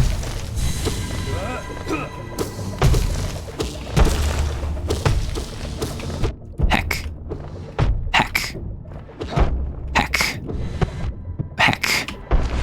I need to stop letting it freaking like energy blast or freaking saw blade me. Holy heck. That did not work out that well. But what if I was green? Would I die? Probably I'd die. Well, so now I need to get better about freaking... Part of what it is I feel like it's not registering my attacks sometimes. I'm jumping, holding up, and hitting attack, and I feel like it just doesn't attack.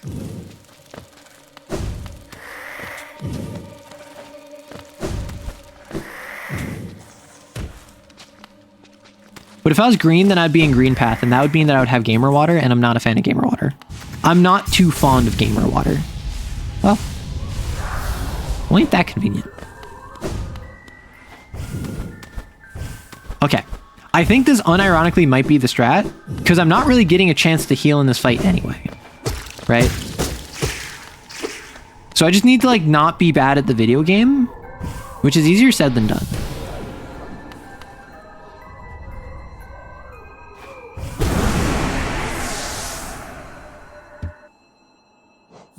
I assume you will ask, yeah. So broadly speaking, with fights, until I get to the point where like I'm starting to crash out, assume I don't want tips, assume I'm not looking to be backseated. This is a situation where like, it's literally just a skill issue and I will get better over time. So I'm not trying to, oh heck. I'm not trying to like solicit assistance, not yet.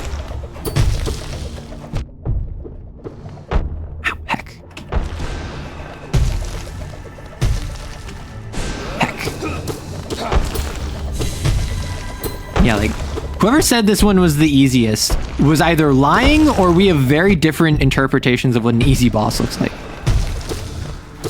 Because this is just straight up like, you have to dodge a bunch of projectiles. It's like a bullet hell, right? Cool. Yeah, so like that situation where like it wasn't that I needed help, it was that I just straight up needed like to be better at the video game.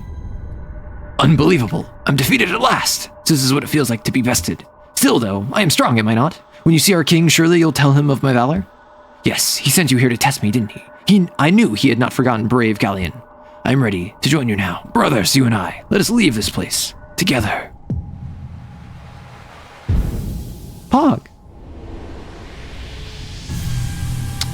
Collect 600 essence. So I assume that I think 500 was my last. I think 500. Your soul. You sold your soul to get your soul. Get your geo. No, I know about my soul. What I'm gonna go back to the bench now.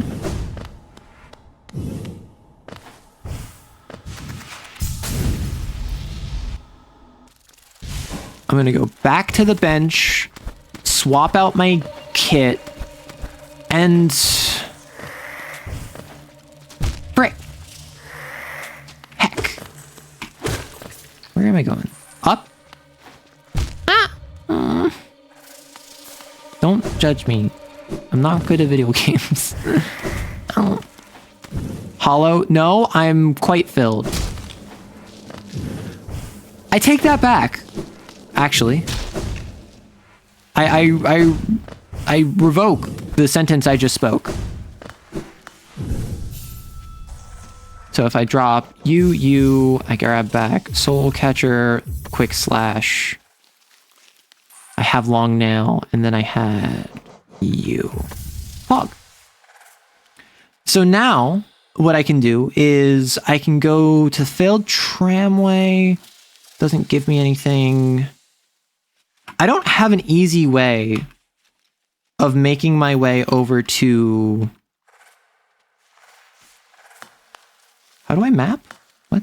No, it's I, right?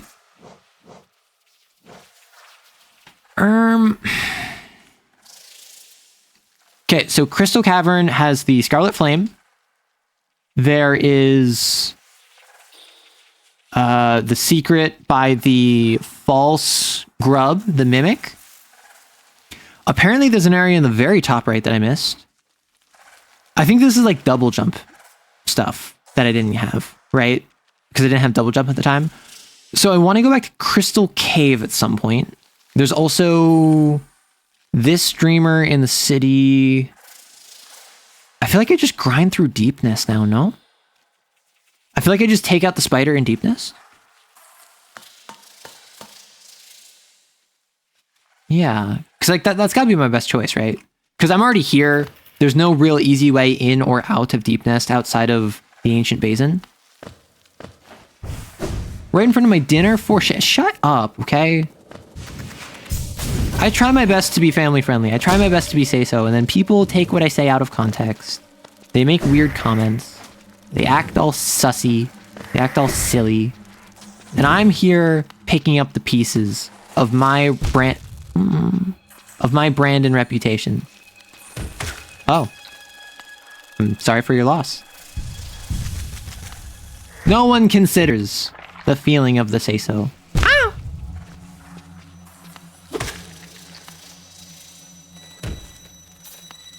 No one hears a word they say.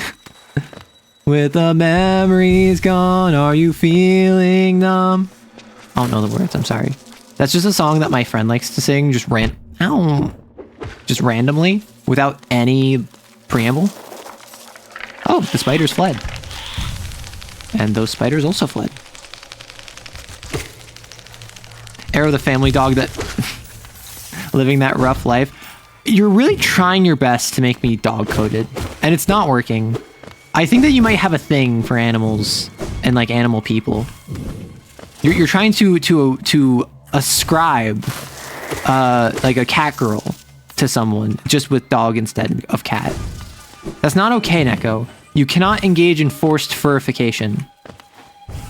As far as I'm aware, it needs the consent of the soul of the would-be furry. And unfortunately, I am not partaking. I shall not eat from your forbidden fruit. Arrow deflect. What do you mean arrow deflects? If I called you a furry, Corey, would you say Corey deflects? Ow! Oh no, this is a mistake. Oh, that was easy. Maybe that was less of a mistake than I thought. Yeah. No, not yeah. Forced fur. Okay, this is like the time when I said I made a joke about with in the Smash or Pass Kane video. I said only go charity if you're into forced femme, because the idea behind charity is they have like a psychic power that people they are using their power on will gain traits similar to them, such as personality traits or physical traits, and the current incarnations of charity are very feminine presenting. So I was like, oh, if you're into force femme, go ahead. And then someone in the comments just like, force femme? What if I'm into force femme? I'm like, I think that's just transitioning. I think at that point, there's no force involved. I think it's just like, congrats, girl. Corey's a bird that lives in England, a moist owlet. Do you consider the words that come out of your mouth before you say them, or do you just kind of go like, because I'd believe you if you told me that there was no thought behind that.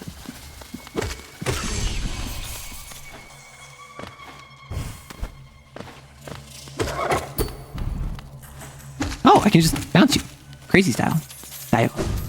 Aha! Your spiders are no match for me. Haha! Oh, I already came here. Oh, this is where the grub was. Yay, I went to the right, not to the left. That's why. Understood. I know where I am. Ah!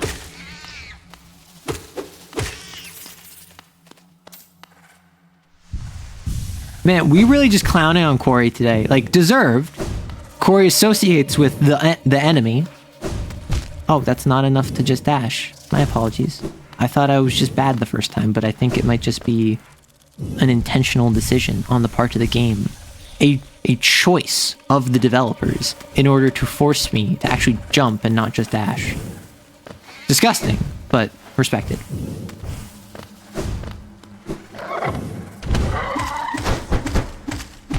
Oh. Oh wait, no, I've been here before. This is my secret pathway. My secret tunnel of the Cave of Lovers.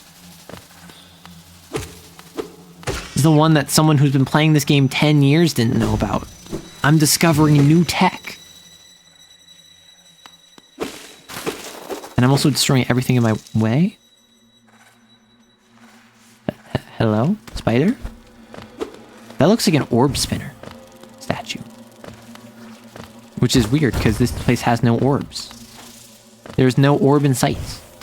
So I cannot ponder them.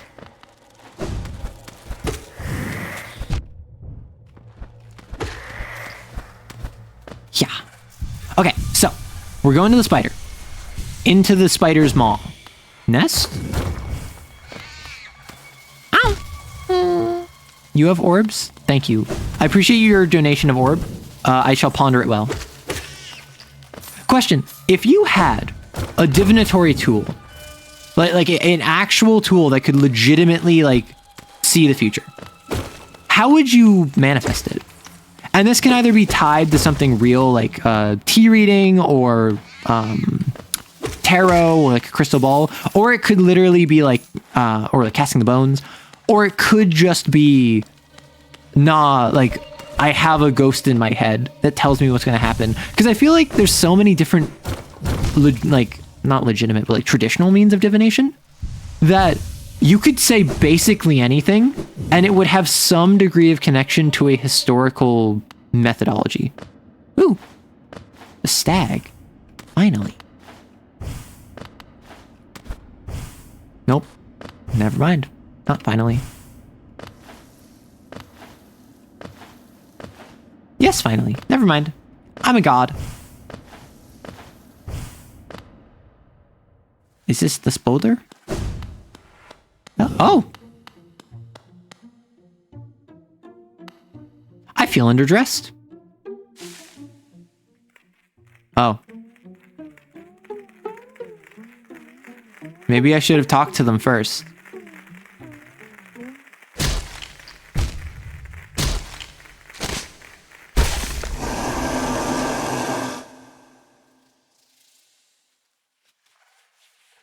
Did I just die? Oh no, I'm fine.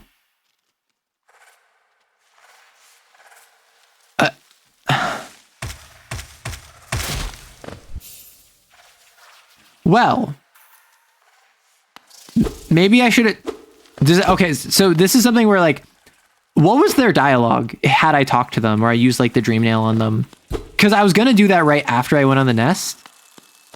And I considered doing it before, but I'm like, nah, I'll just rest first. Welcome to the jungle. We got fun and games. Helena's seal. Nice. Yeah. If I must say, not the worst situation I found myself in. Not gonna lie. Won't pretend. I'm not gonna look for pity points. I'm sure I've been in worse. Though I do find it funny that those apparent cultists, who I was about to be like, wow, it's so weird that there's so many like non-infected people, non-fantastic individuals in Deepness. Ow, frick, heck, darn. Presumably, because they don't have spinnerets and because of the sound of struggling, they were physically like picking me up, restraining me, and then tied me up in the web like manually. They said, you look tired, have a seat. And when you dream nail them, their minds are blank. Ah, thank you. Guh? Why is everyone guying? I don't guh. Shut up. Which, like, that's cool, don't get me wrong. I'm not gonna pretend like it's not. But it is also like, I could have. I'm gonna kill you. For fun. This isn't even, like, necessary to progress the plot. I'm doing this for the love of the game, dog. Like...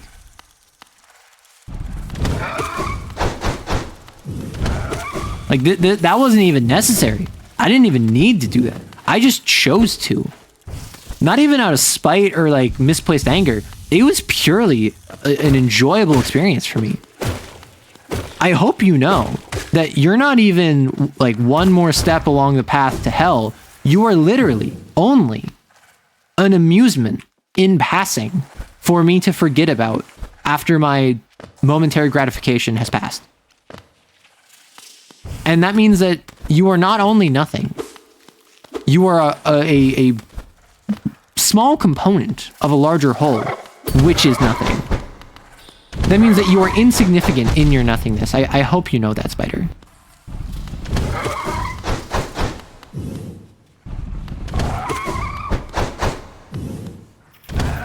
Ow, heck. Heck. Okay, see, this spider got hands. This one got hands. This one, I'm gonna kill because it dealt like 5 points of damage to me. This one is deserving of my nail. The other one was just for the love of the game. So I just tuned back in. Arrow, what are the spiders doing to me? Killing me. Very rudely.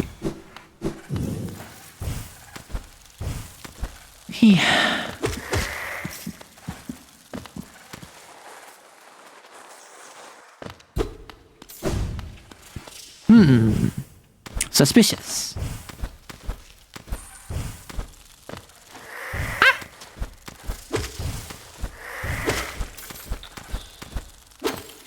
We don't need light here. What we need is a single torch. So I assume this is just going back down. Oh no. Egg! I still don't know what the eggs do. Wait, yes I do. I found something that did the eggs. What do the eggs do? I forgot. I forgot. They do their best. They're rancid. There's nothing best about them. Their vibes are as rancid as their eggs.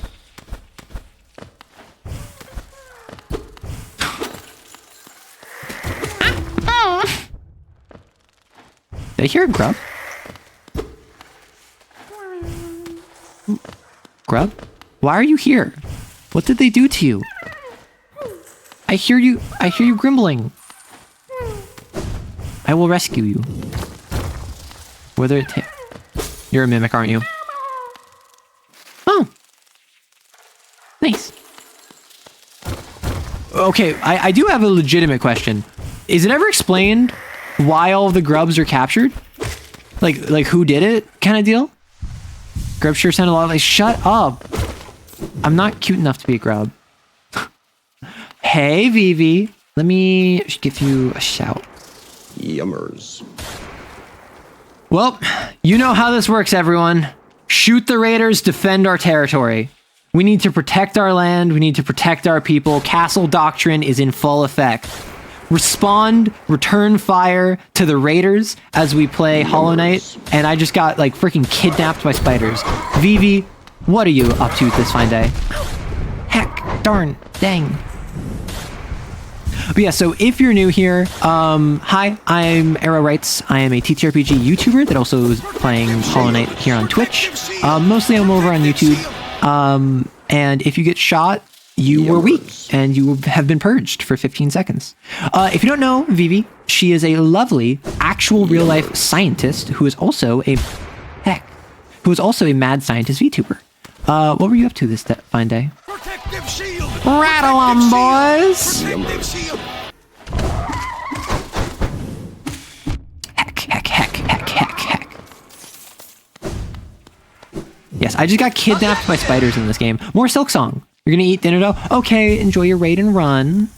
I think I'm playing Silk Song right now because I'm covered in silk and I'm singing the song of my people, which is screaming. 3rd Scientific Battalion, bring out the prototype weapon. Listen, if you want to return fire, if you want to engage in shenaniganery, my community is more than happy. Although, now that the raid is over, hold fire. We have sent the message well enough. They understand what they're dealing with here. And we have sent the message via high velocity lead right between their eyes. Oh. To answer the question, yes, the game explains why the grubs are in the jars. Listen, they put the grub in the jar. And that just makes me think of the 4chan post. Oh. They're all... Nope. Neato. That's what you get for kidnapping me. That was like totally uncool of you. You can shoot me. Listen, the soup is an evasion tactic. It is a perfect dodge. The distant village. So was this the colonization efforts of the failed tramway? I know you have seen your lights. Oh, hiya, Druid. Small world, I guess. But right now I'm just playing Hollow Knight. We were talking TTRPGs earlier. Oh, the Stagway, yes. We were talking TTRPGs earlier. And generally I'll talk more TTRPGs on Wednesday streams, which are over on YouTube. The distant village belonged to the locals? Oh.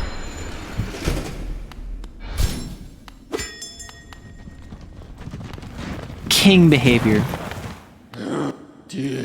Little one, where are we? I've never been to this station. It has a strange air of danger to it. Let me take you somewhere safe, quickly. Yep, sorry, I already know this one. So, what we can do. I don't know where the Spodder is. I'm not gonna lie. I'm just kind of completely lost on where the Spodder is. I think... Oh, elevator. Pog. Sorry, I pog a lot, and I also make noises when I play video games. Those are two things that you have to either, like, accept or... Oh, wow, I fell. Those are two things you have to either accept or... I don't like water, I don't like water, I don't like water, I don't like water.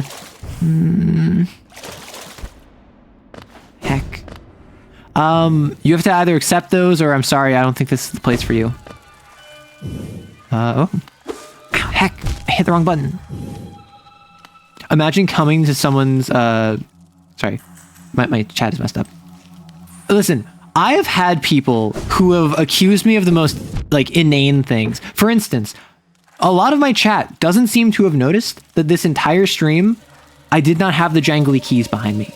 However, I have had people who, when I remove them, they will rage and riot and try to bring violence upon my bloodline, should I remove the keys once more. Hello there, General Kenobi. No, they are silly. That's the thing. They're quite silly. The keys were an illusion. They were never real. They were gone. Yes, this whole time they were gone. And you didn't notice. You don't care about them as much as you think you do. You care about them for a bit. Happy teeth? Oh, frick. That's like a no-face looking guy. Holy heck. Hi. Limarma, ifilen? The midwife. Oh, please don't be shy. There are some nasties about here, all right? Not me. I'm a friend to all and happy to serve a traveler so bold as you. Is it information you seek that I can provide? Yes, oh yes. That village above here, home to a sad creature. Hers is a tale of tragic exchange. Cost her and her people greatly, though. I suspect she bore no regret in making it. Yes, I know. You're intrigued. You want to know the tale? Well, I'm sorry. I'd love to tell it, but I'm very, very sorry, and I haven't eaten in some time. Oh, I'm starving. Don't you play games with me, woman. I know my worth. I know what you are. A threat. Although apparently you're gone, so... Midwife boss fight? Question mark? Like, I got very big Ko the Face Stealer vibes from that one. I ain't gonna lie. Man, I got real Ko the Face Stealer vibes from that one. Guy who has only ever seen Avatar: The Last Airbender confronted with anything vaguely insectoid and spiritual.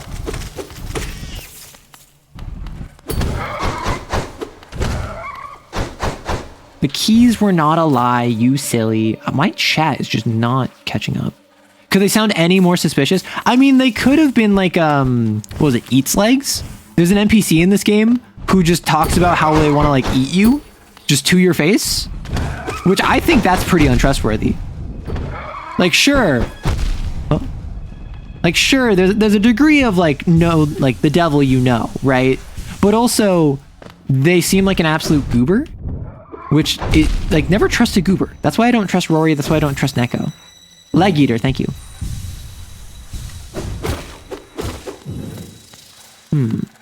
I'm curious. Why are there all of these, like, spiky centipedes in here? If this is primarily a spider area. I feel like those would not get along. Heck, heck, heck, heck, heck, heck, heck. See, that's a straightforward expression of desire. Nothing suspicious there. I feel as though that's still intimidating to those of struggling character. And by that, of course, I mean those who are not wanting to be eaten. That's very trustworthy. Listen, my little legs, my little Hollow Knight legs, can barely keep me treading water. If someone was to eat them, they would not even have a snack. That'd be like having a single baby carrot for a meal. Huh. I guess I'm going back in the village, like... Did I just fully, like... miss the spider in it? I assume. Yeah, I wanted to talk to the cultists. A shame. That's trustworthy in the sense that it won't lie to you. I mean, some of the best lies that you can ever tell are ones that they don't know you're lying. And I say this as someone who is quite regularly honest. I think that the midwife might have just been a little silly creature. Although it is odd that, like, there's these statues of the spider in the background that are like almost... It gives me like spiritual vibes, right? It gives me the vibes that like this place is like made to honor her rather than just like being a place where she was. Heck.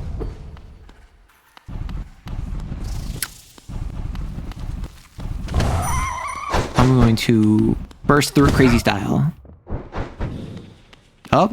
Oh, that was the correct choice apparently. Yep.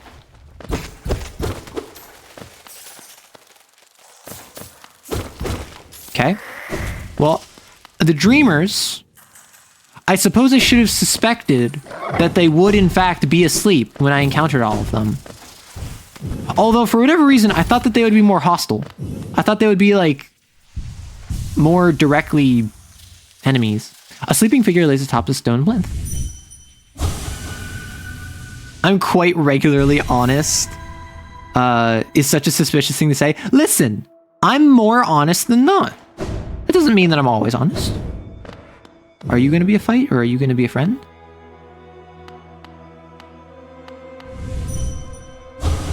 Bound for brood for child.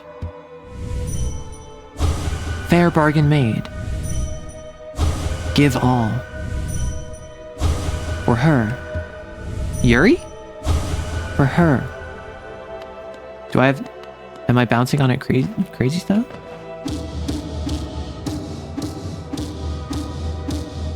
I thought the Dreamers would be big boss fights.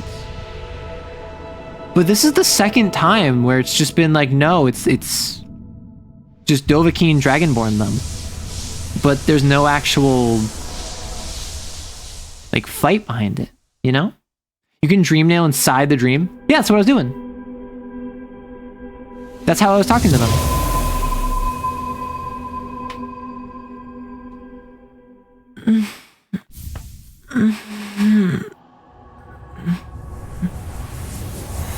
Yeah, the Dreamer boss fights is getting to them, which makes sense.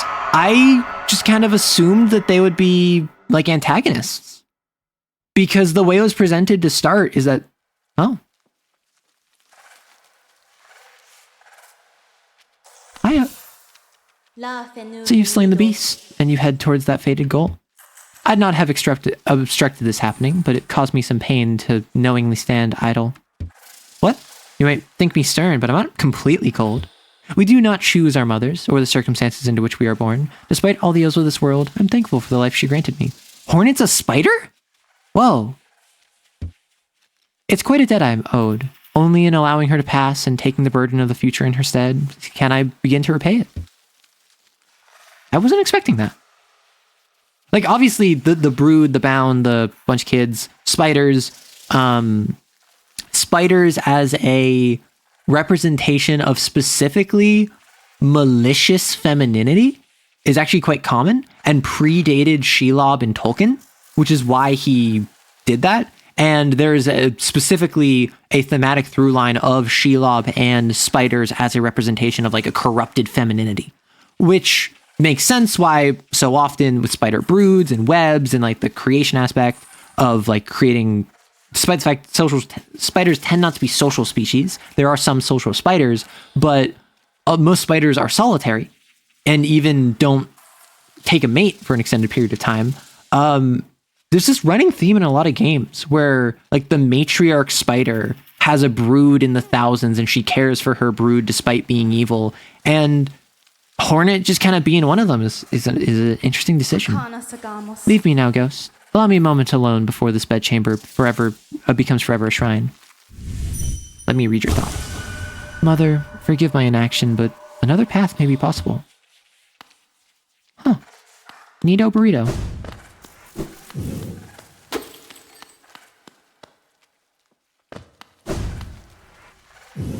Well, now I'm out of here. She was bound in exchange for... Oh! And she is the heir, I assume. Hornet. Shaw! Exactly. You get it. Don't point at me resting, but I might as well rest.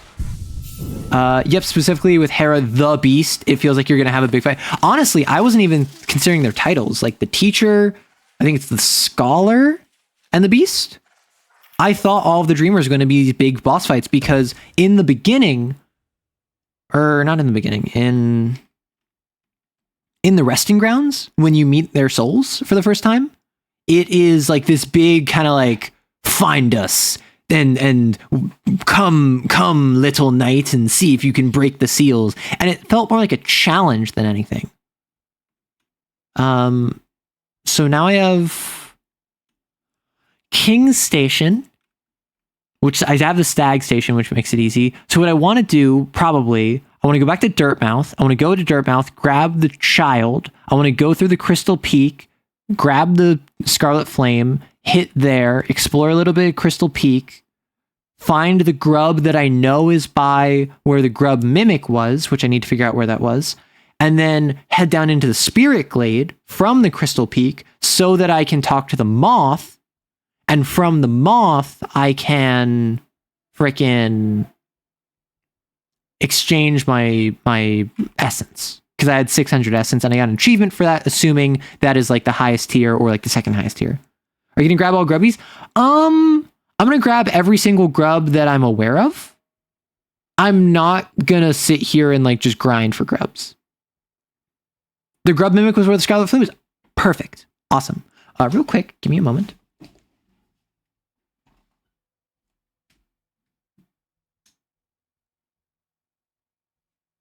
Yummers. I had to turn on my light. Because on the West Coast, it is starting to get dark now. Is my tracking software broken? Nope, it's fine. Sorry about that. Goodness gracious. Whew. Heck. All right. Time to go for the stag. The beast, the teacher, and the watcher. Thank you. Yeah, so like running theory with all of this is I, as the knight, am a hollow vessel. That's why I'm the hollow knight. And I, as like the shadow within the knight, is some higher being. That's why all of the notes are ascribed to a higher being. I've seen the knight plenty of times, like the form of the knight, the mask, but it's continuously brought up how surprising it is that I'm actually like competent and good. What are the seals protecting? It may be the...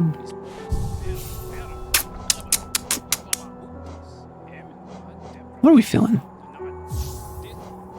I mean, it has to do with the king, right?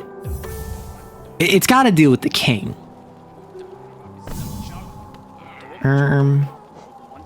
But I don't know what the deal with the king, right? I don't know what's going on with the king, because I don't even know if the king is still alive, if the king is like a deity or whatever.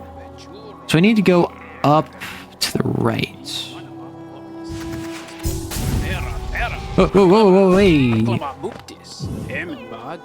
Well, that's not the only danger I had to overcome in my quest for glory. You noticed this trophy, haven't you? A keepsake from my final triumphant battle deep in the pit below us. Yes, Lifebender claimed another victim, and the crowd erupted into ecstatic cheering that was both loud and utterly sincere. To what do I owe my long string of triumphs and victories, you ask? As I said earlier, the key is my personal philosophy, the 57 precepts of Zote. Particularly relevant here is the first precept, always win your battles, and for the other 56 precepts, well... I want to know.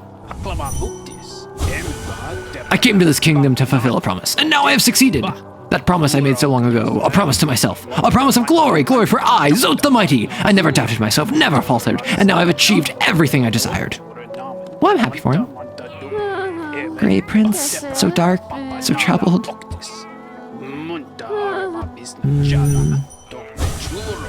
Oh, not you. I want to grab Bretta. Nope.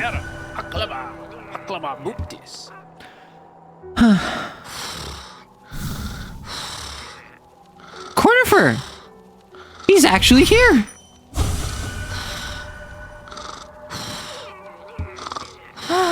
Bapanada. I mean, I might as well buy this at this rate, right? I don't have all the map pins. Cornifer's been telling me about these strange whispering roots he's been seeing. What the heck? What is that?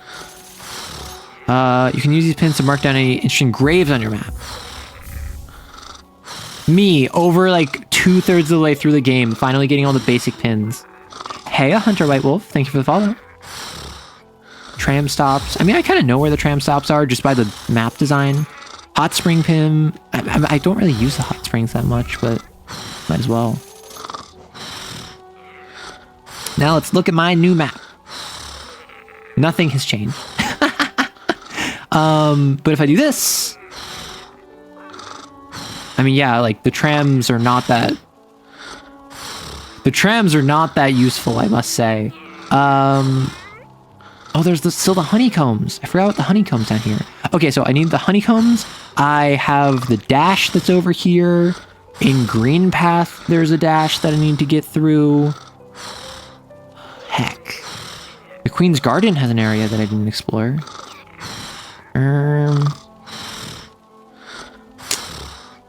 Zod is so powerful that his dreams consume Bretta to the point where you can't even get her dream nail dialogue. Exactly. Well, I'm glad that your husband's with you, though. Like, do you see this child behind me? I'm responsible. Unlike your husband. That's all I wanted to say. I had the opportunity to say so many different things, and I'm like, maybe I should use tact in this conversation. Okay. Let the man rest. You can visit Bretta's house. I mean, I could. I've been in her house before, and she was like dreaming about me. Apparently, she writes fanfic, I heard. But I've said this a couple times, and I want to say it again, is I'm very happy that this is closer to Dark Souls than it is to Metroid, where Dark Souls has a bunch of characters. The characters aren't particularly deep most of the time, and you can't interact with them very many times. Most of them have some function, they're like a shopkeep or whatever, but there are some characters where it's just like Siegmeyer of Katarina, Solera of Astoria. These characters who just have their own plotlines, doing their own thing. They can explore the world at their own pace, and you kind of get this companionship with them that's unique to something like Dark Souls or Metroidvania, where you aren't friends, but you're companions in similar circumstances. It's very nice. Oh, frick, I forgot how to fight these guys. Oh, I forgot the blurb.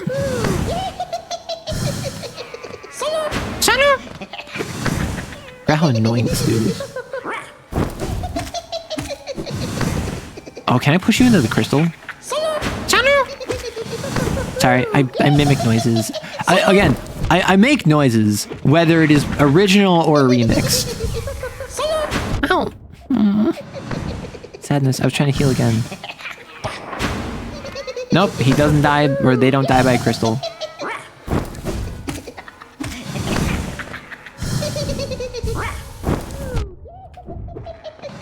Listen, I've fought enough of these guys. I know to just like wait until they do the fire spit. Ah, frick, heck, darn. Heck. Mad hex. The giggles. Oh! Just one more hit. Cool. And the child is continuing to make noises. I think the grub mimic was over here, I believe.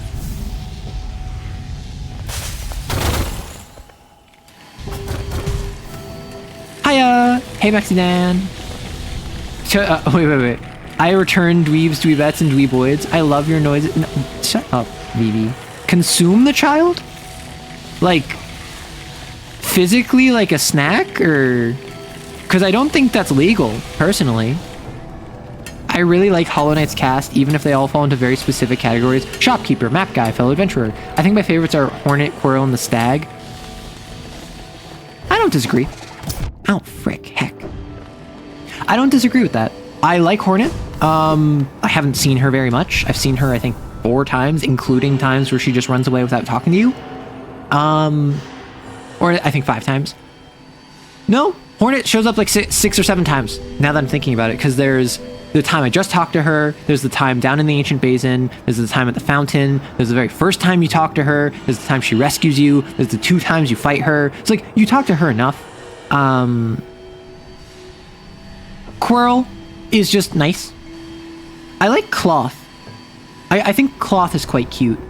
Just like, I want to go around and fight stuff. Oh, also, question. For the, for the Coliseum of Fools, I was told don't fight rank 3 until you get a special ability, because the entire fight is built around that ability. Do I have that? This morning I did the TikTok trend of taking a selfie and seeing what audio it suggested to accompany it, and it was lady giving head. I mean... Vivi. It fits your brand. And then the stag, I just like as someone who is like re-exploring effectively his old home.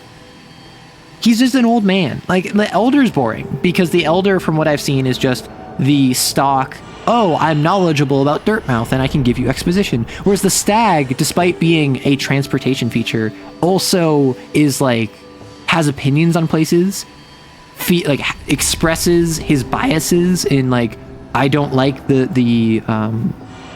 Deep Nest one, the King Station one makes me sad. I'm so happy to go back to Green Path. No, it was literally the sound of a woman. Oh. Oh. Oh. Interesting. I guess it profiled you, yeah. Show us your inventory? Inventory. So I have Vengeful Spirit, Desolate Dive, Focus. I have Kingsbrand, Monarch Wings, Crystal Heart, Yzma's Tear, Shade Cloak, Mantis Claw. Hey, was wondering why it's illegal to discuss about horror? It might be in a previous VOD, but just wondering, thanks in advance. Why is it illegal to discuss horror? The stag is so real for telling you to get out of deep. No, the stag, and we're currently in an ad. The stag straight up is just like, hey, I don't like some of these places. Some of these places make me sad. I remember coming here when I was but a wee lad, and I'm so happy to be able to do it again. The stag is just like living its best life.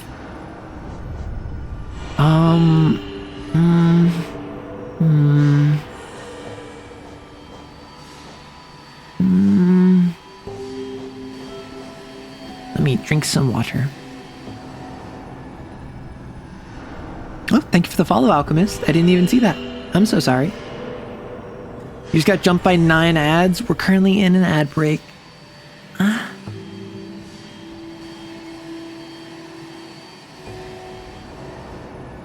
You don't have the ability the person was probably referring to. The Coliseum isn't built around it, but it's very useful. Understood.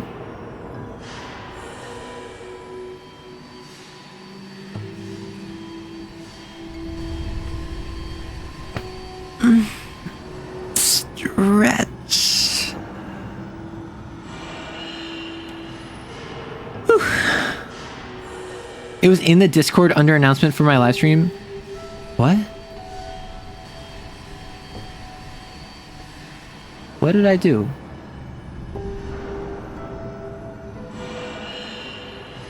No?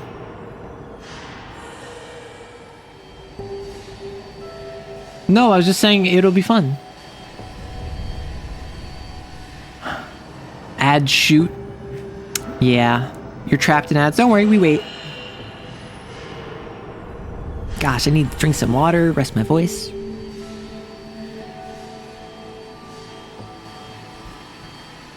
Oh, you're free.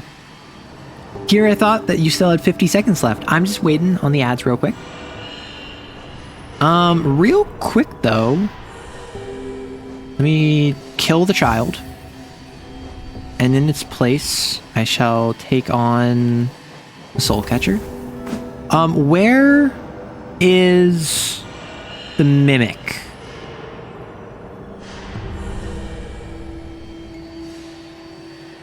Does anyone who is not in ads know where the Mimic is? Twitch really ramped up the ads recently? Yeah. Well, I mean, they gotta get that cash money, I guess. Left of what? Oh, really? It's left of where I fought the Scarlet Ghost. Okay. Welcome back from the ads, everyone. Hopefully. Some of you might still be in it. I apologize if so. I'm going to see what's over to the right first. Yeah, because I think this was literally just, I needed a double jump. Yeah. There's a couple things up here that I haven't done, so I'll just do that real quick. Oh, I fought you before. Oh, you're angry. I guess I haven't fought you before. Heck. Heck.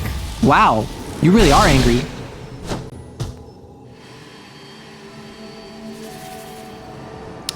Well, I guess this is gonna be a little quick adventure. I do appreciate how just like it screamed, right? Frick. Ow, heck. I again, it's like doing the Godzilla roar, and I think that's very cute of it.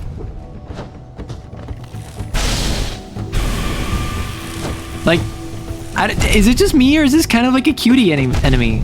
Maybe my perception of what is cute is disgusting, right? But like, it's so angry. It screams. Hello, Abyssalite.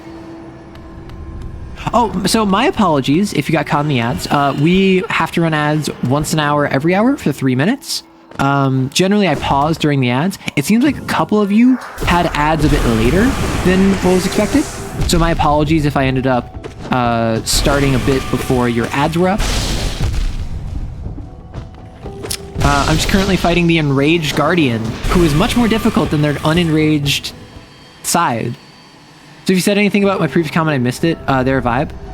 What was your previous comment? I don't remember. So basically, I'm just exploring a bit more of the Crystalline Cavern. I saw that the...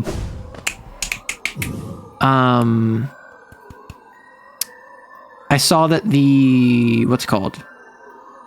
Mimic was to the left of where I fought the Scarlet dude. Also, Vivi, I think I'm gonna just run the rest of this stream solo, though I want after stream to hop on with you just for a couple minutes so I can see this birthday for Beavers. Yeah, this little guy feels like it's throwing a little tantrum and accidentally summoning laser beams. Yeah, and it's like, I don't know, it's cute. Like, so many of the things in this game are friend-shaped. Even the things that are like spooky, like roaches and whatever that I normally would be disgusted by. I'm just like, actually, it's kind of cute.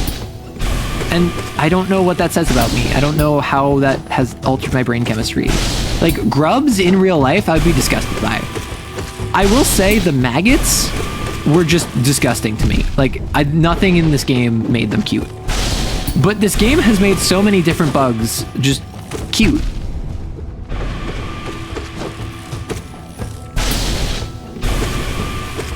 Yeah, it's like it's throwing a little tantrum.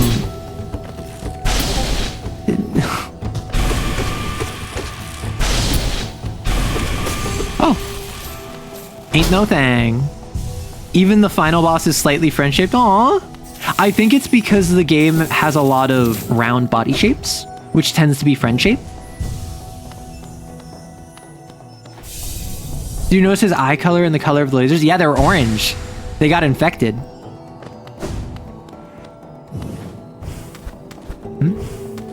So the infection is truly spreading. Because the other one was all pink. Grubs are peak cute. Grubs are like cute aggression, you know? Grubs make me want to commit violence on them because of how adorable they are. Riding the escalator. Where do I go? Up and to the right. Because I'm exploring the many paths in this area, and I can double jump.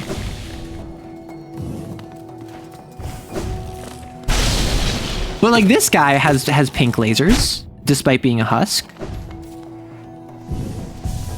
I have cute aggression towards me. Thank you. That's very sweet of you. I'm glad that despite the fact that most of my community seems to agree that I'm cute by some capacity, the aggression is still there. That's really what I want to cultivate. My goal is to create a tolerant community of just absolute violence. And I'm very open about this. Why do you think we have the shooting redeems? So I don't think I can get up there. So let's go to the left. I do make very cute... I don't make cute noises. There's nothing cute about me. I am simply a creature of violence and despair. You shall weep when you see me, for you know that I am your end. What's over to the left? A locked door? Is this something... Darn it. Dang it. Okay, guess I can't do that. Whatever you say, door... Shut up. I'm extremely... Look at you making a cute noise just before denying. That's not. This is double jeopardy, entrapment. I plead the Fifth Amendment of the United States of America, because that's where I am at. Shut up, okay? You're not. I don't respect your opinions. No one said that. Who do you think you are? Who do you think you are to get my respect? I'm even going the wrong way. I'm flustered. Oh yeah, this is fine. Violence and destruction is cute. Violence is horrifying. You should fear the day that you cross me, for you shall find yourself on the receiving end of a high velocity round of lead. You, who so foolishly claim adorability in the face of the harbinger of your destruction. You, who disregard your instincts of self-preservation in favor of your instincts of being dumb. Am I sending you the gifts? Okay, I'll check that out. Probably next ad or after stream. Thank you.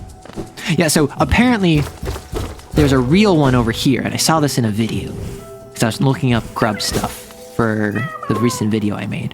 Imagine how diabolical it would be if this one was also a mimic. We need to shake me violently. No. Although if...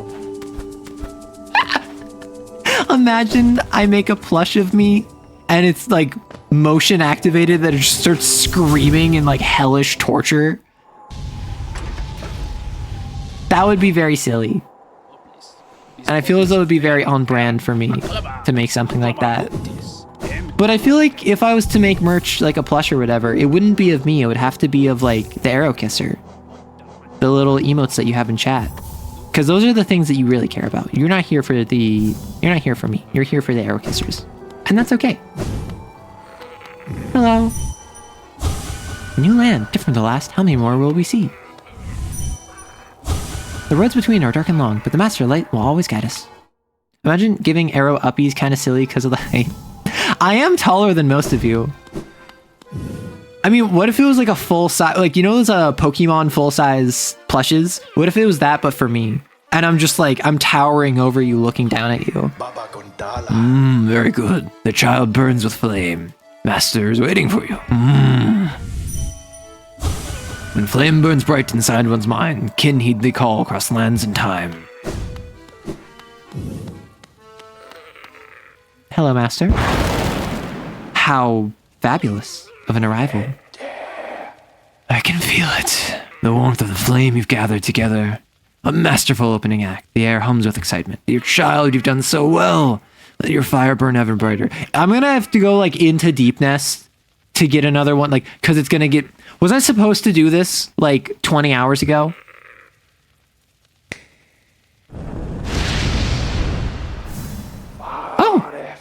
Beautiful, yes. The child has grown far from idle youth to deadly companion. About these dangerous lands, it will aid will no doubt be welcome. Just don't neglect our dance, for it too continues. Keep hunting that scattered scarlet essence. When the child is filled with flame once more, return to the stage and the performance will begin. Are you actually useful now?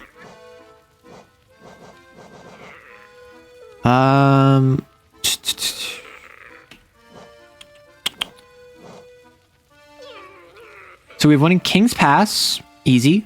We have one over here where I want to go there anyway. And is it going to be... No, it's not in Deepness. Ancient Basin. In Kingdom's Edge, where I want to come back to Kingdom's Edge anyway. So I think what I do... Yeah, he attacks. What do you mean Grim is so hot? Yeah, Grim, we will keep feeding your kid. You keep looking cool. Listen, Grim's got aura. Grim went away. Anyway, Grim's got aura. I'm not going to deny that. So what I could do is I could just grab the King's Pass one, because right here, I could take the stag over to the Forgotten Crossroads, go through the Infected Crossroads for a bit, take the tram, grab this one, drop off my essence, go back. Or rather, I could come down this way with the elevator, swing by there, go back there, fight the Dreamer, Go back by Stag up to Dirtmouth, return. That could work. I'm the one. No, he was called master by everyone else, so I was just trying to fit in. I didn't want to like be out of sorts, right? Father Grimm can set my heart aflame. Okay, okay. Let's not be simps. It's because I was fitting in. I was fitting in with the Grimm troop. I have to fit in with my fellows. How else would I be welcome in their community if not following their customs?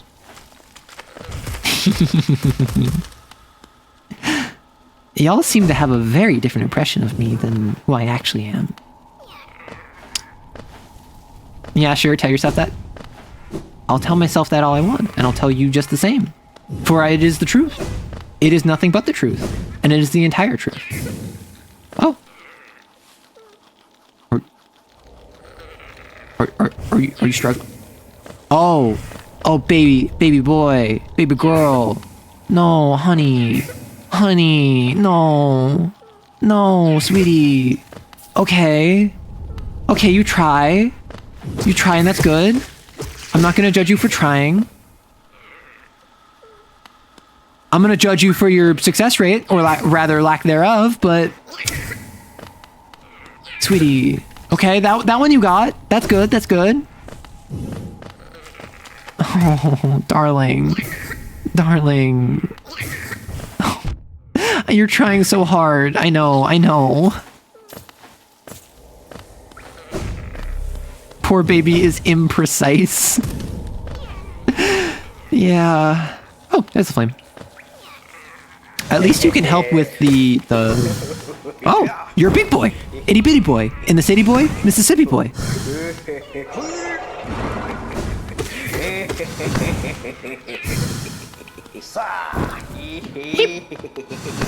Okay, different attack pattern. Ow! Same attack pattern. Ow!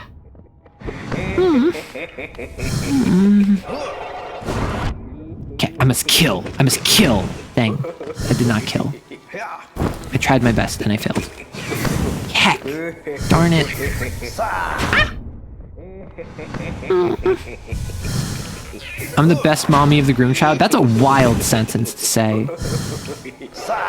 I ain't gonna front it. That's just like on main. Flame consumed. You're really gonna say that in front of my salad? Now, how do I get out? I do not remember. I know I go up and out. There we go. The child noise is a name. He's still so silly. I love him. No, that's the thing. Like, that was absolutely me being like, oh, baby doll. Oh, you absolute sweetie. You're incompetent.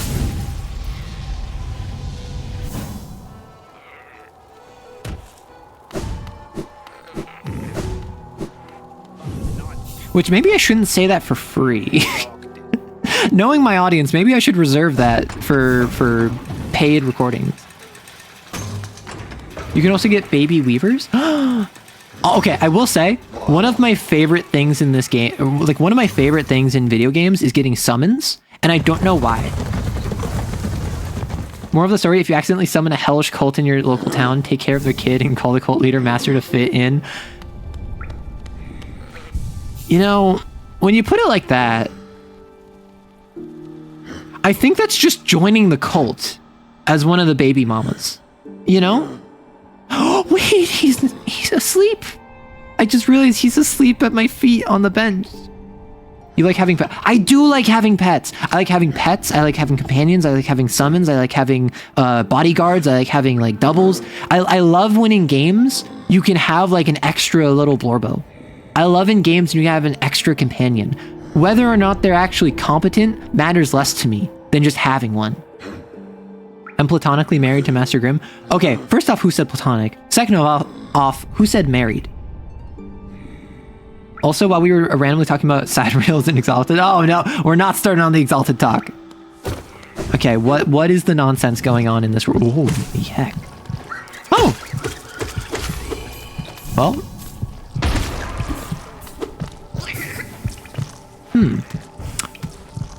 Is this pathway blocked? Apparently it is. Well, there goes my carefully laid plans. Now I gotta pivot. You know, I'm sure this place is fine. I'm sure, like, it always happens like this. Wow, these guys are, like, even more infected than normal. You would expect that from the infected crossroads. But yet I'm still surprised, for I am a fool. I'll take every opportunity to rant exalted. No! There needs to be some separation so it's so special. I mean, you get a cute fleeting child who will try to attack your enemies who wouldn't join a cult like that. Respectfully, I am not in the financial means to support a child right now. Independent of how silly of a creature they are. Like, I'm not gonna pretend like this is a good situation. I'm putting this child's life at risk. I'm endangering a child right now. And I think the child is down for more. I think the child wants to, like, throw hands. Okay, we go to the right, we do the flame, and then we do the essence. Now the child's safe. I mean, the child is yet to take any damage, so I guess I can't really, in good conscience, claim that they're in danger by just ignoring the fact that they're invulnerable to harm.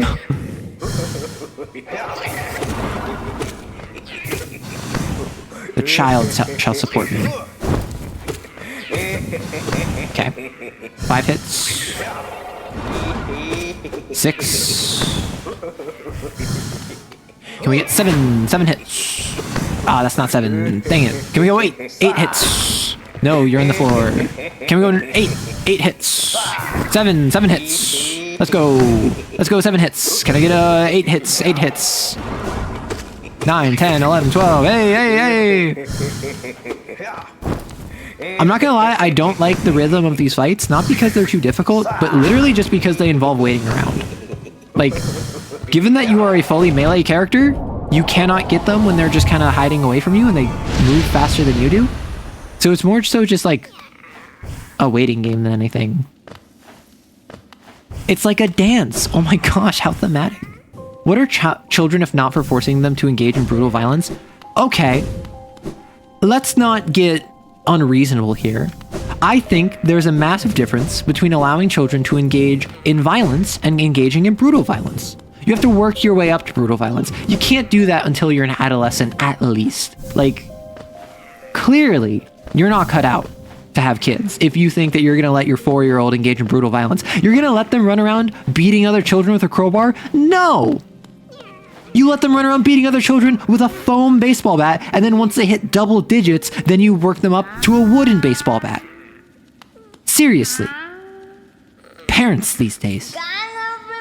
Ah, Wielder, you've returned. Let me have a look at that dream now. Ah, 500 essence. You're a master in the making. Well done, well done. I have a small reward for you. Plucked from one of my most precious memories. This charm will bring you and the dream now closer together still. The secrets of this kingdom won't be able to hide from you any longer. Take it and return once you have collected 700 essence. More gifts await you. Don't I have like 650? Dream Wielder. Transient charm collected for those who wield the dream nail and collect essence allows the bearer to discharge the dream nail faster and collect more soul. Okay, so I can like use it in combat. Sure. How much essence do I have? Yeah, 640. Yeah, so I'm like, I'm coming back here soon anyway. And you don't even need to buy food. You just get to occasionally risk your life to fight demonic good who will feed him sweet nightmarish flames. Is he like actually eating them? I thought he was like absorbing their power or something. Listen, children are always ready to throw hands. Listen, hands are rated E for everyone. To protect the vessel, the dreamers lay sleeping, surrounded by fog and mist, looking over the city amidst the deep dark beyond the kingdom. So like I know where they are, right? Which I'm split. I'm like 80% in favor of them showing me on the map where they are. I don't remember how that happened. I think I had to buy it, maybe. But it made it less of a mystery of like, how can I actually find them, and more of a mystery of how can I access the area where they are, right? Which I don't think is a bad thing. I don't think that's a negative, but it is certainly like a... There hasn't really been any ambiguity with where the dreamers were in relation to the map. It was entirely, how can I access the area where the dreamer is? Which I think is a bit of a missed opportunity, but at the same time, with a map this large, I don't think I'd want to have to search for them. You're my child. You committed incredible violence. I'm so proud of you. What is eating if not absorbing something's power?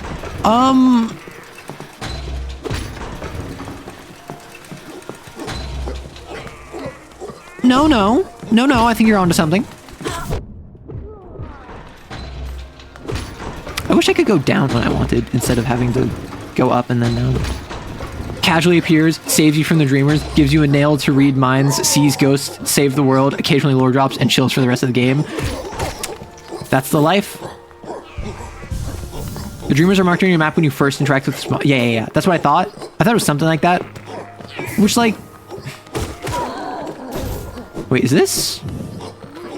Are these the nobles that one bug who's like an old aristocrat were saying like, haha, they're husks, El Bozo?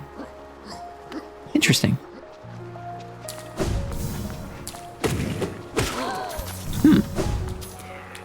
Let's go this way. We go here. And... Heck. That's a roof, but it says I can go up. Oh, there's a stagway here. Why did I go in the infected crossroad? Oh, because I wanted to go in the area above. Right. Reminded of that MGS5 glitch where it caused like, boss, you killed a child. Amazing work, boss. That's why you're the best. Yeah. I'm glad to know that I'm cleaning up this city. Cleaning up the disgusting creatures that make up the sycophantic class. So I want to go right. Oh, my boy, you killed them. Maybe you are worth keeping around. Not because I actually like you, but because you are a useful tool. Ow! Ow! Oh, heck. Oh, heck. Darn it. Ow, heck. You chuckle. You chuckle like an evil mastermind. Ow! I yelped by falling. Why am I like this?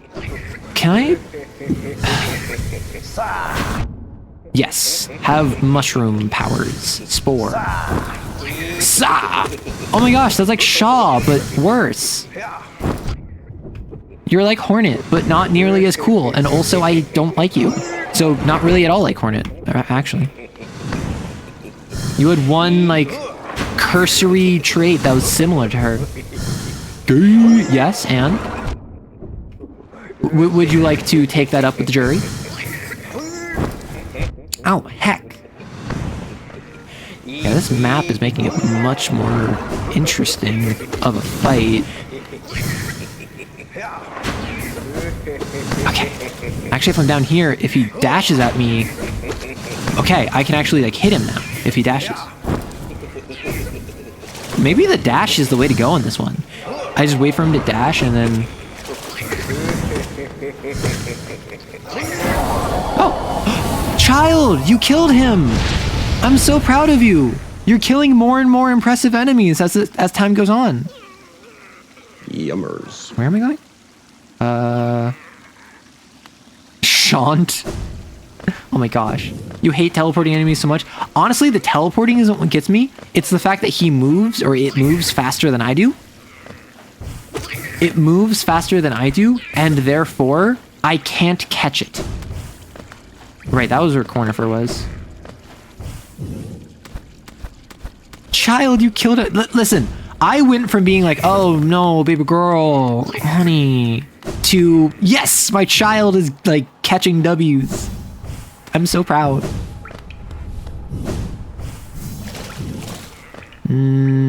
Yeah, so I go back up there. I go back to the Stagway / bench. I return to Dirtmouth because I might as well. I just got all 3 flames. And then I can return... And then I can return back to the City of Tears, where I can then... what's it called? In the City of Tears, I can then fight the Watcher. This child's bloodlust grows with every victim, and I want to be a vessel to allow my child's bloodlust to grow as large as possible. Also, there's 2 seats on the stag, and the child is not riding in one of them. I assume at some point, like, Hornet is going to ride backseat or something, or some NPC is going to ride in the back seat, or maybe it's literally just an aesthetic thing for visual consistency for the fact that the stag would in the past bring 2 people at a time, but in the game right now that will never happen, which would be just as neat. But I want to see the animation where like Hornet's in the back seat and like blaring music. Hornet's in the back seat, Hollow in the front seat.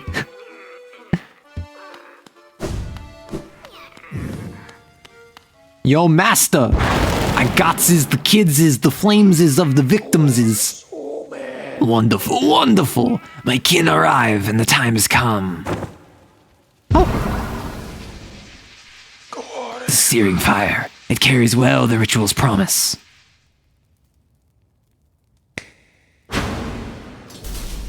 Oh, arena?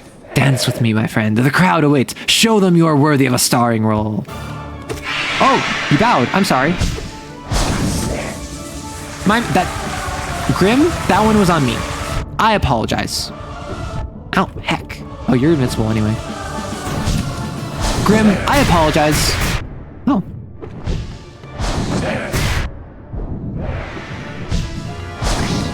Like, unironically, I do feel bad. Because you were so polite to me. You bowed. You interrupted. Listen. Oh, is this just the cat doing the little dance? Is that what this fight is? Hornet picking their kid brother up from soccer practice. That is such a cute visual. Okay, you're gonna steal your child. Okay, and now I can bow to you.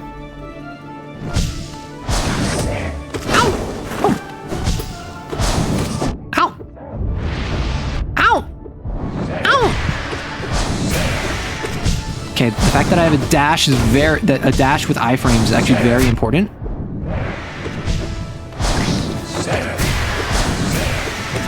Yeah, like, heck. You gotta follow.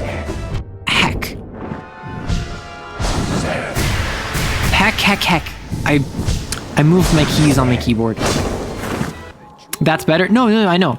I'm not trying to disrespect Grim here. Grim has done nothing to make me disrespect them. Yes, they sent me on this quest in order to, like, get their child the essence of flame and then fight me over it. But I'm not going to disrespect them like that. Interesting choice of words? What do you mean, interesting choice of words? I have many choices of words. Heck. Darn it. Heck. Darn it. Darn it. Oh! I somehow avoided that. Heck! Darn it.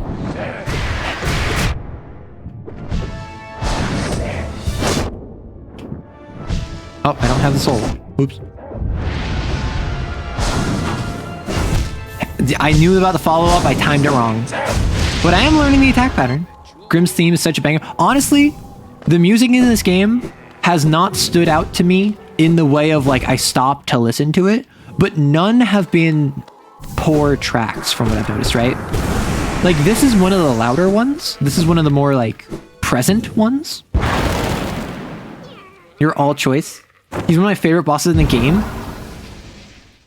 Grim is someone who I actually know that there's a bunch of fan art of, right? So I assume that means that he's well loved. Also, I have noticed that he hasn't been roaring at me at the start of the fight, presumably because this time I didn't interrupt him, which is very funny to me. Oh. Whoa, whoa, whoa, whoa. Children, what is up, my guy? Oh, this move. Heck. As you can see, I'm not good at 2D platformers. Oh, heck.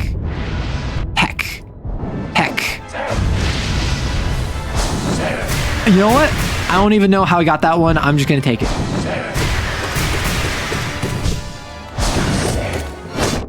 Heck, that shouldn't have gone me. Darn it! Oh, I barely got the health. Yeah, I'm just gonna... Oh, they're verticals. Or diagonals. That's the wrong direction type. So I assume they're not dealing damage here. I think this is a healing stage. Okay, this again. Oh, wanna know what it is? I think this is like his big move, and it's if you attack him for free to start off, he starts with this, but if you don't, he doesn't. And otherwise, he only does this move between phases. Oh, heck. He's very polite and demure. Honestly, yeah. I strongly advise to check out the soundtrack in your free time. The soundtrack to this game is really good when non-interrupting. Honestly, like, yeah. The game has not interrupted... The soundtrack has not interrupted the game. Which is something that some games do. Some games really struggle with that. So like, if I smack him right here, not only will he like roar at me, will he also instantly go into that like, that special attack? Heck.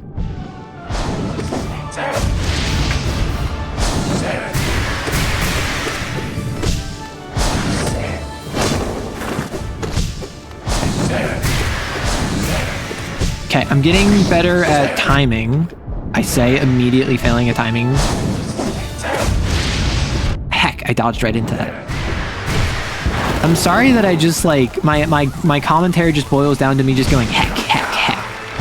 I doubt it's very interesting, but I'm trying my best against what is apparently a really fun... I forgot I have a double jump. Whoa, I have a double jump. Apparently it's a really fun boss, so I hope that it's forgivable, my sin of lack of good commentary.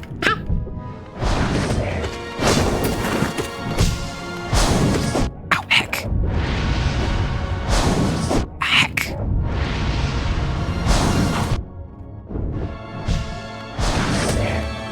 Oop. Okay, don't worry. We got this, Grim. You and me, buddy. Yeah, it's all about when in the fight, when in the attack pattern to take those heals. Like I could have waited. Oh, I can attack you. Oh, and they clapped. I assume that's because I hit you, not because it was a form change or a phase change. Ah, heck. Frick, darn it. Why does he inflate like he's on DeviantArt as an attack? Presumably because, listen, Twink Death comes for us all. He might have a very grabbable waist, but that's not going to last him his whole life. And that's just a reminder to himself and to the audience and to you, the player. I strongly advise to, but other than that, I gotta say that Christopher Larkin is really good at balancing soundtrack and ambient noises. As much as I would love to listen to some track nonstop, I get why some areas call for no music or higher special effects. Heck. Oh, dang it. He damaged me by standing up of all things. Man, he really was like, oh, I see that you don't know how to dodge this attack. Let me do it again. Also, is it just me, or is Grim the most I'll say Vivzy Pop out of all the characters?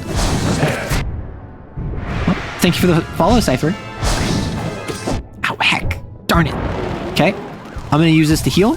I'm gonna let you do your nonsense, and then you're gonna do your inflation. You undergo Twink Death. I'm so sorry. Happens to us all. No Twink is safe.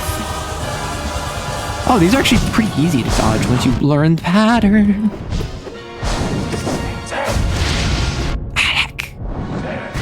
I need to remember that my dash does give me iframes, but it's like a Dark Souls dash, right? It's only on the initial frame. Frick. Darn it. Larkin did a really good job with the Silk Song track, probably because the team had some like infinity budget for that game. Honestly, I'm surprised they didn't crowdsource it. Because yes, clearly, it would have made bank. And apparently they don't need the money. They got enough money from Hollow Knight that they felt comfortable not crowdsourcing it. Though I am curious why they didn't, particularly given how integrated crowdsourcing and kickstarting was to Hollow Knight. Wow. Heck, darn. Darn, that was me just standing there. Oh.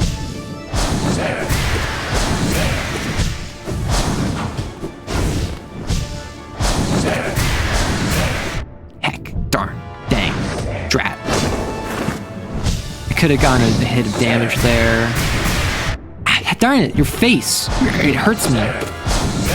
Ow. Stop it. You're mean. Rude.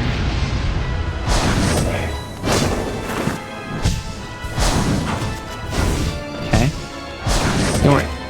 Oh, nice. Awesome. I don't know if this actually does damage. Okay, let's get over to the side. Generally, it's going to be I have to go high, medium, or low. That's what it is. At the end of the day, that is all this is. It's high, medium, or low. Frick. Darn it. Dang. Heck. Darn it. Dang it.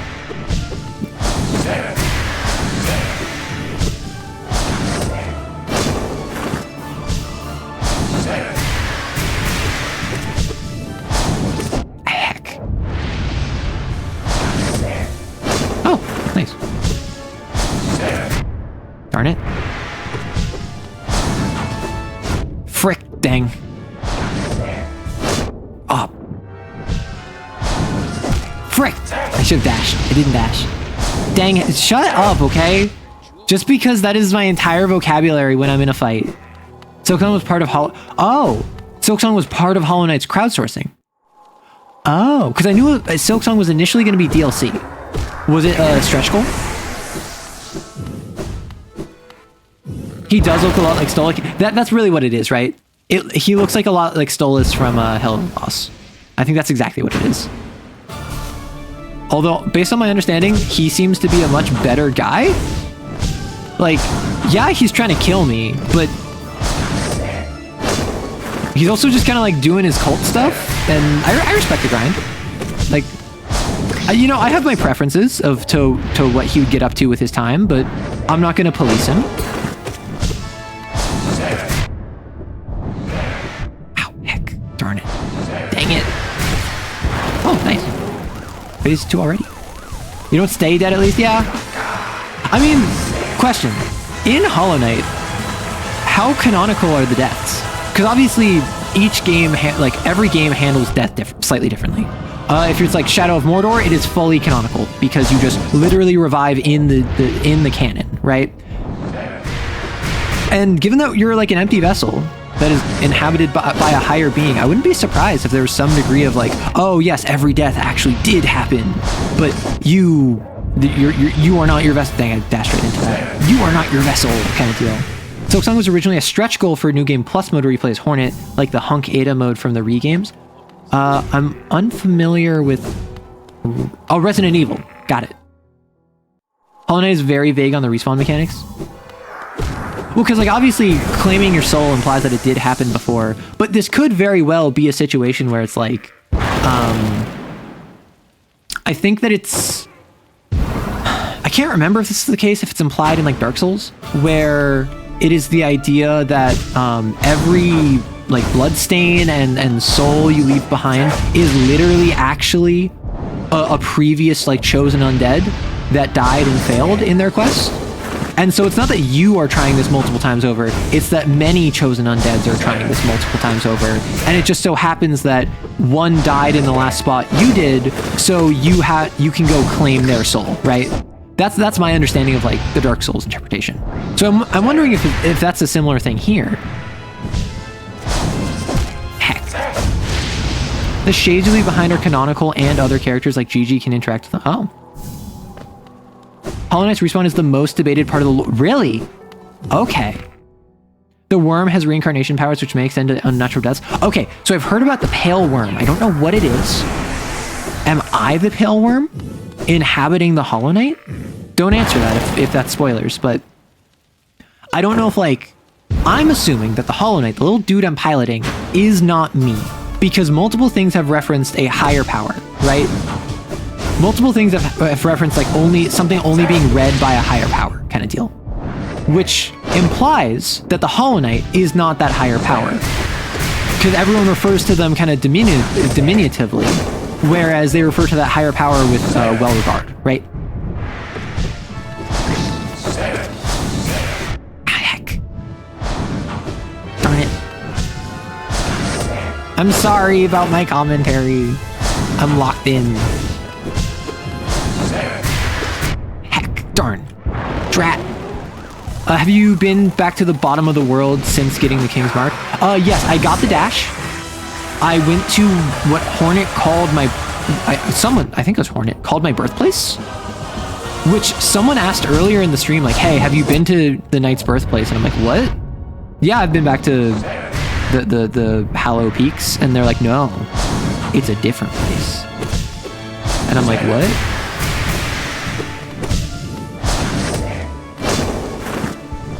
So yes, I do have the dash, and I do have the bit of lore surrounding that. Okay, cool. This is a healing move. Frick. Heck. Wait, you're fighting Grim before learning about the king? Oh, never mind, you did learn then? Paleworm is bad? What? Well, the knight is one of many. So I'm assuming that the knight is one of many. That I am inhabited by some creature. I don't know who or what the king is. I've never met the king. Well, have you met the white lady? Maybe? Probably not. Bow. But, like, I don't think y'all understand. When I say I have no idea what's going on in this lore, I don't mean like, oh yeah, I'm a bit confused. I mean like, no, I literally, like, if you say the white lady, I'm like, there are a couple ladies who are white in this game. Most everyone has a white mask. Is that who you mean?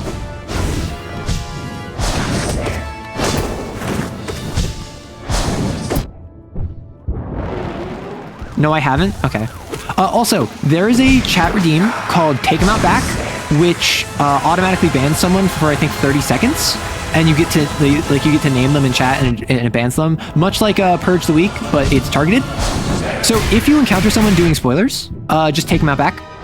Because we don't do that. But obviously, if it's something where, like, I already know about it, it's not a spoiler. But please don't ask me, like, do you know about this very specific thing? Because if I don't, that might be spoilers. For instance, like, I've heard of the Path of Pain. I don't know what's on it. I've heard about the king. I don't know who he is.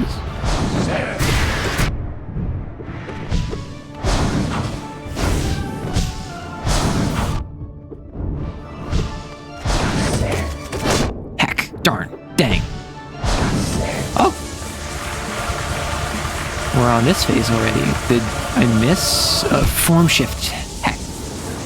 No, you haven't? Would you consider it a spoiler to clarify some lore you already stumbled upon? But yes. So if I don't know, for instance, if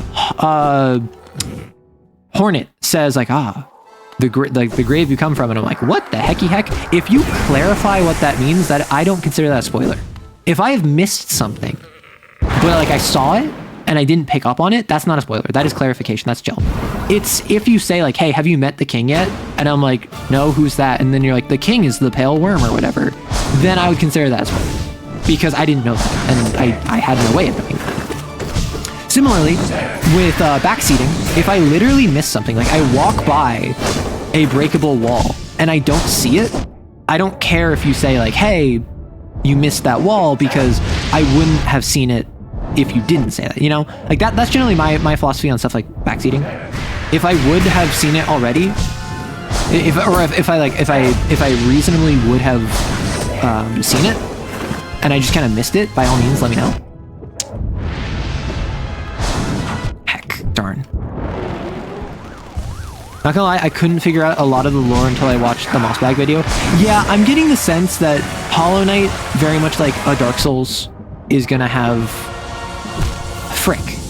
I really don't have iframes. I have like, as soon as I press the button, iframes, and that's about it. At this point, one knows little to nothing. Call me crazy, but I think the path of pain might involve a little bit of agony. I think it would cause despair and suffering, because someone said that it should be called the path of despair and suffering.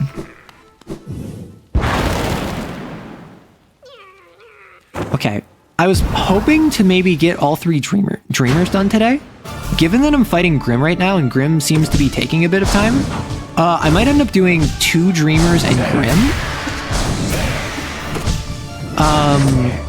Because Grim, like, I heard Grim was a DLC, and Grim is, like, cool.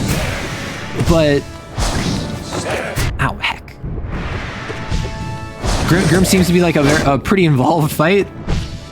Like, this is not something that I can just, like, get in, like, one try, as evidenced by the fact I've been doing this for multiple times. I don't know how many phases Grim has. I'm assuming 3. But that would also be kind of... Ow, heck. That would definitely be on the lighter side of health, because I can burst them down. I can burst them down pretty quickly.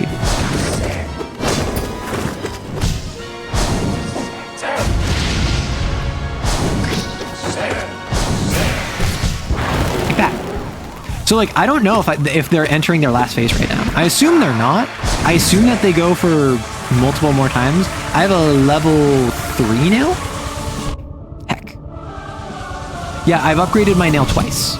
So, like, I don't know what the damage scaling is like for that.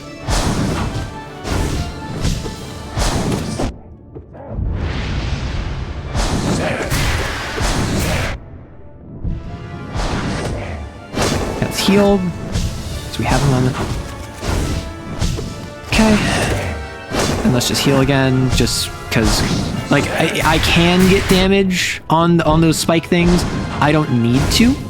It's useful, but when I'm falling behind on health and I don't really have a better place to heal, that's really what I gotta do. Oh, heck.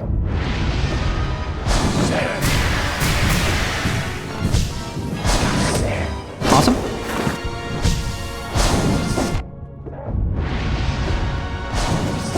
Frick. Darn. Okay. Okay. I don't know if this is just a normal move or if I got you to like phase 4 or what the deal is. Frick, I jumped into it. Grim is completely optional. He's also considered one of the toughest... Oh, he's considered one of the toughest bosses. Okay, question. If he's considered one of the toughest bosses in the game, right now, if I ask you, I fought Tyrant Soul for an hour and a half until I was informed by the chat that it had like 10 times as much HP as any other boss in the game that I had fought to that point. Is Grim similar? Because I don't want to spend like a full hour fighting Grim.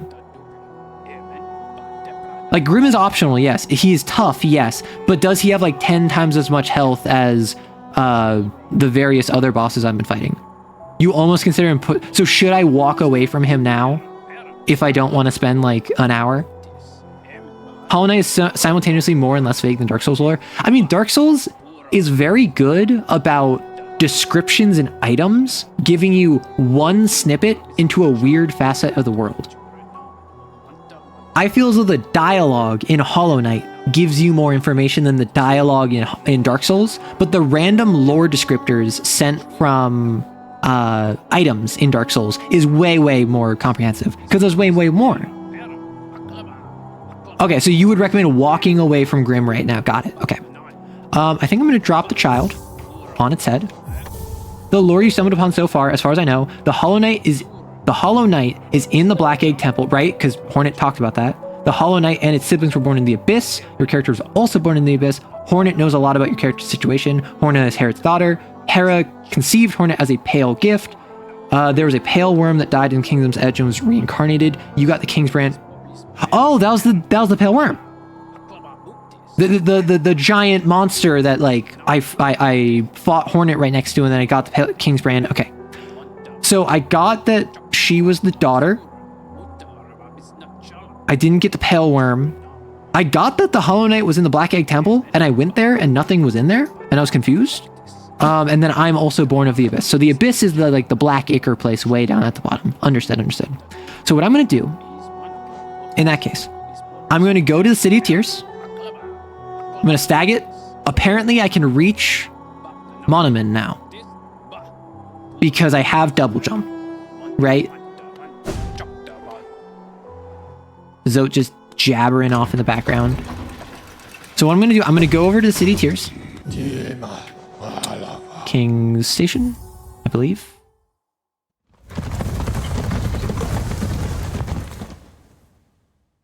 Also, the stag seems kind of ill-balanced, I'm not going to lie. Yeah, so I go past the Ancient Basin and I go up. Zote the Yapper. Bro, Zote and me could go shot for shot in a yapping contest. I need to go back. I forgot to grab my soul. Give me a moment. Sorry, stag. Oh, my model is freaking out. Oh yeah, my model just straight broke. What the hecky heck? Please hold. In the meantime, we will go without model as I return to where the child is. What happens if I enter there without the child? Oh, you have the dream nail if you... Yeah, I had the dream nail. I've had the dream nail this whole time. I've been using it regularly. Yeah, like right there. I've had the dream nail for a while. I got it actually pretty early. It's just I don't use it in a fight because I don't think it's a fight. It's a fight thing. Yeah, the ash snow in the Kingdom's Edge is the pale worm's course in decomposition. Oh, because I thought it was like petals at first. I thought it was like snow, like snow, flower petals at first, and then it turned out that it was like snow. And I was like, okay, and I just didn't think about it because it looked like it was flakes of something. That makes sense that it's in decomposition. Yeah, my model is just like dead. Let me try it. Oh, because the Wi-Fi broke. That's why. Yeah, my phone was warning me like, hey, Wi-Fi connection broke. And when there's no Wi-Fi, I get no tracking. Since you're okay with being told when you walk past stuff, there's a stag station in the resting grounds near, next to the seer. Oh, that would make it so convenient. Not having to run all the way back there. Wi-Fi wake up or I shooting you? Don't worry, don't worry. Don't worry.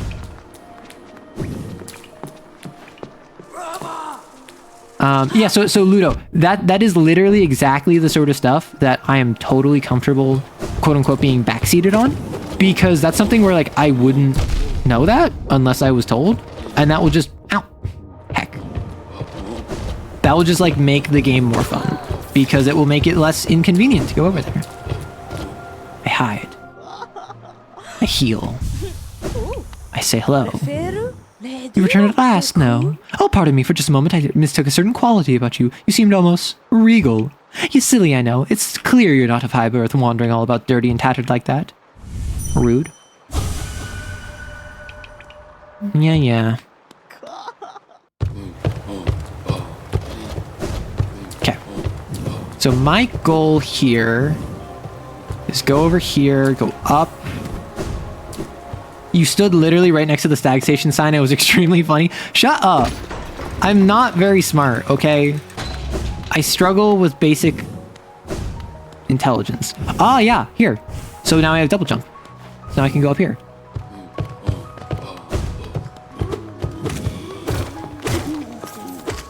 Now I can do all this stuff that I was probably supposed to do like 10 hours ago. Do you have access to the Dirtmouth houses? I don't know. I have access to the map station. I have access to the stag station. And I have access to like Betty's place. Also, there's like the one curio shop of the dude.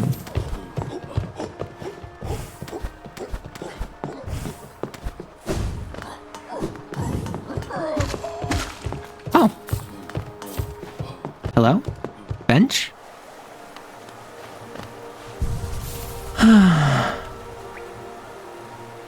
Oh, this... Interesting. Huh. The pathway above me.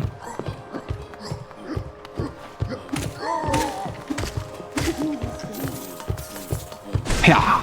Kazim. Yeah. Take out those nobles. We don't need none of them. Money! I'm robbing this place. Oh. Yeah, this is another like mini arena. Okay, we have an incoming ad break in about 20 seconds, so please be aware, I will pause, don't you panic. But that will be like 3 minutes of ads. So, my apologies, I know how frustrating it is. But, I should be wrapping up. My guess would be 30, 45 minutes from now.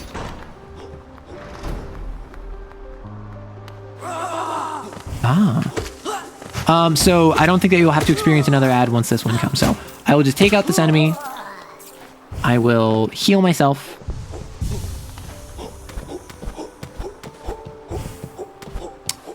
What? Oh, no, it's down here.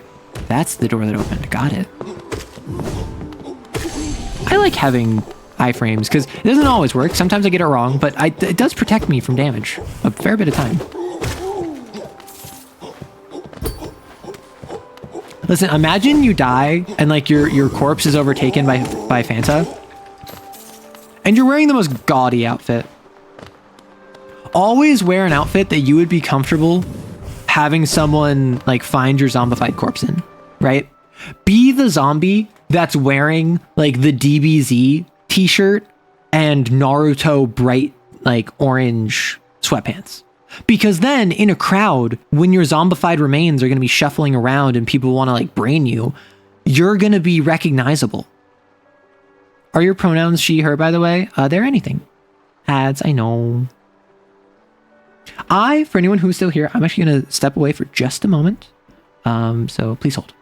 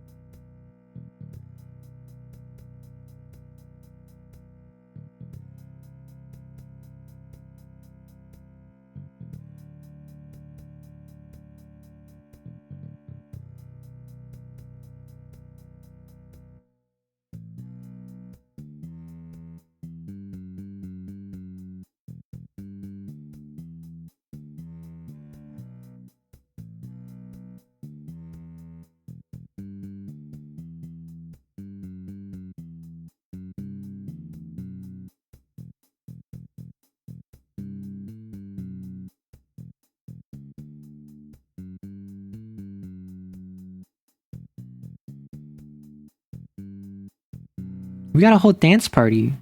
I hope that you like the music, as this is like original music that I have made. So I'd be very embarrassed if you didn't. I would feel very bad if you were just like, yeah, we're dancing because the music sucks. No, sorry about that. Out of the ads, we have returned. Ludo asks if my pronouns are she, her. I use anything. I'm non-binary, so Feel free to hit me with whatever you want. A lot of people use she, her for me just because I'm more femme presenting, and a lot of people use they, them. I tend to just self-refer with they, them for the sake of consistency, but anything's fine. I'm chill like that. As long as people know who you're talking about, that's what I matter. That's what I care about. Oh. Portraits. No, sir. And or ma'am. How dare you? I was examining the portrait. How dare you? Oh no, I dashed into you instead of dashing up in front of you. I love the portraits, they're so cursed. Honestly, this one looks like it's crying blood or ichor, which is quite the vibe, I will say. Like, if I was to have... Runny mascara meme. No, that was my first thought was like, man, it would be so cool to have a portrait of you like with like weeping blood or ichor, and then I'm like, no, that's just the runny mascara meme. And if like Shiori Novella has taught me anything, if you have a meme like that where people associate it with you, they will ignore everything about who you are and what you've done to associate you with that meme further.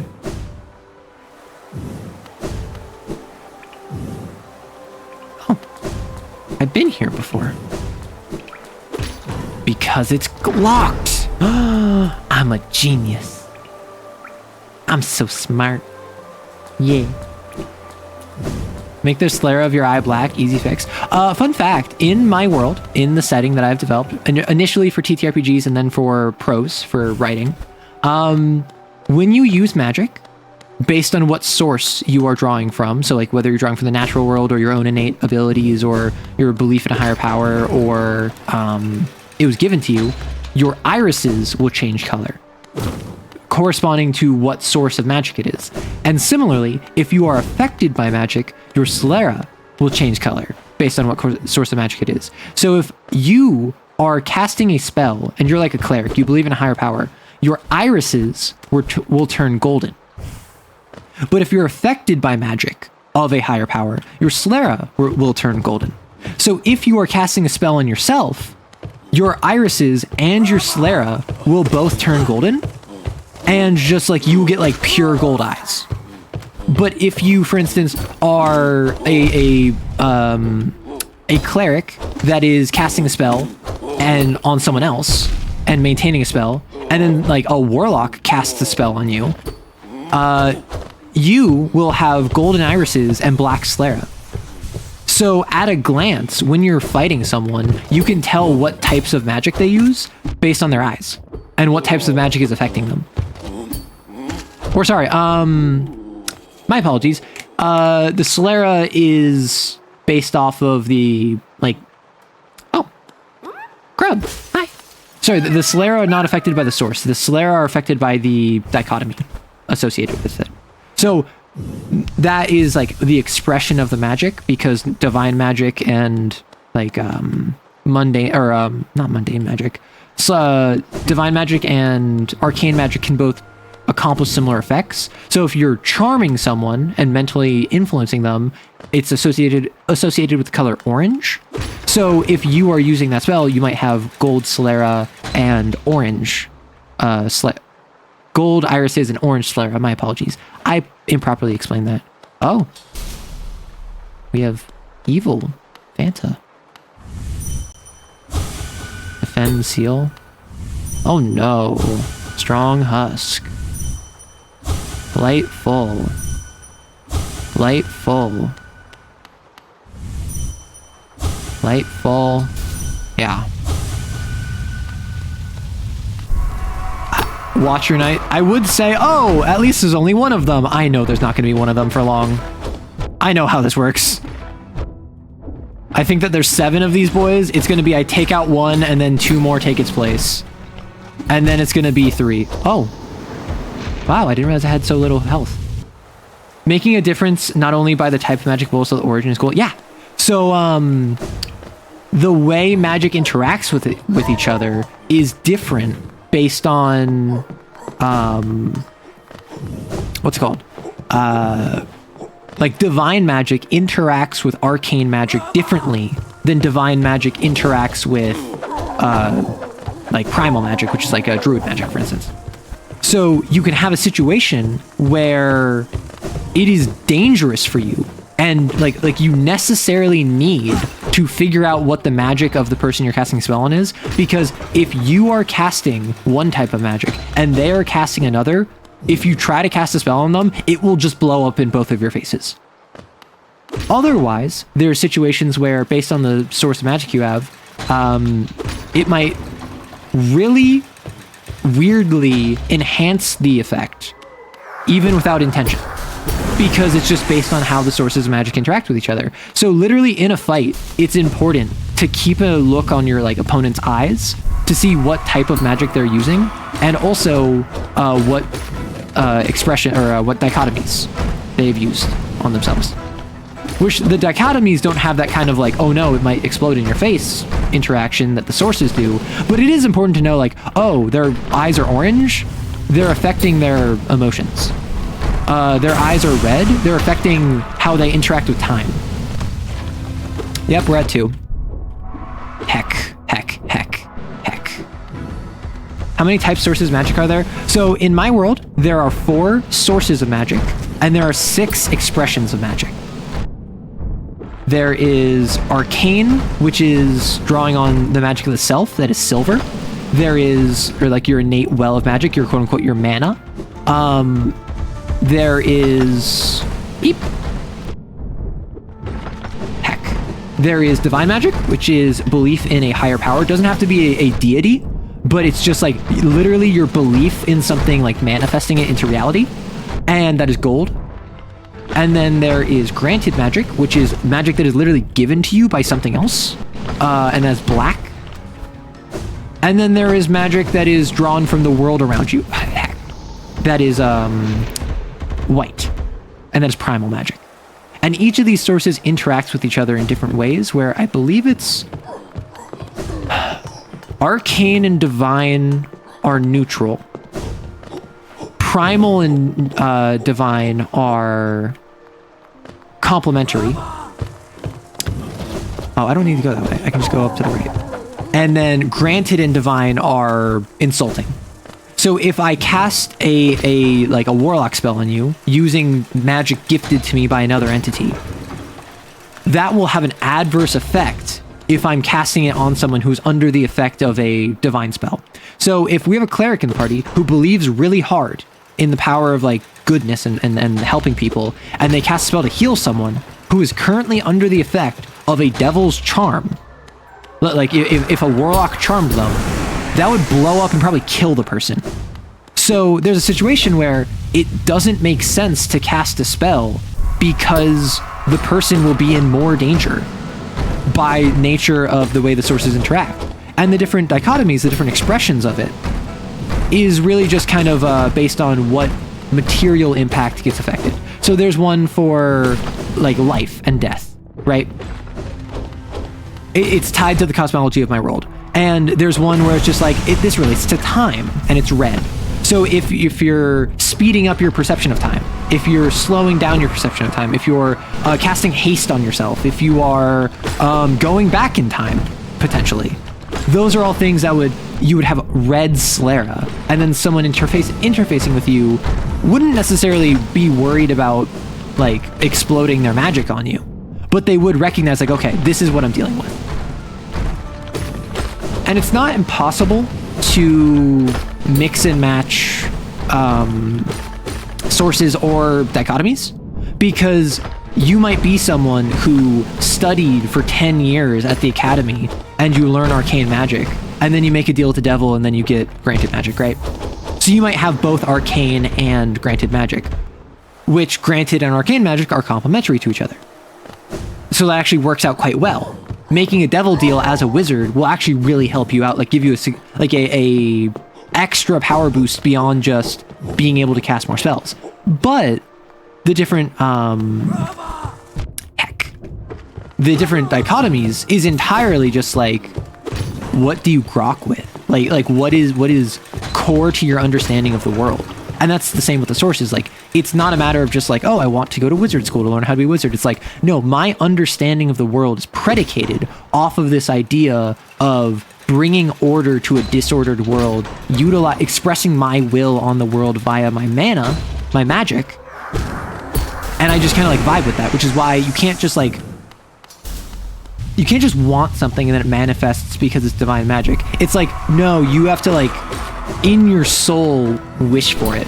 And I talked about this on stream the other week, where I talked about the idea of like selling your soul and how it's like consent based, and you need to like literally, you can't be coerced into it. Like the laws of the universe conspire against those that have like stolen the soul of someone, because the soul is something where it's just, you need to like grok with this deal that you're making. And it's a interesting situation, because it's one that obviously I think it's interesting, which if I didn't think it was interesting, I wouldn't write it, right? That's such like a nothing burger sentiment, is to say like, oh, I think it's interesting, but it's something where I legitimately have not seen it done much before, where the concept of like consent is important on the cosmic level. The idea of willfully buying into something and or willfully like selling your soul, willfully believing in something so hard that it manifests a miracle. We're talking about custom lore Forgotten Realms. This is for my homebrew setting. This is for, I run it for TTRPGs, and also I just write in it. I write prose. That sounds really interesting. Cool magic system. Well, thank you.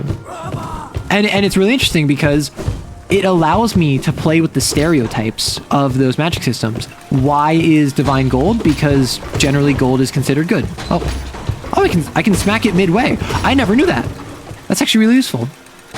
I can play with the stereotypes. Divine magic is gold because on a meta level, a lot of people associate divine magic with gold. They associate it with the sun, with angels, with healing, with goodness.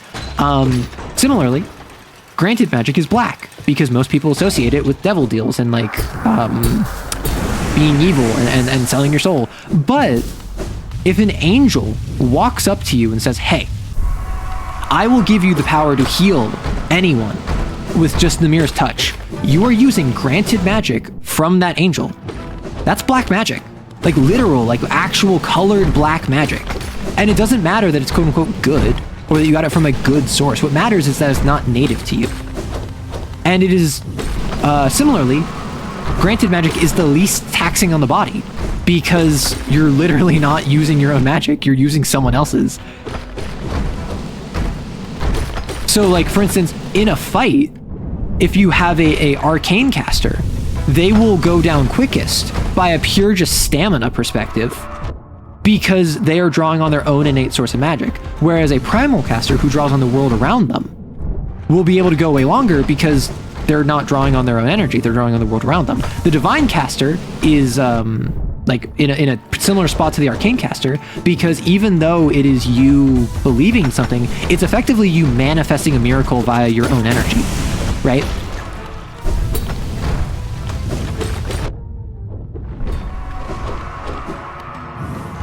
What if write quill poem? Listen, I enjoy writing. You might have gathered from my name. So I make custom lore. I have systems in my world that is both for TTRPGs as well as just for stories I want to tell.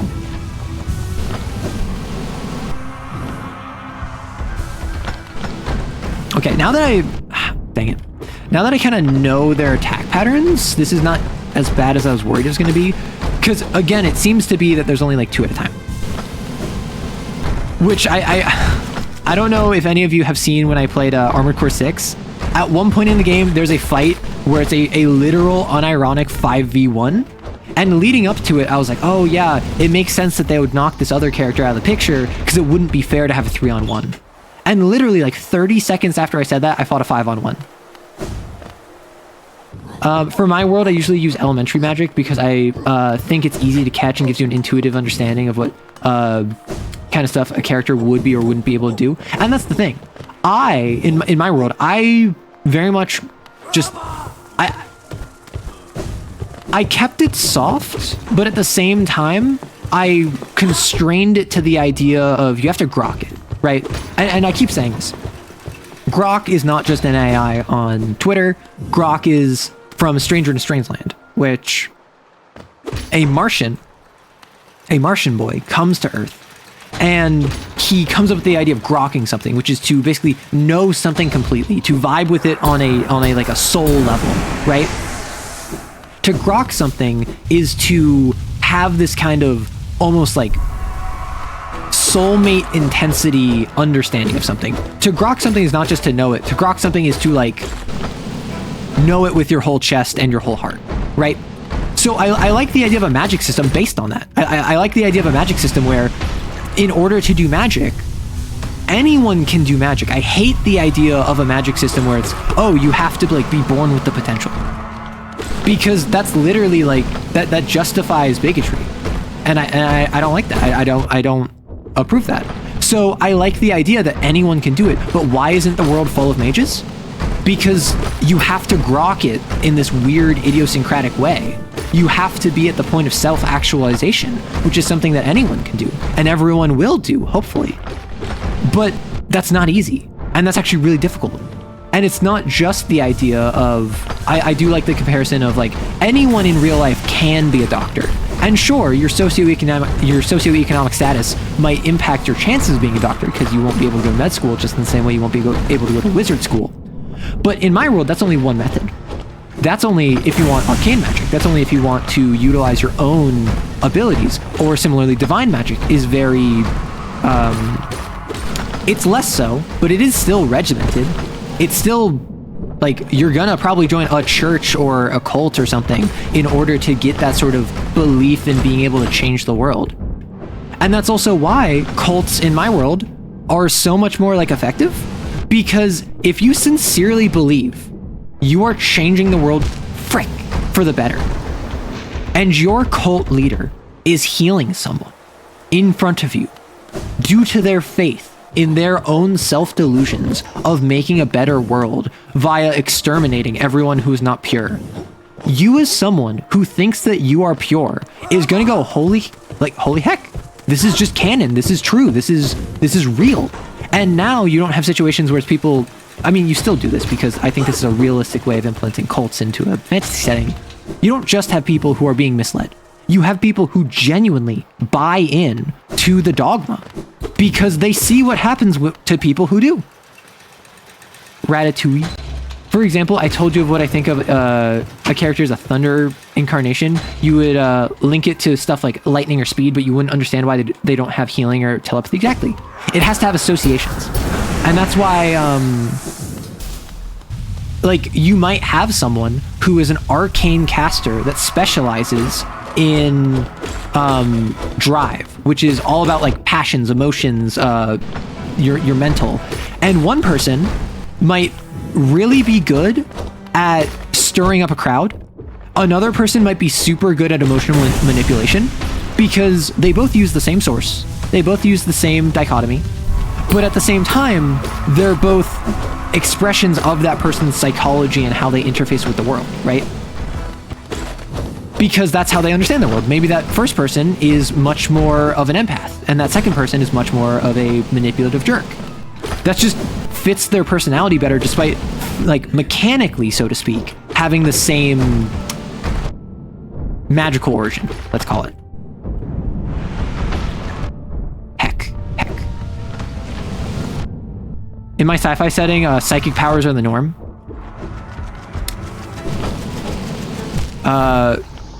In my sci-fi setting, psychic powers are your magic system, but granted magic is also the norm. Yeah. Only some people have whatever quirk that lets them actually like grok sorcery, but it's ineffable, definitely non-genetic thing.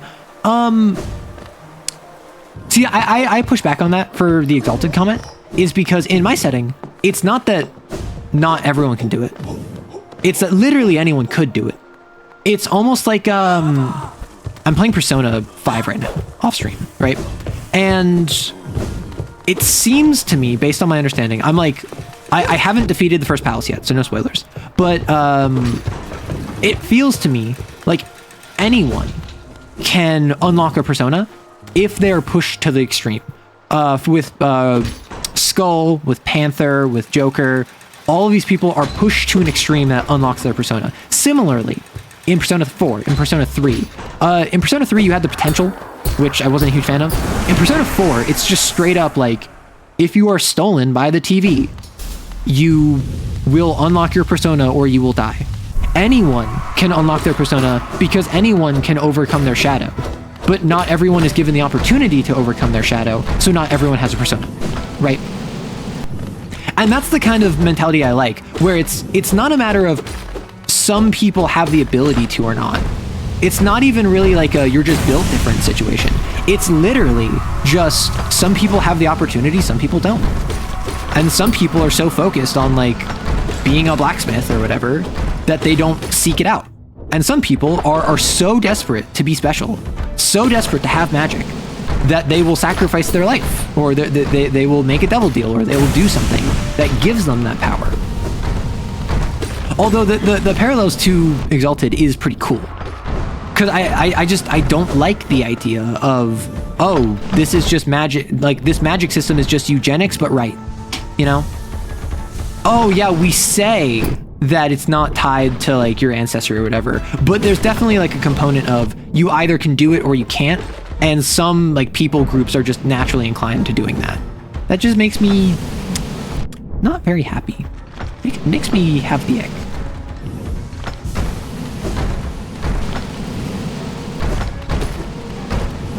Stab. Okay.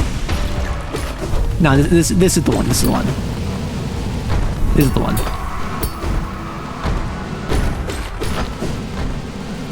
Don't worry about it. This is just Master Hand, Crazy Hand.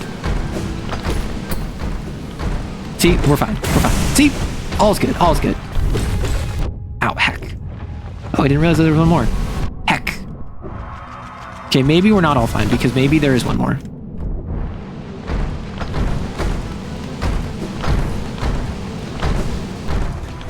Okay. Don't worry about it. Heck.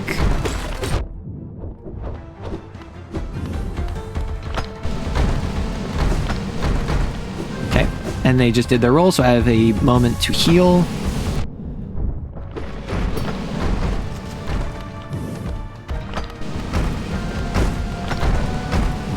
Okay, they did their roll, so I have a moment to heal. Shadow the Hedgehog, huh? We're not talking about Shadow the Hedgehog. Although my roommates did just show me Sonic Adventures 2 for the GameCube yesterday. And specifically the Chow Garden is what they were both obsessed with. So a little bit of Shadow the Hedgehog. And if you're curious what exactly I'm referring to by that, if you've ever seen the Snapcube Sonic dubs, that one. I got to see Eggman piss on the moon. In real time. And I had never seen that cutscene outside of the context of the live dub.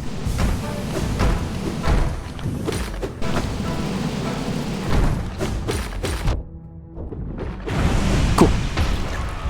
Yeah, sounds a lot like Exalted and Mage the Ascension, although where your understanding and belief of a concept of the universe shapes your powers into it. I mean, it does kind of give me Mage. And similar in the same way, I believe any human can become a mage if they awaken. The thing with mage is that it's just really difficult because it requires a lot of willpower. And I like the idea, I like that if you consider willpower as something that you are like gain over time, because I do legitimately think that various people have different amount of willpower. And I think, and maybe this is survivorship bias, I believe the harder circumstances you go through, the more willpower you have. But what it might actually be is it might be the opposite, where it's the people with more willpower are more likely to make it through tough circumstances. Cannot watch longer. Yeah, any human in classic mage can become a mage. It's hard, but yeah, like you need stupid amounts of willpower, which if you've had a very easy life, you're probably not going to have. You might have, but probably not. It's going to be built. Wow, Paul. Hello? Dang. What were those like statues? Hello?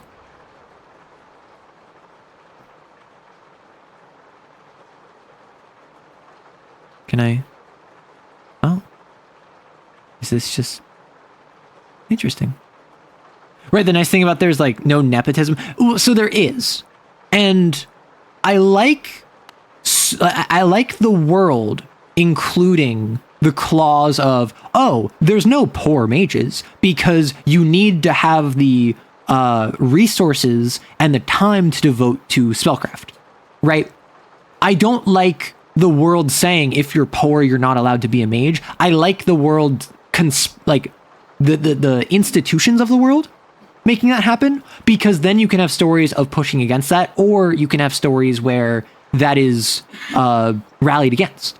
But I don't like a setting where it's, oh, you're this ethnicity, you're this ancestry, all dwarves don't have magic. Like Dragon Age, for instance, no dwarves have magic, which is an interesting concept, where dwarves don't have any magic and are completely disconnected from the rift, so they're actually resistant to the rift. It still is kind of weird to me. I believe you can have a magic system in which only some people can have magic, but you need the story to address it. I mean, you can. That's most magic systems. Most magic systems hand-wave the idea, oh, the Watcher. Oh, was there like one attendant remaining that was a husk? And I just killed them? You can have that. Most magic systems are that. I just personally am not a huge fan. A sleeping figure lay atop a stone plinth. Those were doors? What, in the telescope? Hello. What about 40k where having magic is the is the reverse lottery? So in 40k, unless I'm mistaken, which I could be, you have the Psyker gene.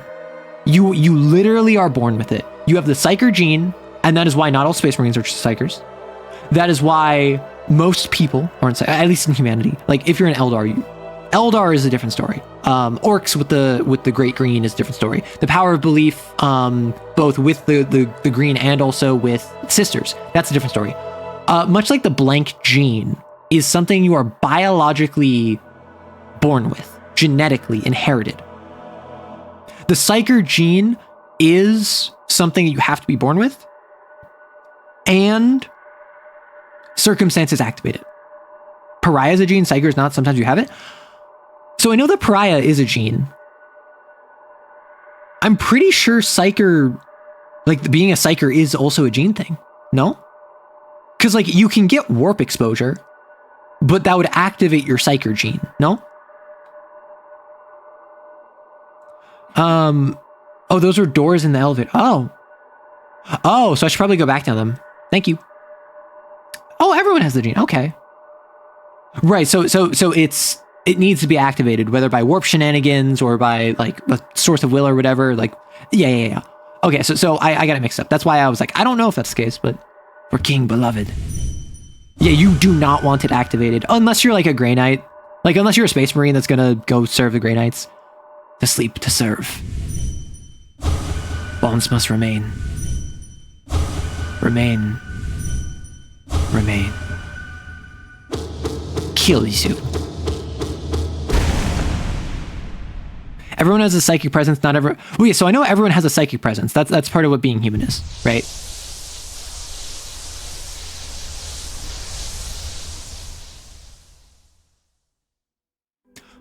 Well, yeah, because I think the genetic component is how strong is your Psyker gene? Because isn't there a rating of like 1 to 10, where a 10 is like a Kaldar Drago, and then a 1 is like occasionally something that you want to happen is more likely to happen, right? Like it's a complete spectrum from 1 to 10. I mean, so Navigators I'm not counting because they're abhuman. Like, Navigators is genetic, and Navigators isn't magic. Navigators is like a gene thing, right?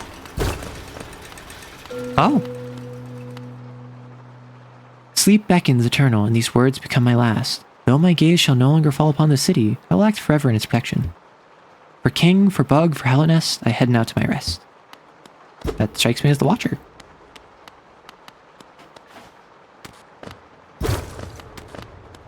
Or at least one of them was. Heck.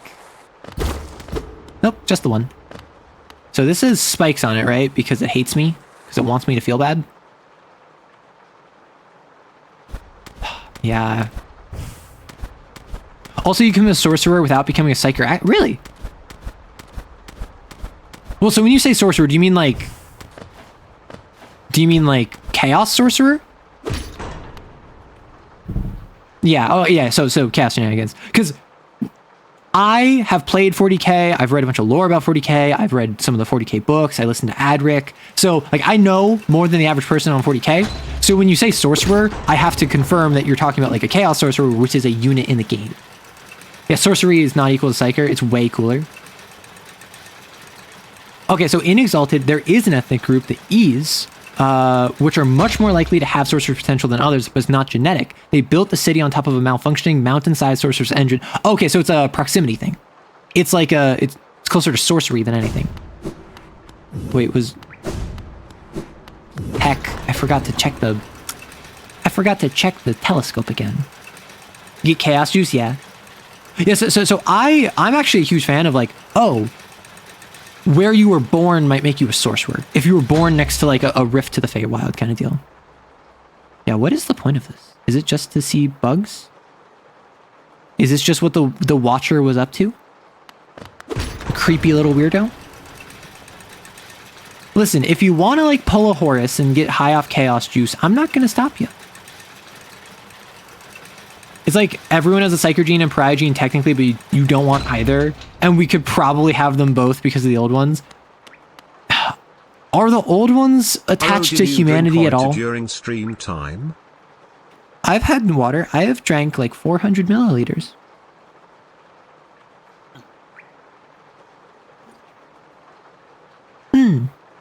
Why is my voice going? Thank you for the follow, Dadbold. I thought you said Dad Bod for a second, and I was like, hey, go off. Not my type, but go off. Goodness gracious. I've been yapping for, goodness gracious, 7 hours. What I mean is that if only some people can use magic, then the story needs to devote time to explore how that affects the world. How do mages and non-mages feel about each other? How do they abuse their power? Do they protect the innocents? And it's almost always going to be a social question. Even if it is literally like, hey, if you are part of people group X, you get magic. If you are part of people group Y, you do not get magic. You still kind of gotta run into the social implications of like, is people group X oppressing or oppressed by people group Y? Do they live in harmony? Have they managed to coexist? Question, what do I do now? Do I go back up to Dirtmouth? Counterpoint, the Jokero. And like, that's why anyone can be a Psyker if warp stuff happens to them. Right. Old One's attachment to humanity is dependent on the right. Yeah, I mean, yes, but that's, oh, man was just like doing Pilates or something. That's all things. Like, did the old ones create the Tyranids? Maybe, depends on the writer, but based on established canon, as much as we can establish, right? With the understanding that canon is dumb in 40k and should not be trusted. Do we know if there's any connection? Because obviously they're tied, like, you can't tell me that they're not tied to the Eldar and the Orcs and the Necrons, right? Because the old ones were literally tied to them in multiple, like, references. So is there anything concrete like that? Or even in the Eldar, they're genetically Psykers, but the old ones made it like 100%? Yeah. I'm gonna go back to the Stag. I have 650 still. I don't have much more. But there's the Emperor said, the neglectful grandparents of the galaxy. Old ones feel like a somewhat mess with human evolution, probably. Yeah. I mean, that's the thing, right? Is that you could say anything about, like, anything with the old ones, and just is probably correct. That's not what I wanted. Can I do this? Outside. Oh! I didn't know I could do that in combat.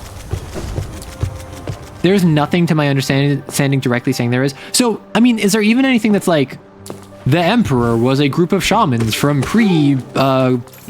Bronze Age humanity? Like, because that's something that is technically... What? How do I open this door? What the hecky heck? Like the shaman theory is a well-known, unclear component of 40k lore, right? Some people say he was like a ritual from shamans in pre-humanity times. Some say he was only brought about after like humanity rose and fell kind of deal. So that's something where there's ambiguity, but there are sources about it. Is there anything like to that extent, at least? Actually, question. You said there's a stag station in resting grounds. I only want to go back to the resting grounds once I have position, but I should probably go up there just for the sake of getting that stag station. There was at one point no, so I know that shamans got retconned. It's just that's the level of nonsense that is still technically supported by lore that like is different than just a fan theory, right? Like the shaman theory, the shaman explanation is no longer canon as far as I'm aware. But certainly it's more canon than just a complete shot in the dark.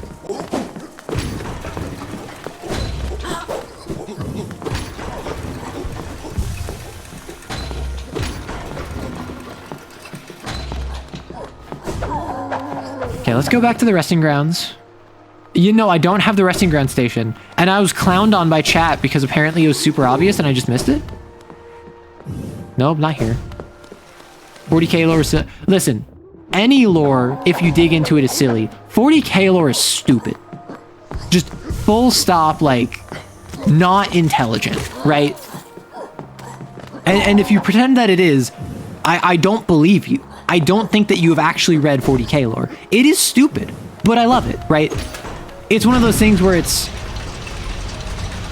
40k lore. I legitimately think is poorly written most of the time, but it's so fun. It's so cool. In your sci-fi setting, a lot of people's psychic powers are tied into people's perceptions. Yeah. Like that's a really cool implementation of it. 40k alternates between being abundantly self-aware and questioning if there's no self-awareness because there's like hundreds of authors. And of those authors, some of them understood the assignment. Others were like, hey, let me promote totalitarianism unironically.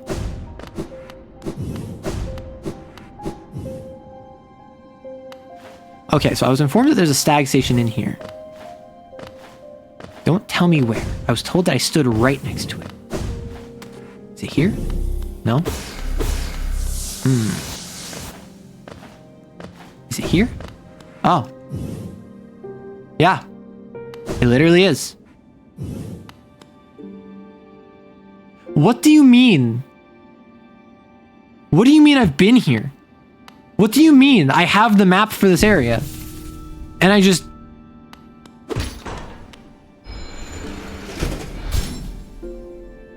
Was I high?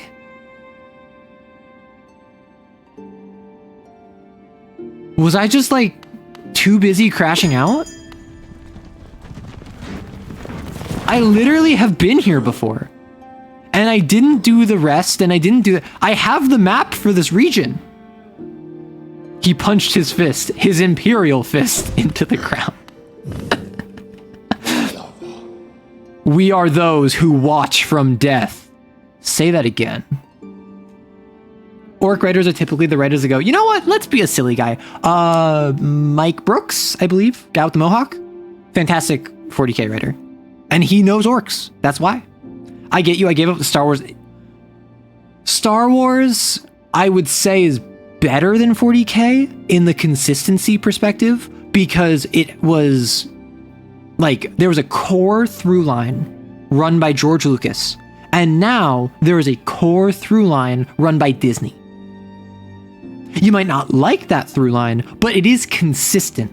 You're not going to have someone jockeying back and forth unless you're the sequel trilogy, which literally had directors jockeying back and forth over telling the exact same story. But broadly speaking, in Star Wars, you have a kind of like a river that there's a lot of different pathways that you can go on in the river of like which current there is. Some have rapids, some have rocks, some don't, some have fish, but it's all one river.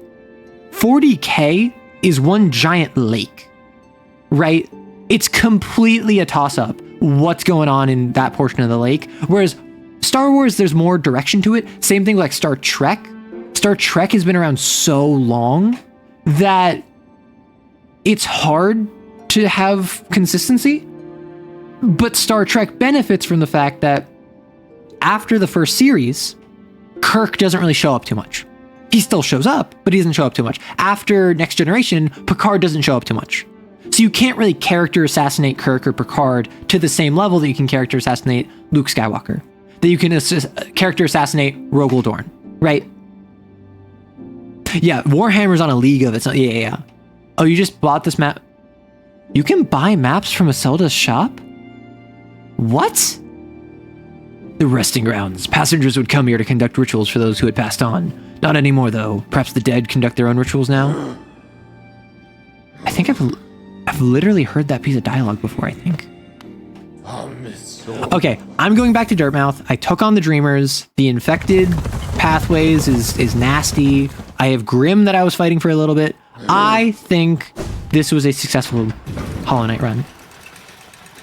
Also, I somehow managed to not mention that Exalted, there are very, very few non-human mortals, and the ones that do exist are very, very weird. Like, it's all humans, even the Beastmen are Yeah, you told me about the Beastmen being metaphysically human. I also appreciate how a super important human dying both massively upset the humans because he was an awesome guy, and they worked because good enemies is hard to find. Yarick! In the Castle of Arrogance. You probably got the map from a Zelda. No, I haven't bought a single map from Dirtmouth. I have not bought a single map from Dirtmouth. Okay, I just beat all 3 Dreamers. Percentage. How far through the game am I? 50%? 2/3? Like 66%? 75%? Or am I like 25%? Please tell me it's not like I'm like 15% of the way through the game. I like 40K because you learn about Grumble Bumble the Kroot who killed 500 Tyranids and stopped the invasion of Peck. Look at the map again. This is my map. I have a map of every single location, I believe. I've gotten half of the grubs, and I got half the crests. I have defeated the Dreamers. The Black Egg Temple, I believe I need... A Commissar Yark is apparently really bad dinner guest, though. 2/3-ish? Okay.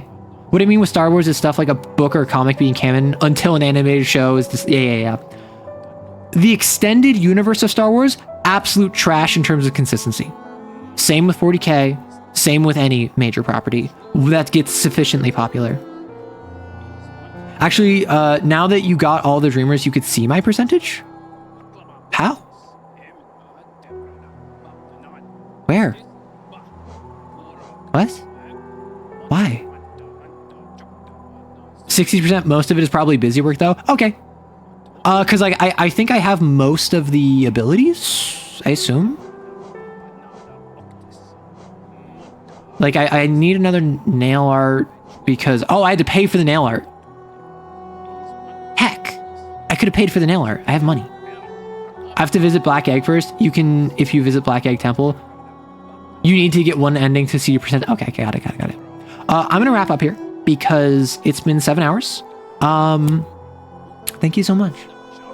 Unless you want me to go to Black Egg Temple. Like, how long is Black Egg Temple? Completion doesn't necessarily reflect story progress. So, okay. How far am I through the main story?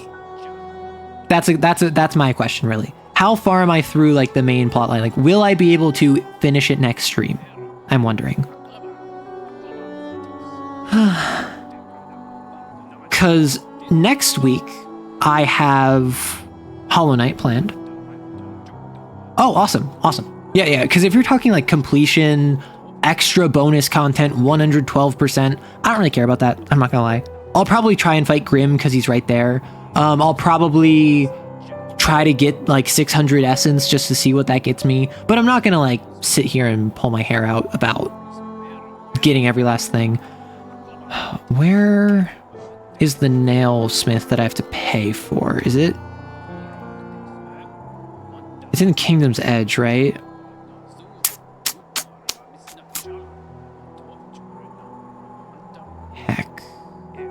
No, it's in the palace grounds, no? Oh, the abyss, yeah. Straight up, it's just the abyss. Where is the nailsmith that I have to pay for? Because I just want I want the final nail art. I'm not going to use it, but I think it'd be cool. You're ignoring Inquisition, Space Wolf, and one Psychic Ogren. Oh my gosh.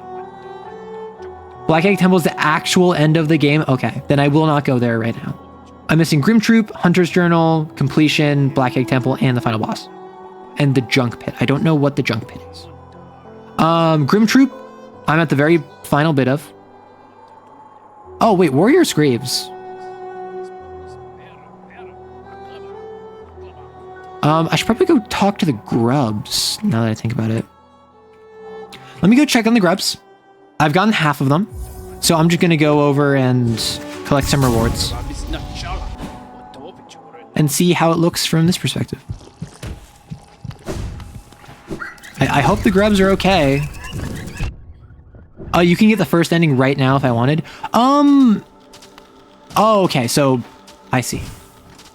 Like, mechanically, the infested crossways is just making all the enemies more difficult. The palace? Wee! Wee! Wee! Notch? Rancid egg? That's not a notch. Oh my gosh, I'm making so much money. I love money. Money, money, money. It's so funny in a rich man's world. Found a seal. Oh my gosh. Holy heck. How long is a bit? I'm just gonna... Maybe they shouldn't do... Is it platforming? Are you bullying me? That was 1,000. That was 1,000 right there. Have you found the Godmaster DLC stuff? I have only found, as far as I'm aware, the what's it called? The Grim Troop. How far am I through the Hunter's Journal? Defeat 7 more, 1 more. Like, respectfully, I don't care about the Hunter's Journal. I don't care about just grinding on enemies, personally.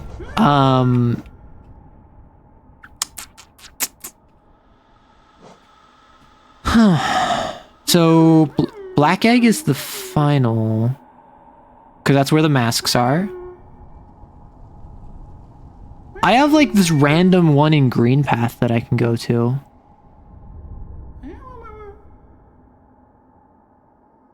If you go to Black Egg Temple, you can see how many enemies are missing the journal. Yeah. The warrior graves, if they're on the map, does that mean that I haven't fought them? Because I assume the warrior graves are like guys I can fight. I can't go up here. The Colosseum is another one where I have like a third that I can go through. I haven't dashed through here in Kingdom's Edge. So what I could do, I could go over to King Station. I could run over here. I could buy the last nail art. And I could dash into this like blah blah blah, you know? Okay, I'm gonna do that real quick, just because I want to just kind of get to the point where next stream I can focus on plot. I can just kind of focus on grinding on Grim. I can just kind of focus on Grim. I can focus on the final boss. I can focus on what's it called?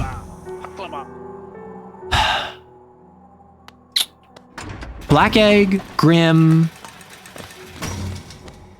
What's the other thing I was thinking of? Arena. And then maybe Path of Pain. Oh, I need to do the Hive? I don't know where the Hive is. Dream Wars are also a really good way... Ooh. I should do that then. Okay, so current plan right now. I'm just gonna do this right now. Yeah, so the Hive. I found a point to enter the Hive. I don't know how to get into the Hive. I think what I'm probably gonna do... It's kind of mandatory to get the iconic ending. Is the iconic ending the Emperor of Light? The big, like, moth dude that's, like, just a shining sun? Because that's all I know about, like, the final ending, I think. I think that's, like, the main baddie. So I'm going to go over and I'm just going to real quick buy a nail art. I'm going to go through that blah, blah, blah. And I don't know how to access the hive. That's a lady? Oh, is it Empress of Light? I thought that was a Terraria boss. But my apology. I would never want to assume. So yes, I go to Kingdom's Edge. Yeah, I don't know how to get to Hive is my issue, so I'm gonna start by dropping down here. I'm gonna go through the blah blah blah, which I've yet to explain what that means, but you know what I mean, right? You know what the blah blah blah is.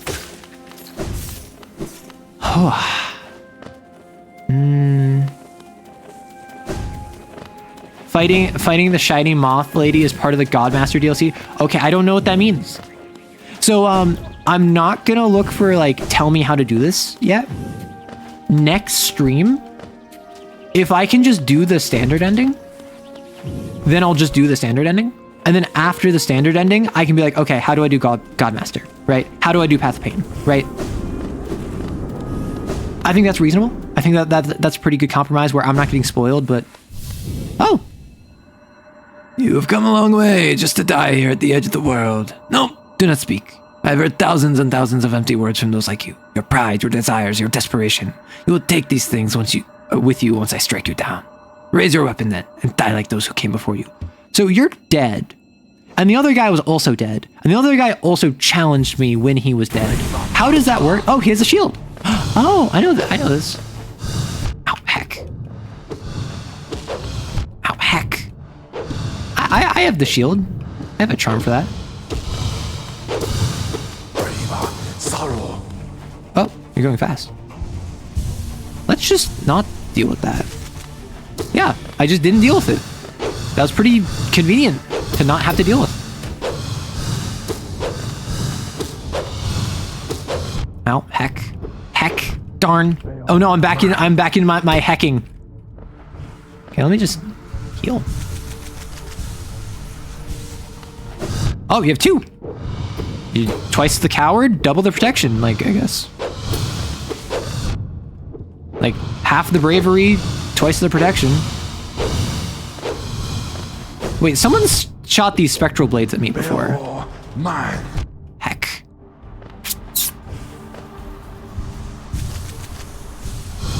Okay, we're about to hit an ad. Heads up. My apologies. Heck. Heck. Darn it. They're lingering as ghosts specifically because I haven't accepted that they're dead. I noticed. I mean, male or female? Would you like a small bullet point list? Save that for next stream if you're going to be joining me next Saturday. At least for now, I'm just going to probably fight this dude. Or lady, I don't know. I'm going to fight this entity, this ghost, this spirit. And then I'm going to buy my nail art, just for the sake of... because I have money to burn. And then... yeah, I think I'll probably call it after that. It's really hard to discuss this without spoilers. Yeah, then don't bother. Like next stream can be the spoiler stream. I'll just need the ability to, like, avoid as many spoilers as possible until then. Which I'm not gonna lie, I went through this entire game knowing basically nothing. Like, I knew Hornet was a boss. I didn't know that she, like, actually spoke to you and, like, saved your life. Up left? I'm gonna go nail art first, actually. Because I think the nail art is over here. Frick, heck, darn, dang it. Dang it. These gosh darn... I don't have my money. Don't worry, I'm smart. I'm smarter than you give me credit for. I'm going to lose 2,000 Geo if I die. Which is why I'm just not going to die. I'm just simply built different.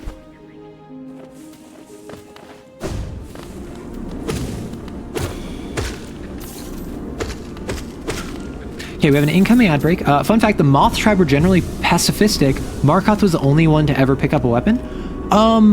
the seer, the moth seer, said something about how their people were pacifists.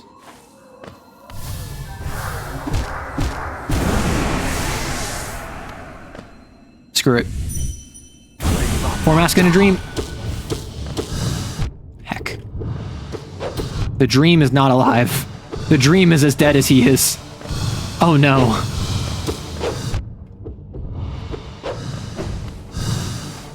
They all mine.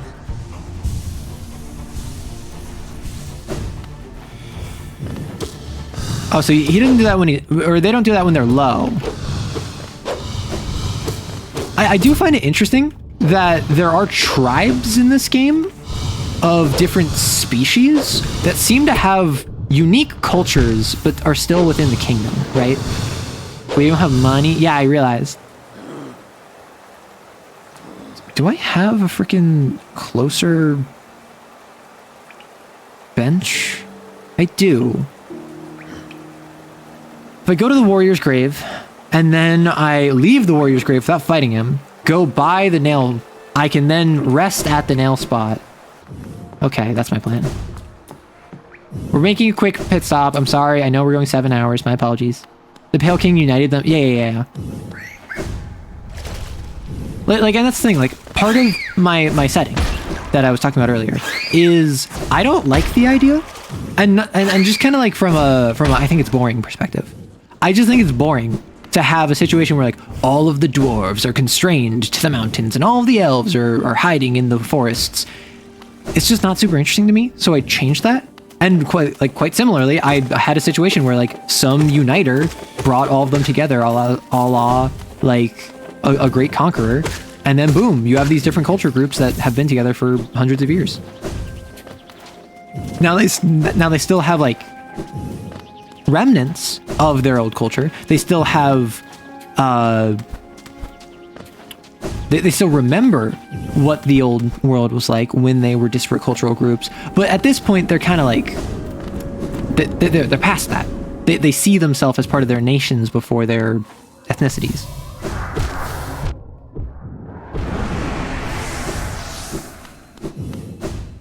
Ads.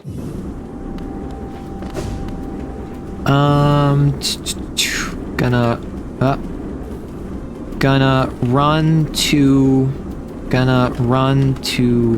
the nailsmith with Geo. Don't panic on ads. Hog. Because I figure if I just like, I just do the busy work of literally running. This isn't super interesting to watch, I imagine. So you get to see me flap my little moth wings and run away from the fleas that are Fanta covered. But I don't think that's super engaging, personally.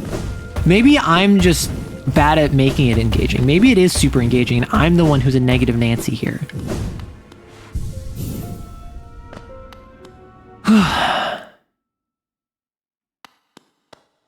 I drink my water.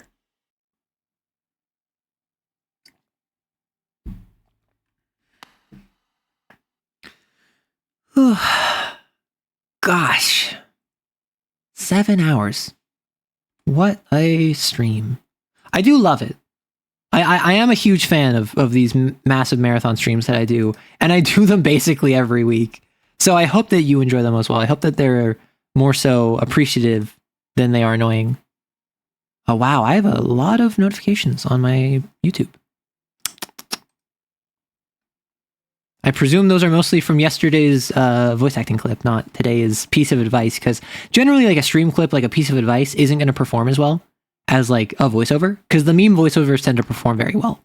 They tend to perform, they account for like a fifth of my channel's total, like 2 of them account for like a fifth of my channel's total viewage. Oh yeah, it's been doing quite well.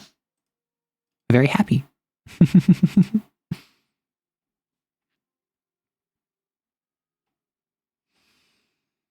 Hello, welcome back from the ads, everyone. My apologies that they got in the way of that. I just ran over, grabbed my souls, my Geo, and now I'm here at the nailsmith. Huh? So what would it be, traveler? Will you pay the price asked of you, or will you leave this place unenlightened? I can buy 6 of those, buddy. I am never gonna use this. But that's what makes it fun. / hold X to concentrate enemy. That actually might be useful. I must say, you're an excellent pupil. Your skill with the nail and your thirst to become stronger. You remind me of my brothers. I've taught you all I can. Go back to the world, traveler, and leave me to my solitude. Brother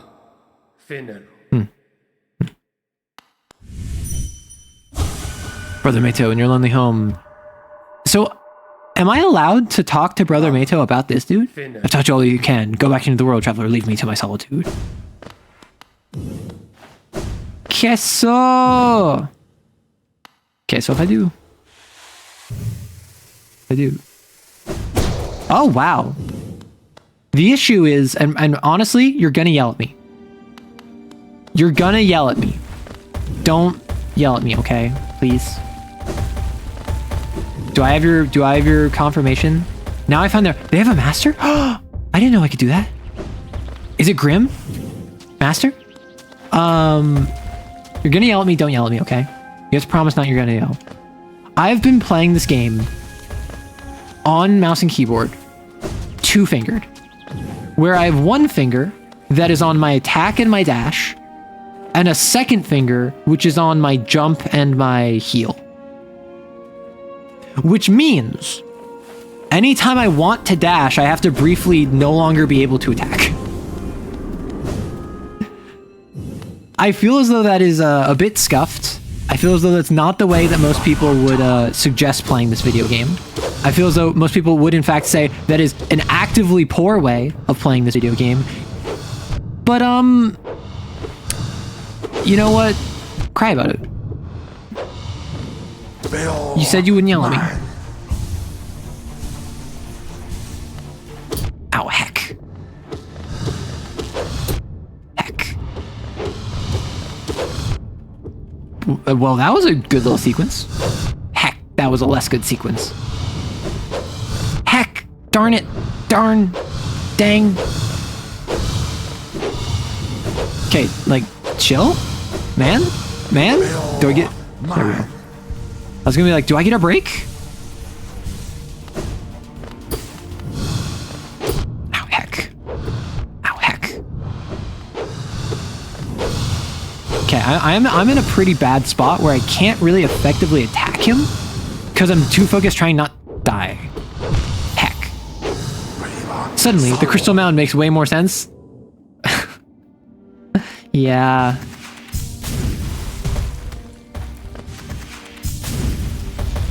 Ow! Mean. Ow. Ow. No! I didn't want to do that. I'm not going to lose 4,500 Geo. I'm simply built different. I might be built incorrectly, but I'm built different, alright? Don't you ow at me.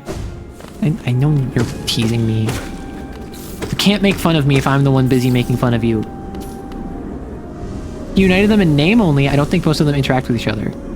So the Pale King went around uniting the various tribes, basically under the same empire, not under the same culture group.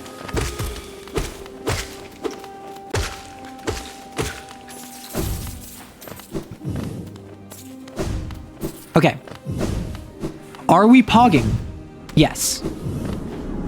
Are we going to continue to pog once we're through with this? Yes. Because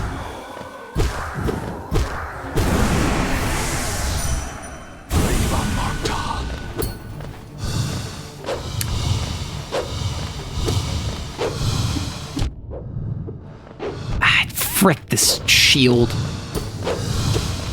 Bill, mine. Heck, darn it. Heck.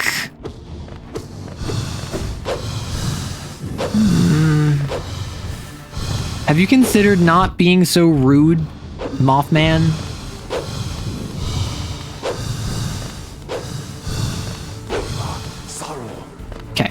safe? I can heal. I'm not safe. I'm not safe. I'm not safe. Frick. Darn it. Dang. Pale King was one weird dude. He was horny. Is it because he had horns?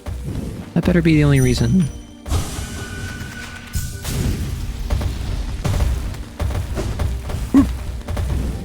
Like a glove.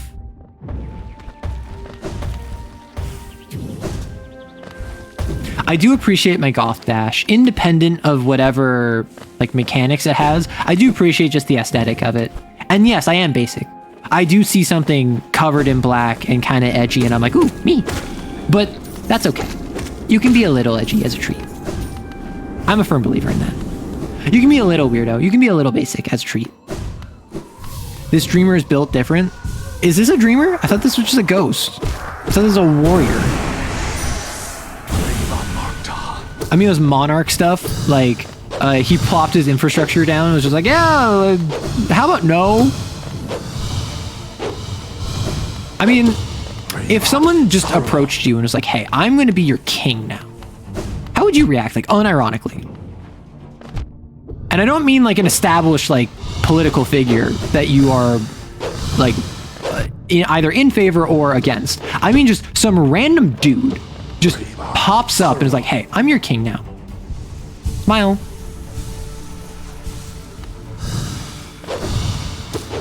Ah, heck. Dang it. Darn it. Dang it. Dang it.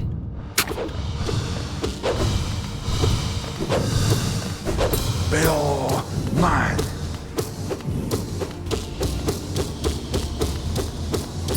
Okay, that was a lot of damage. Got him. Because I just got him cornered against the wall, or a platform, I guess. Or is this going to give me at least 50? Listen.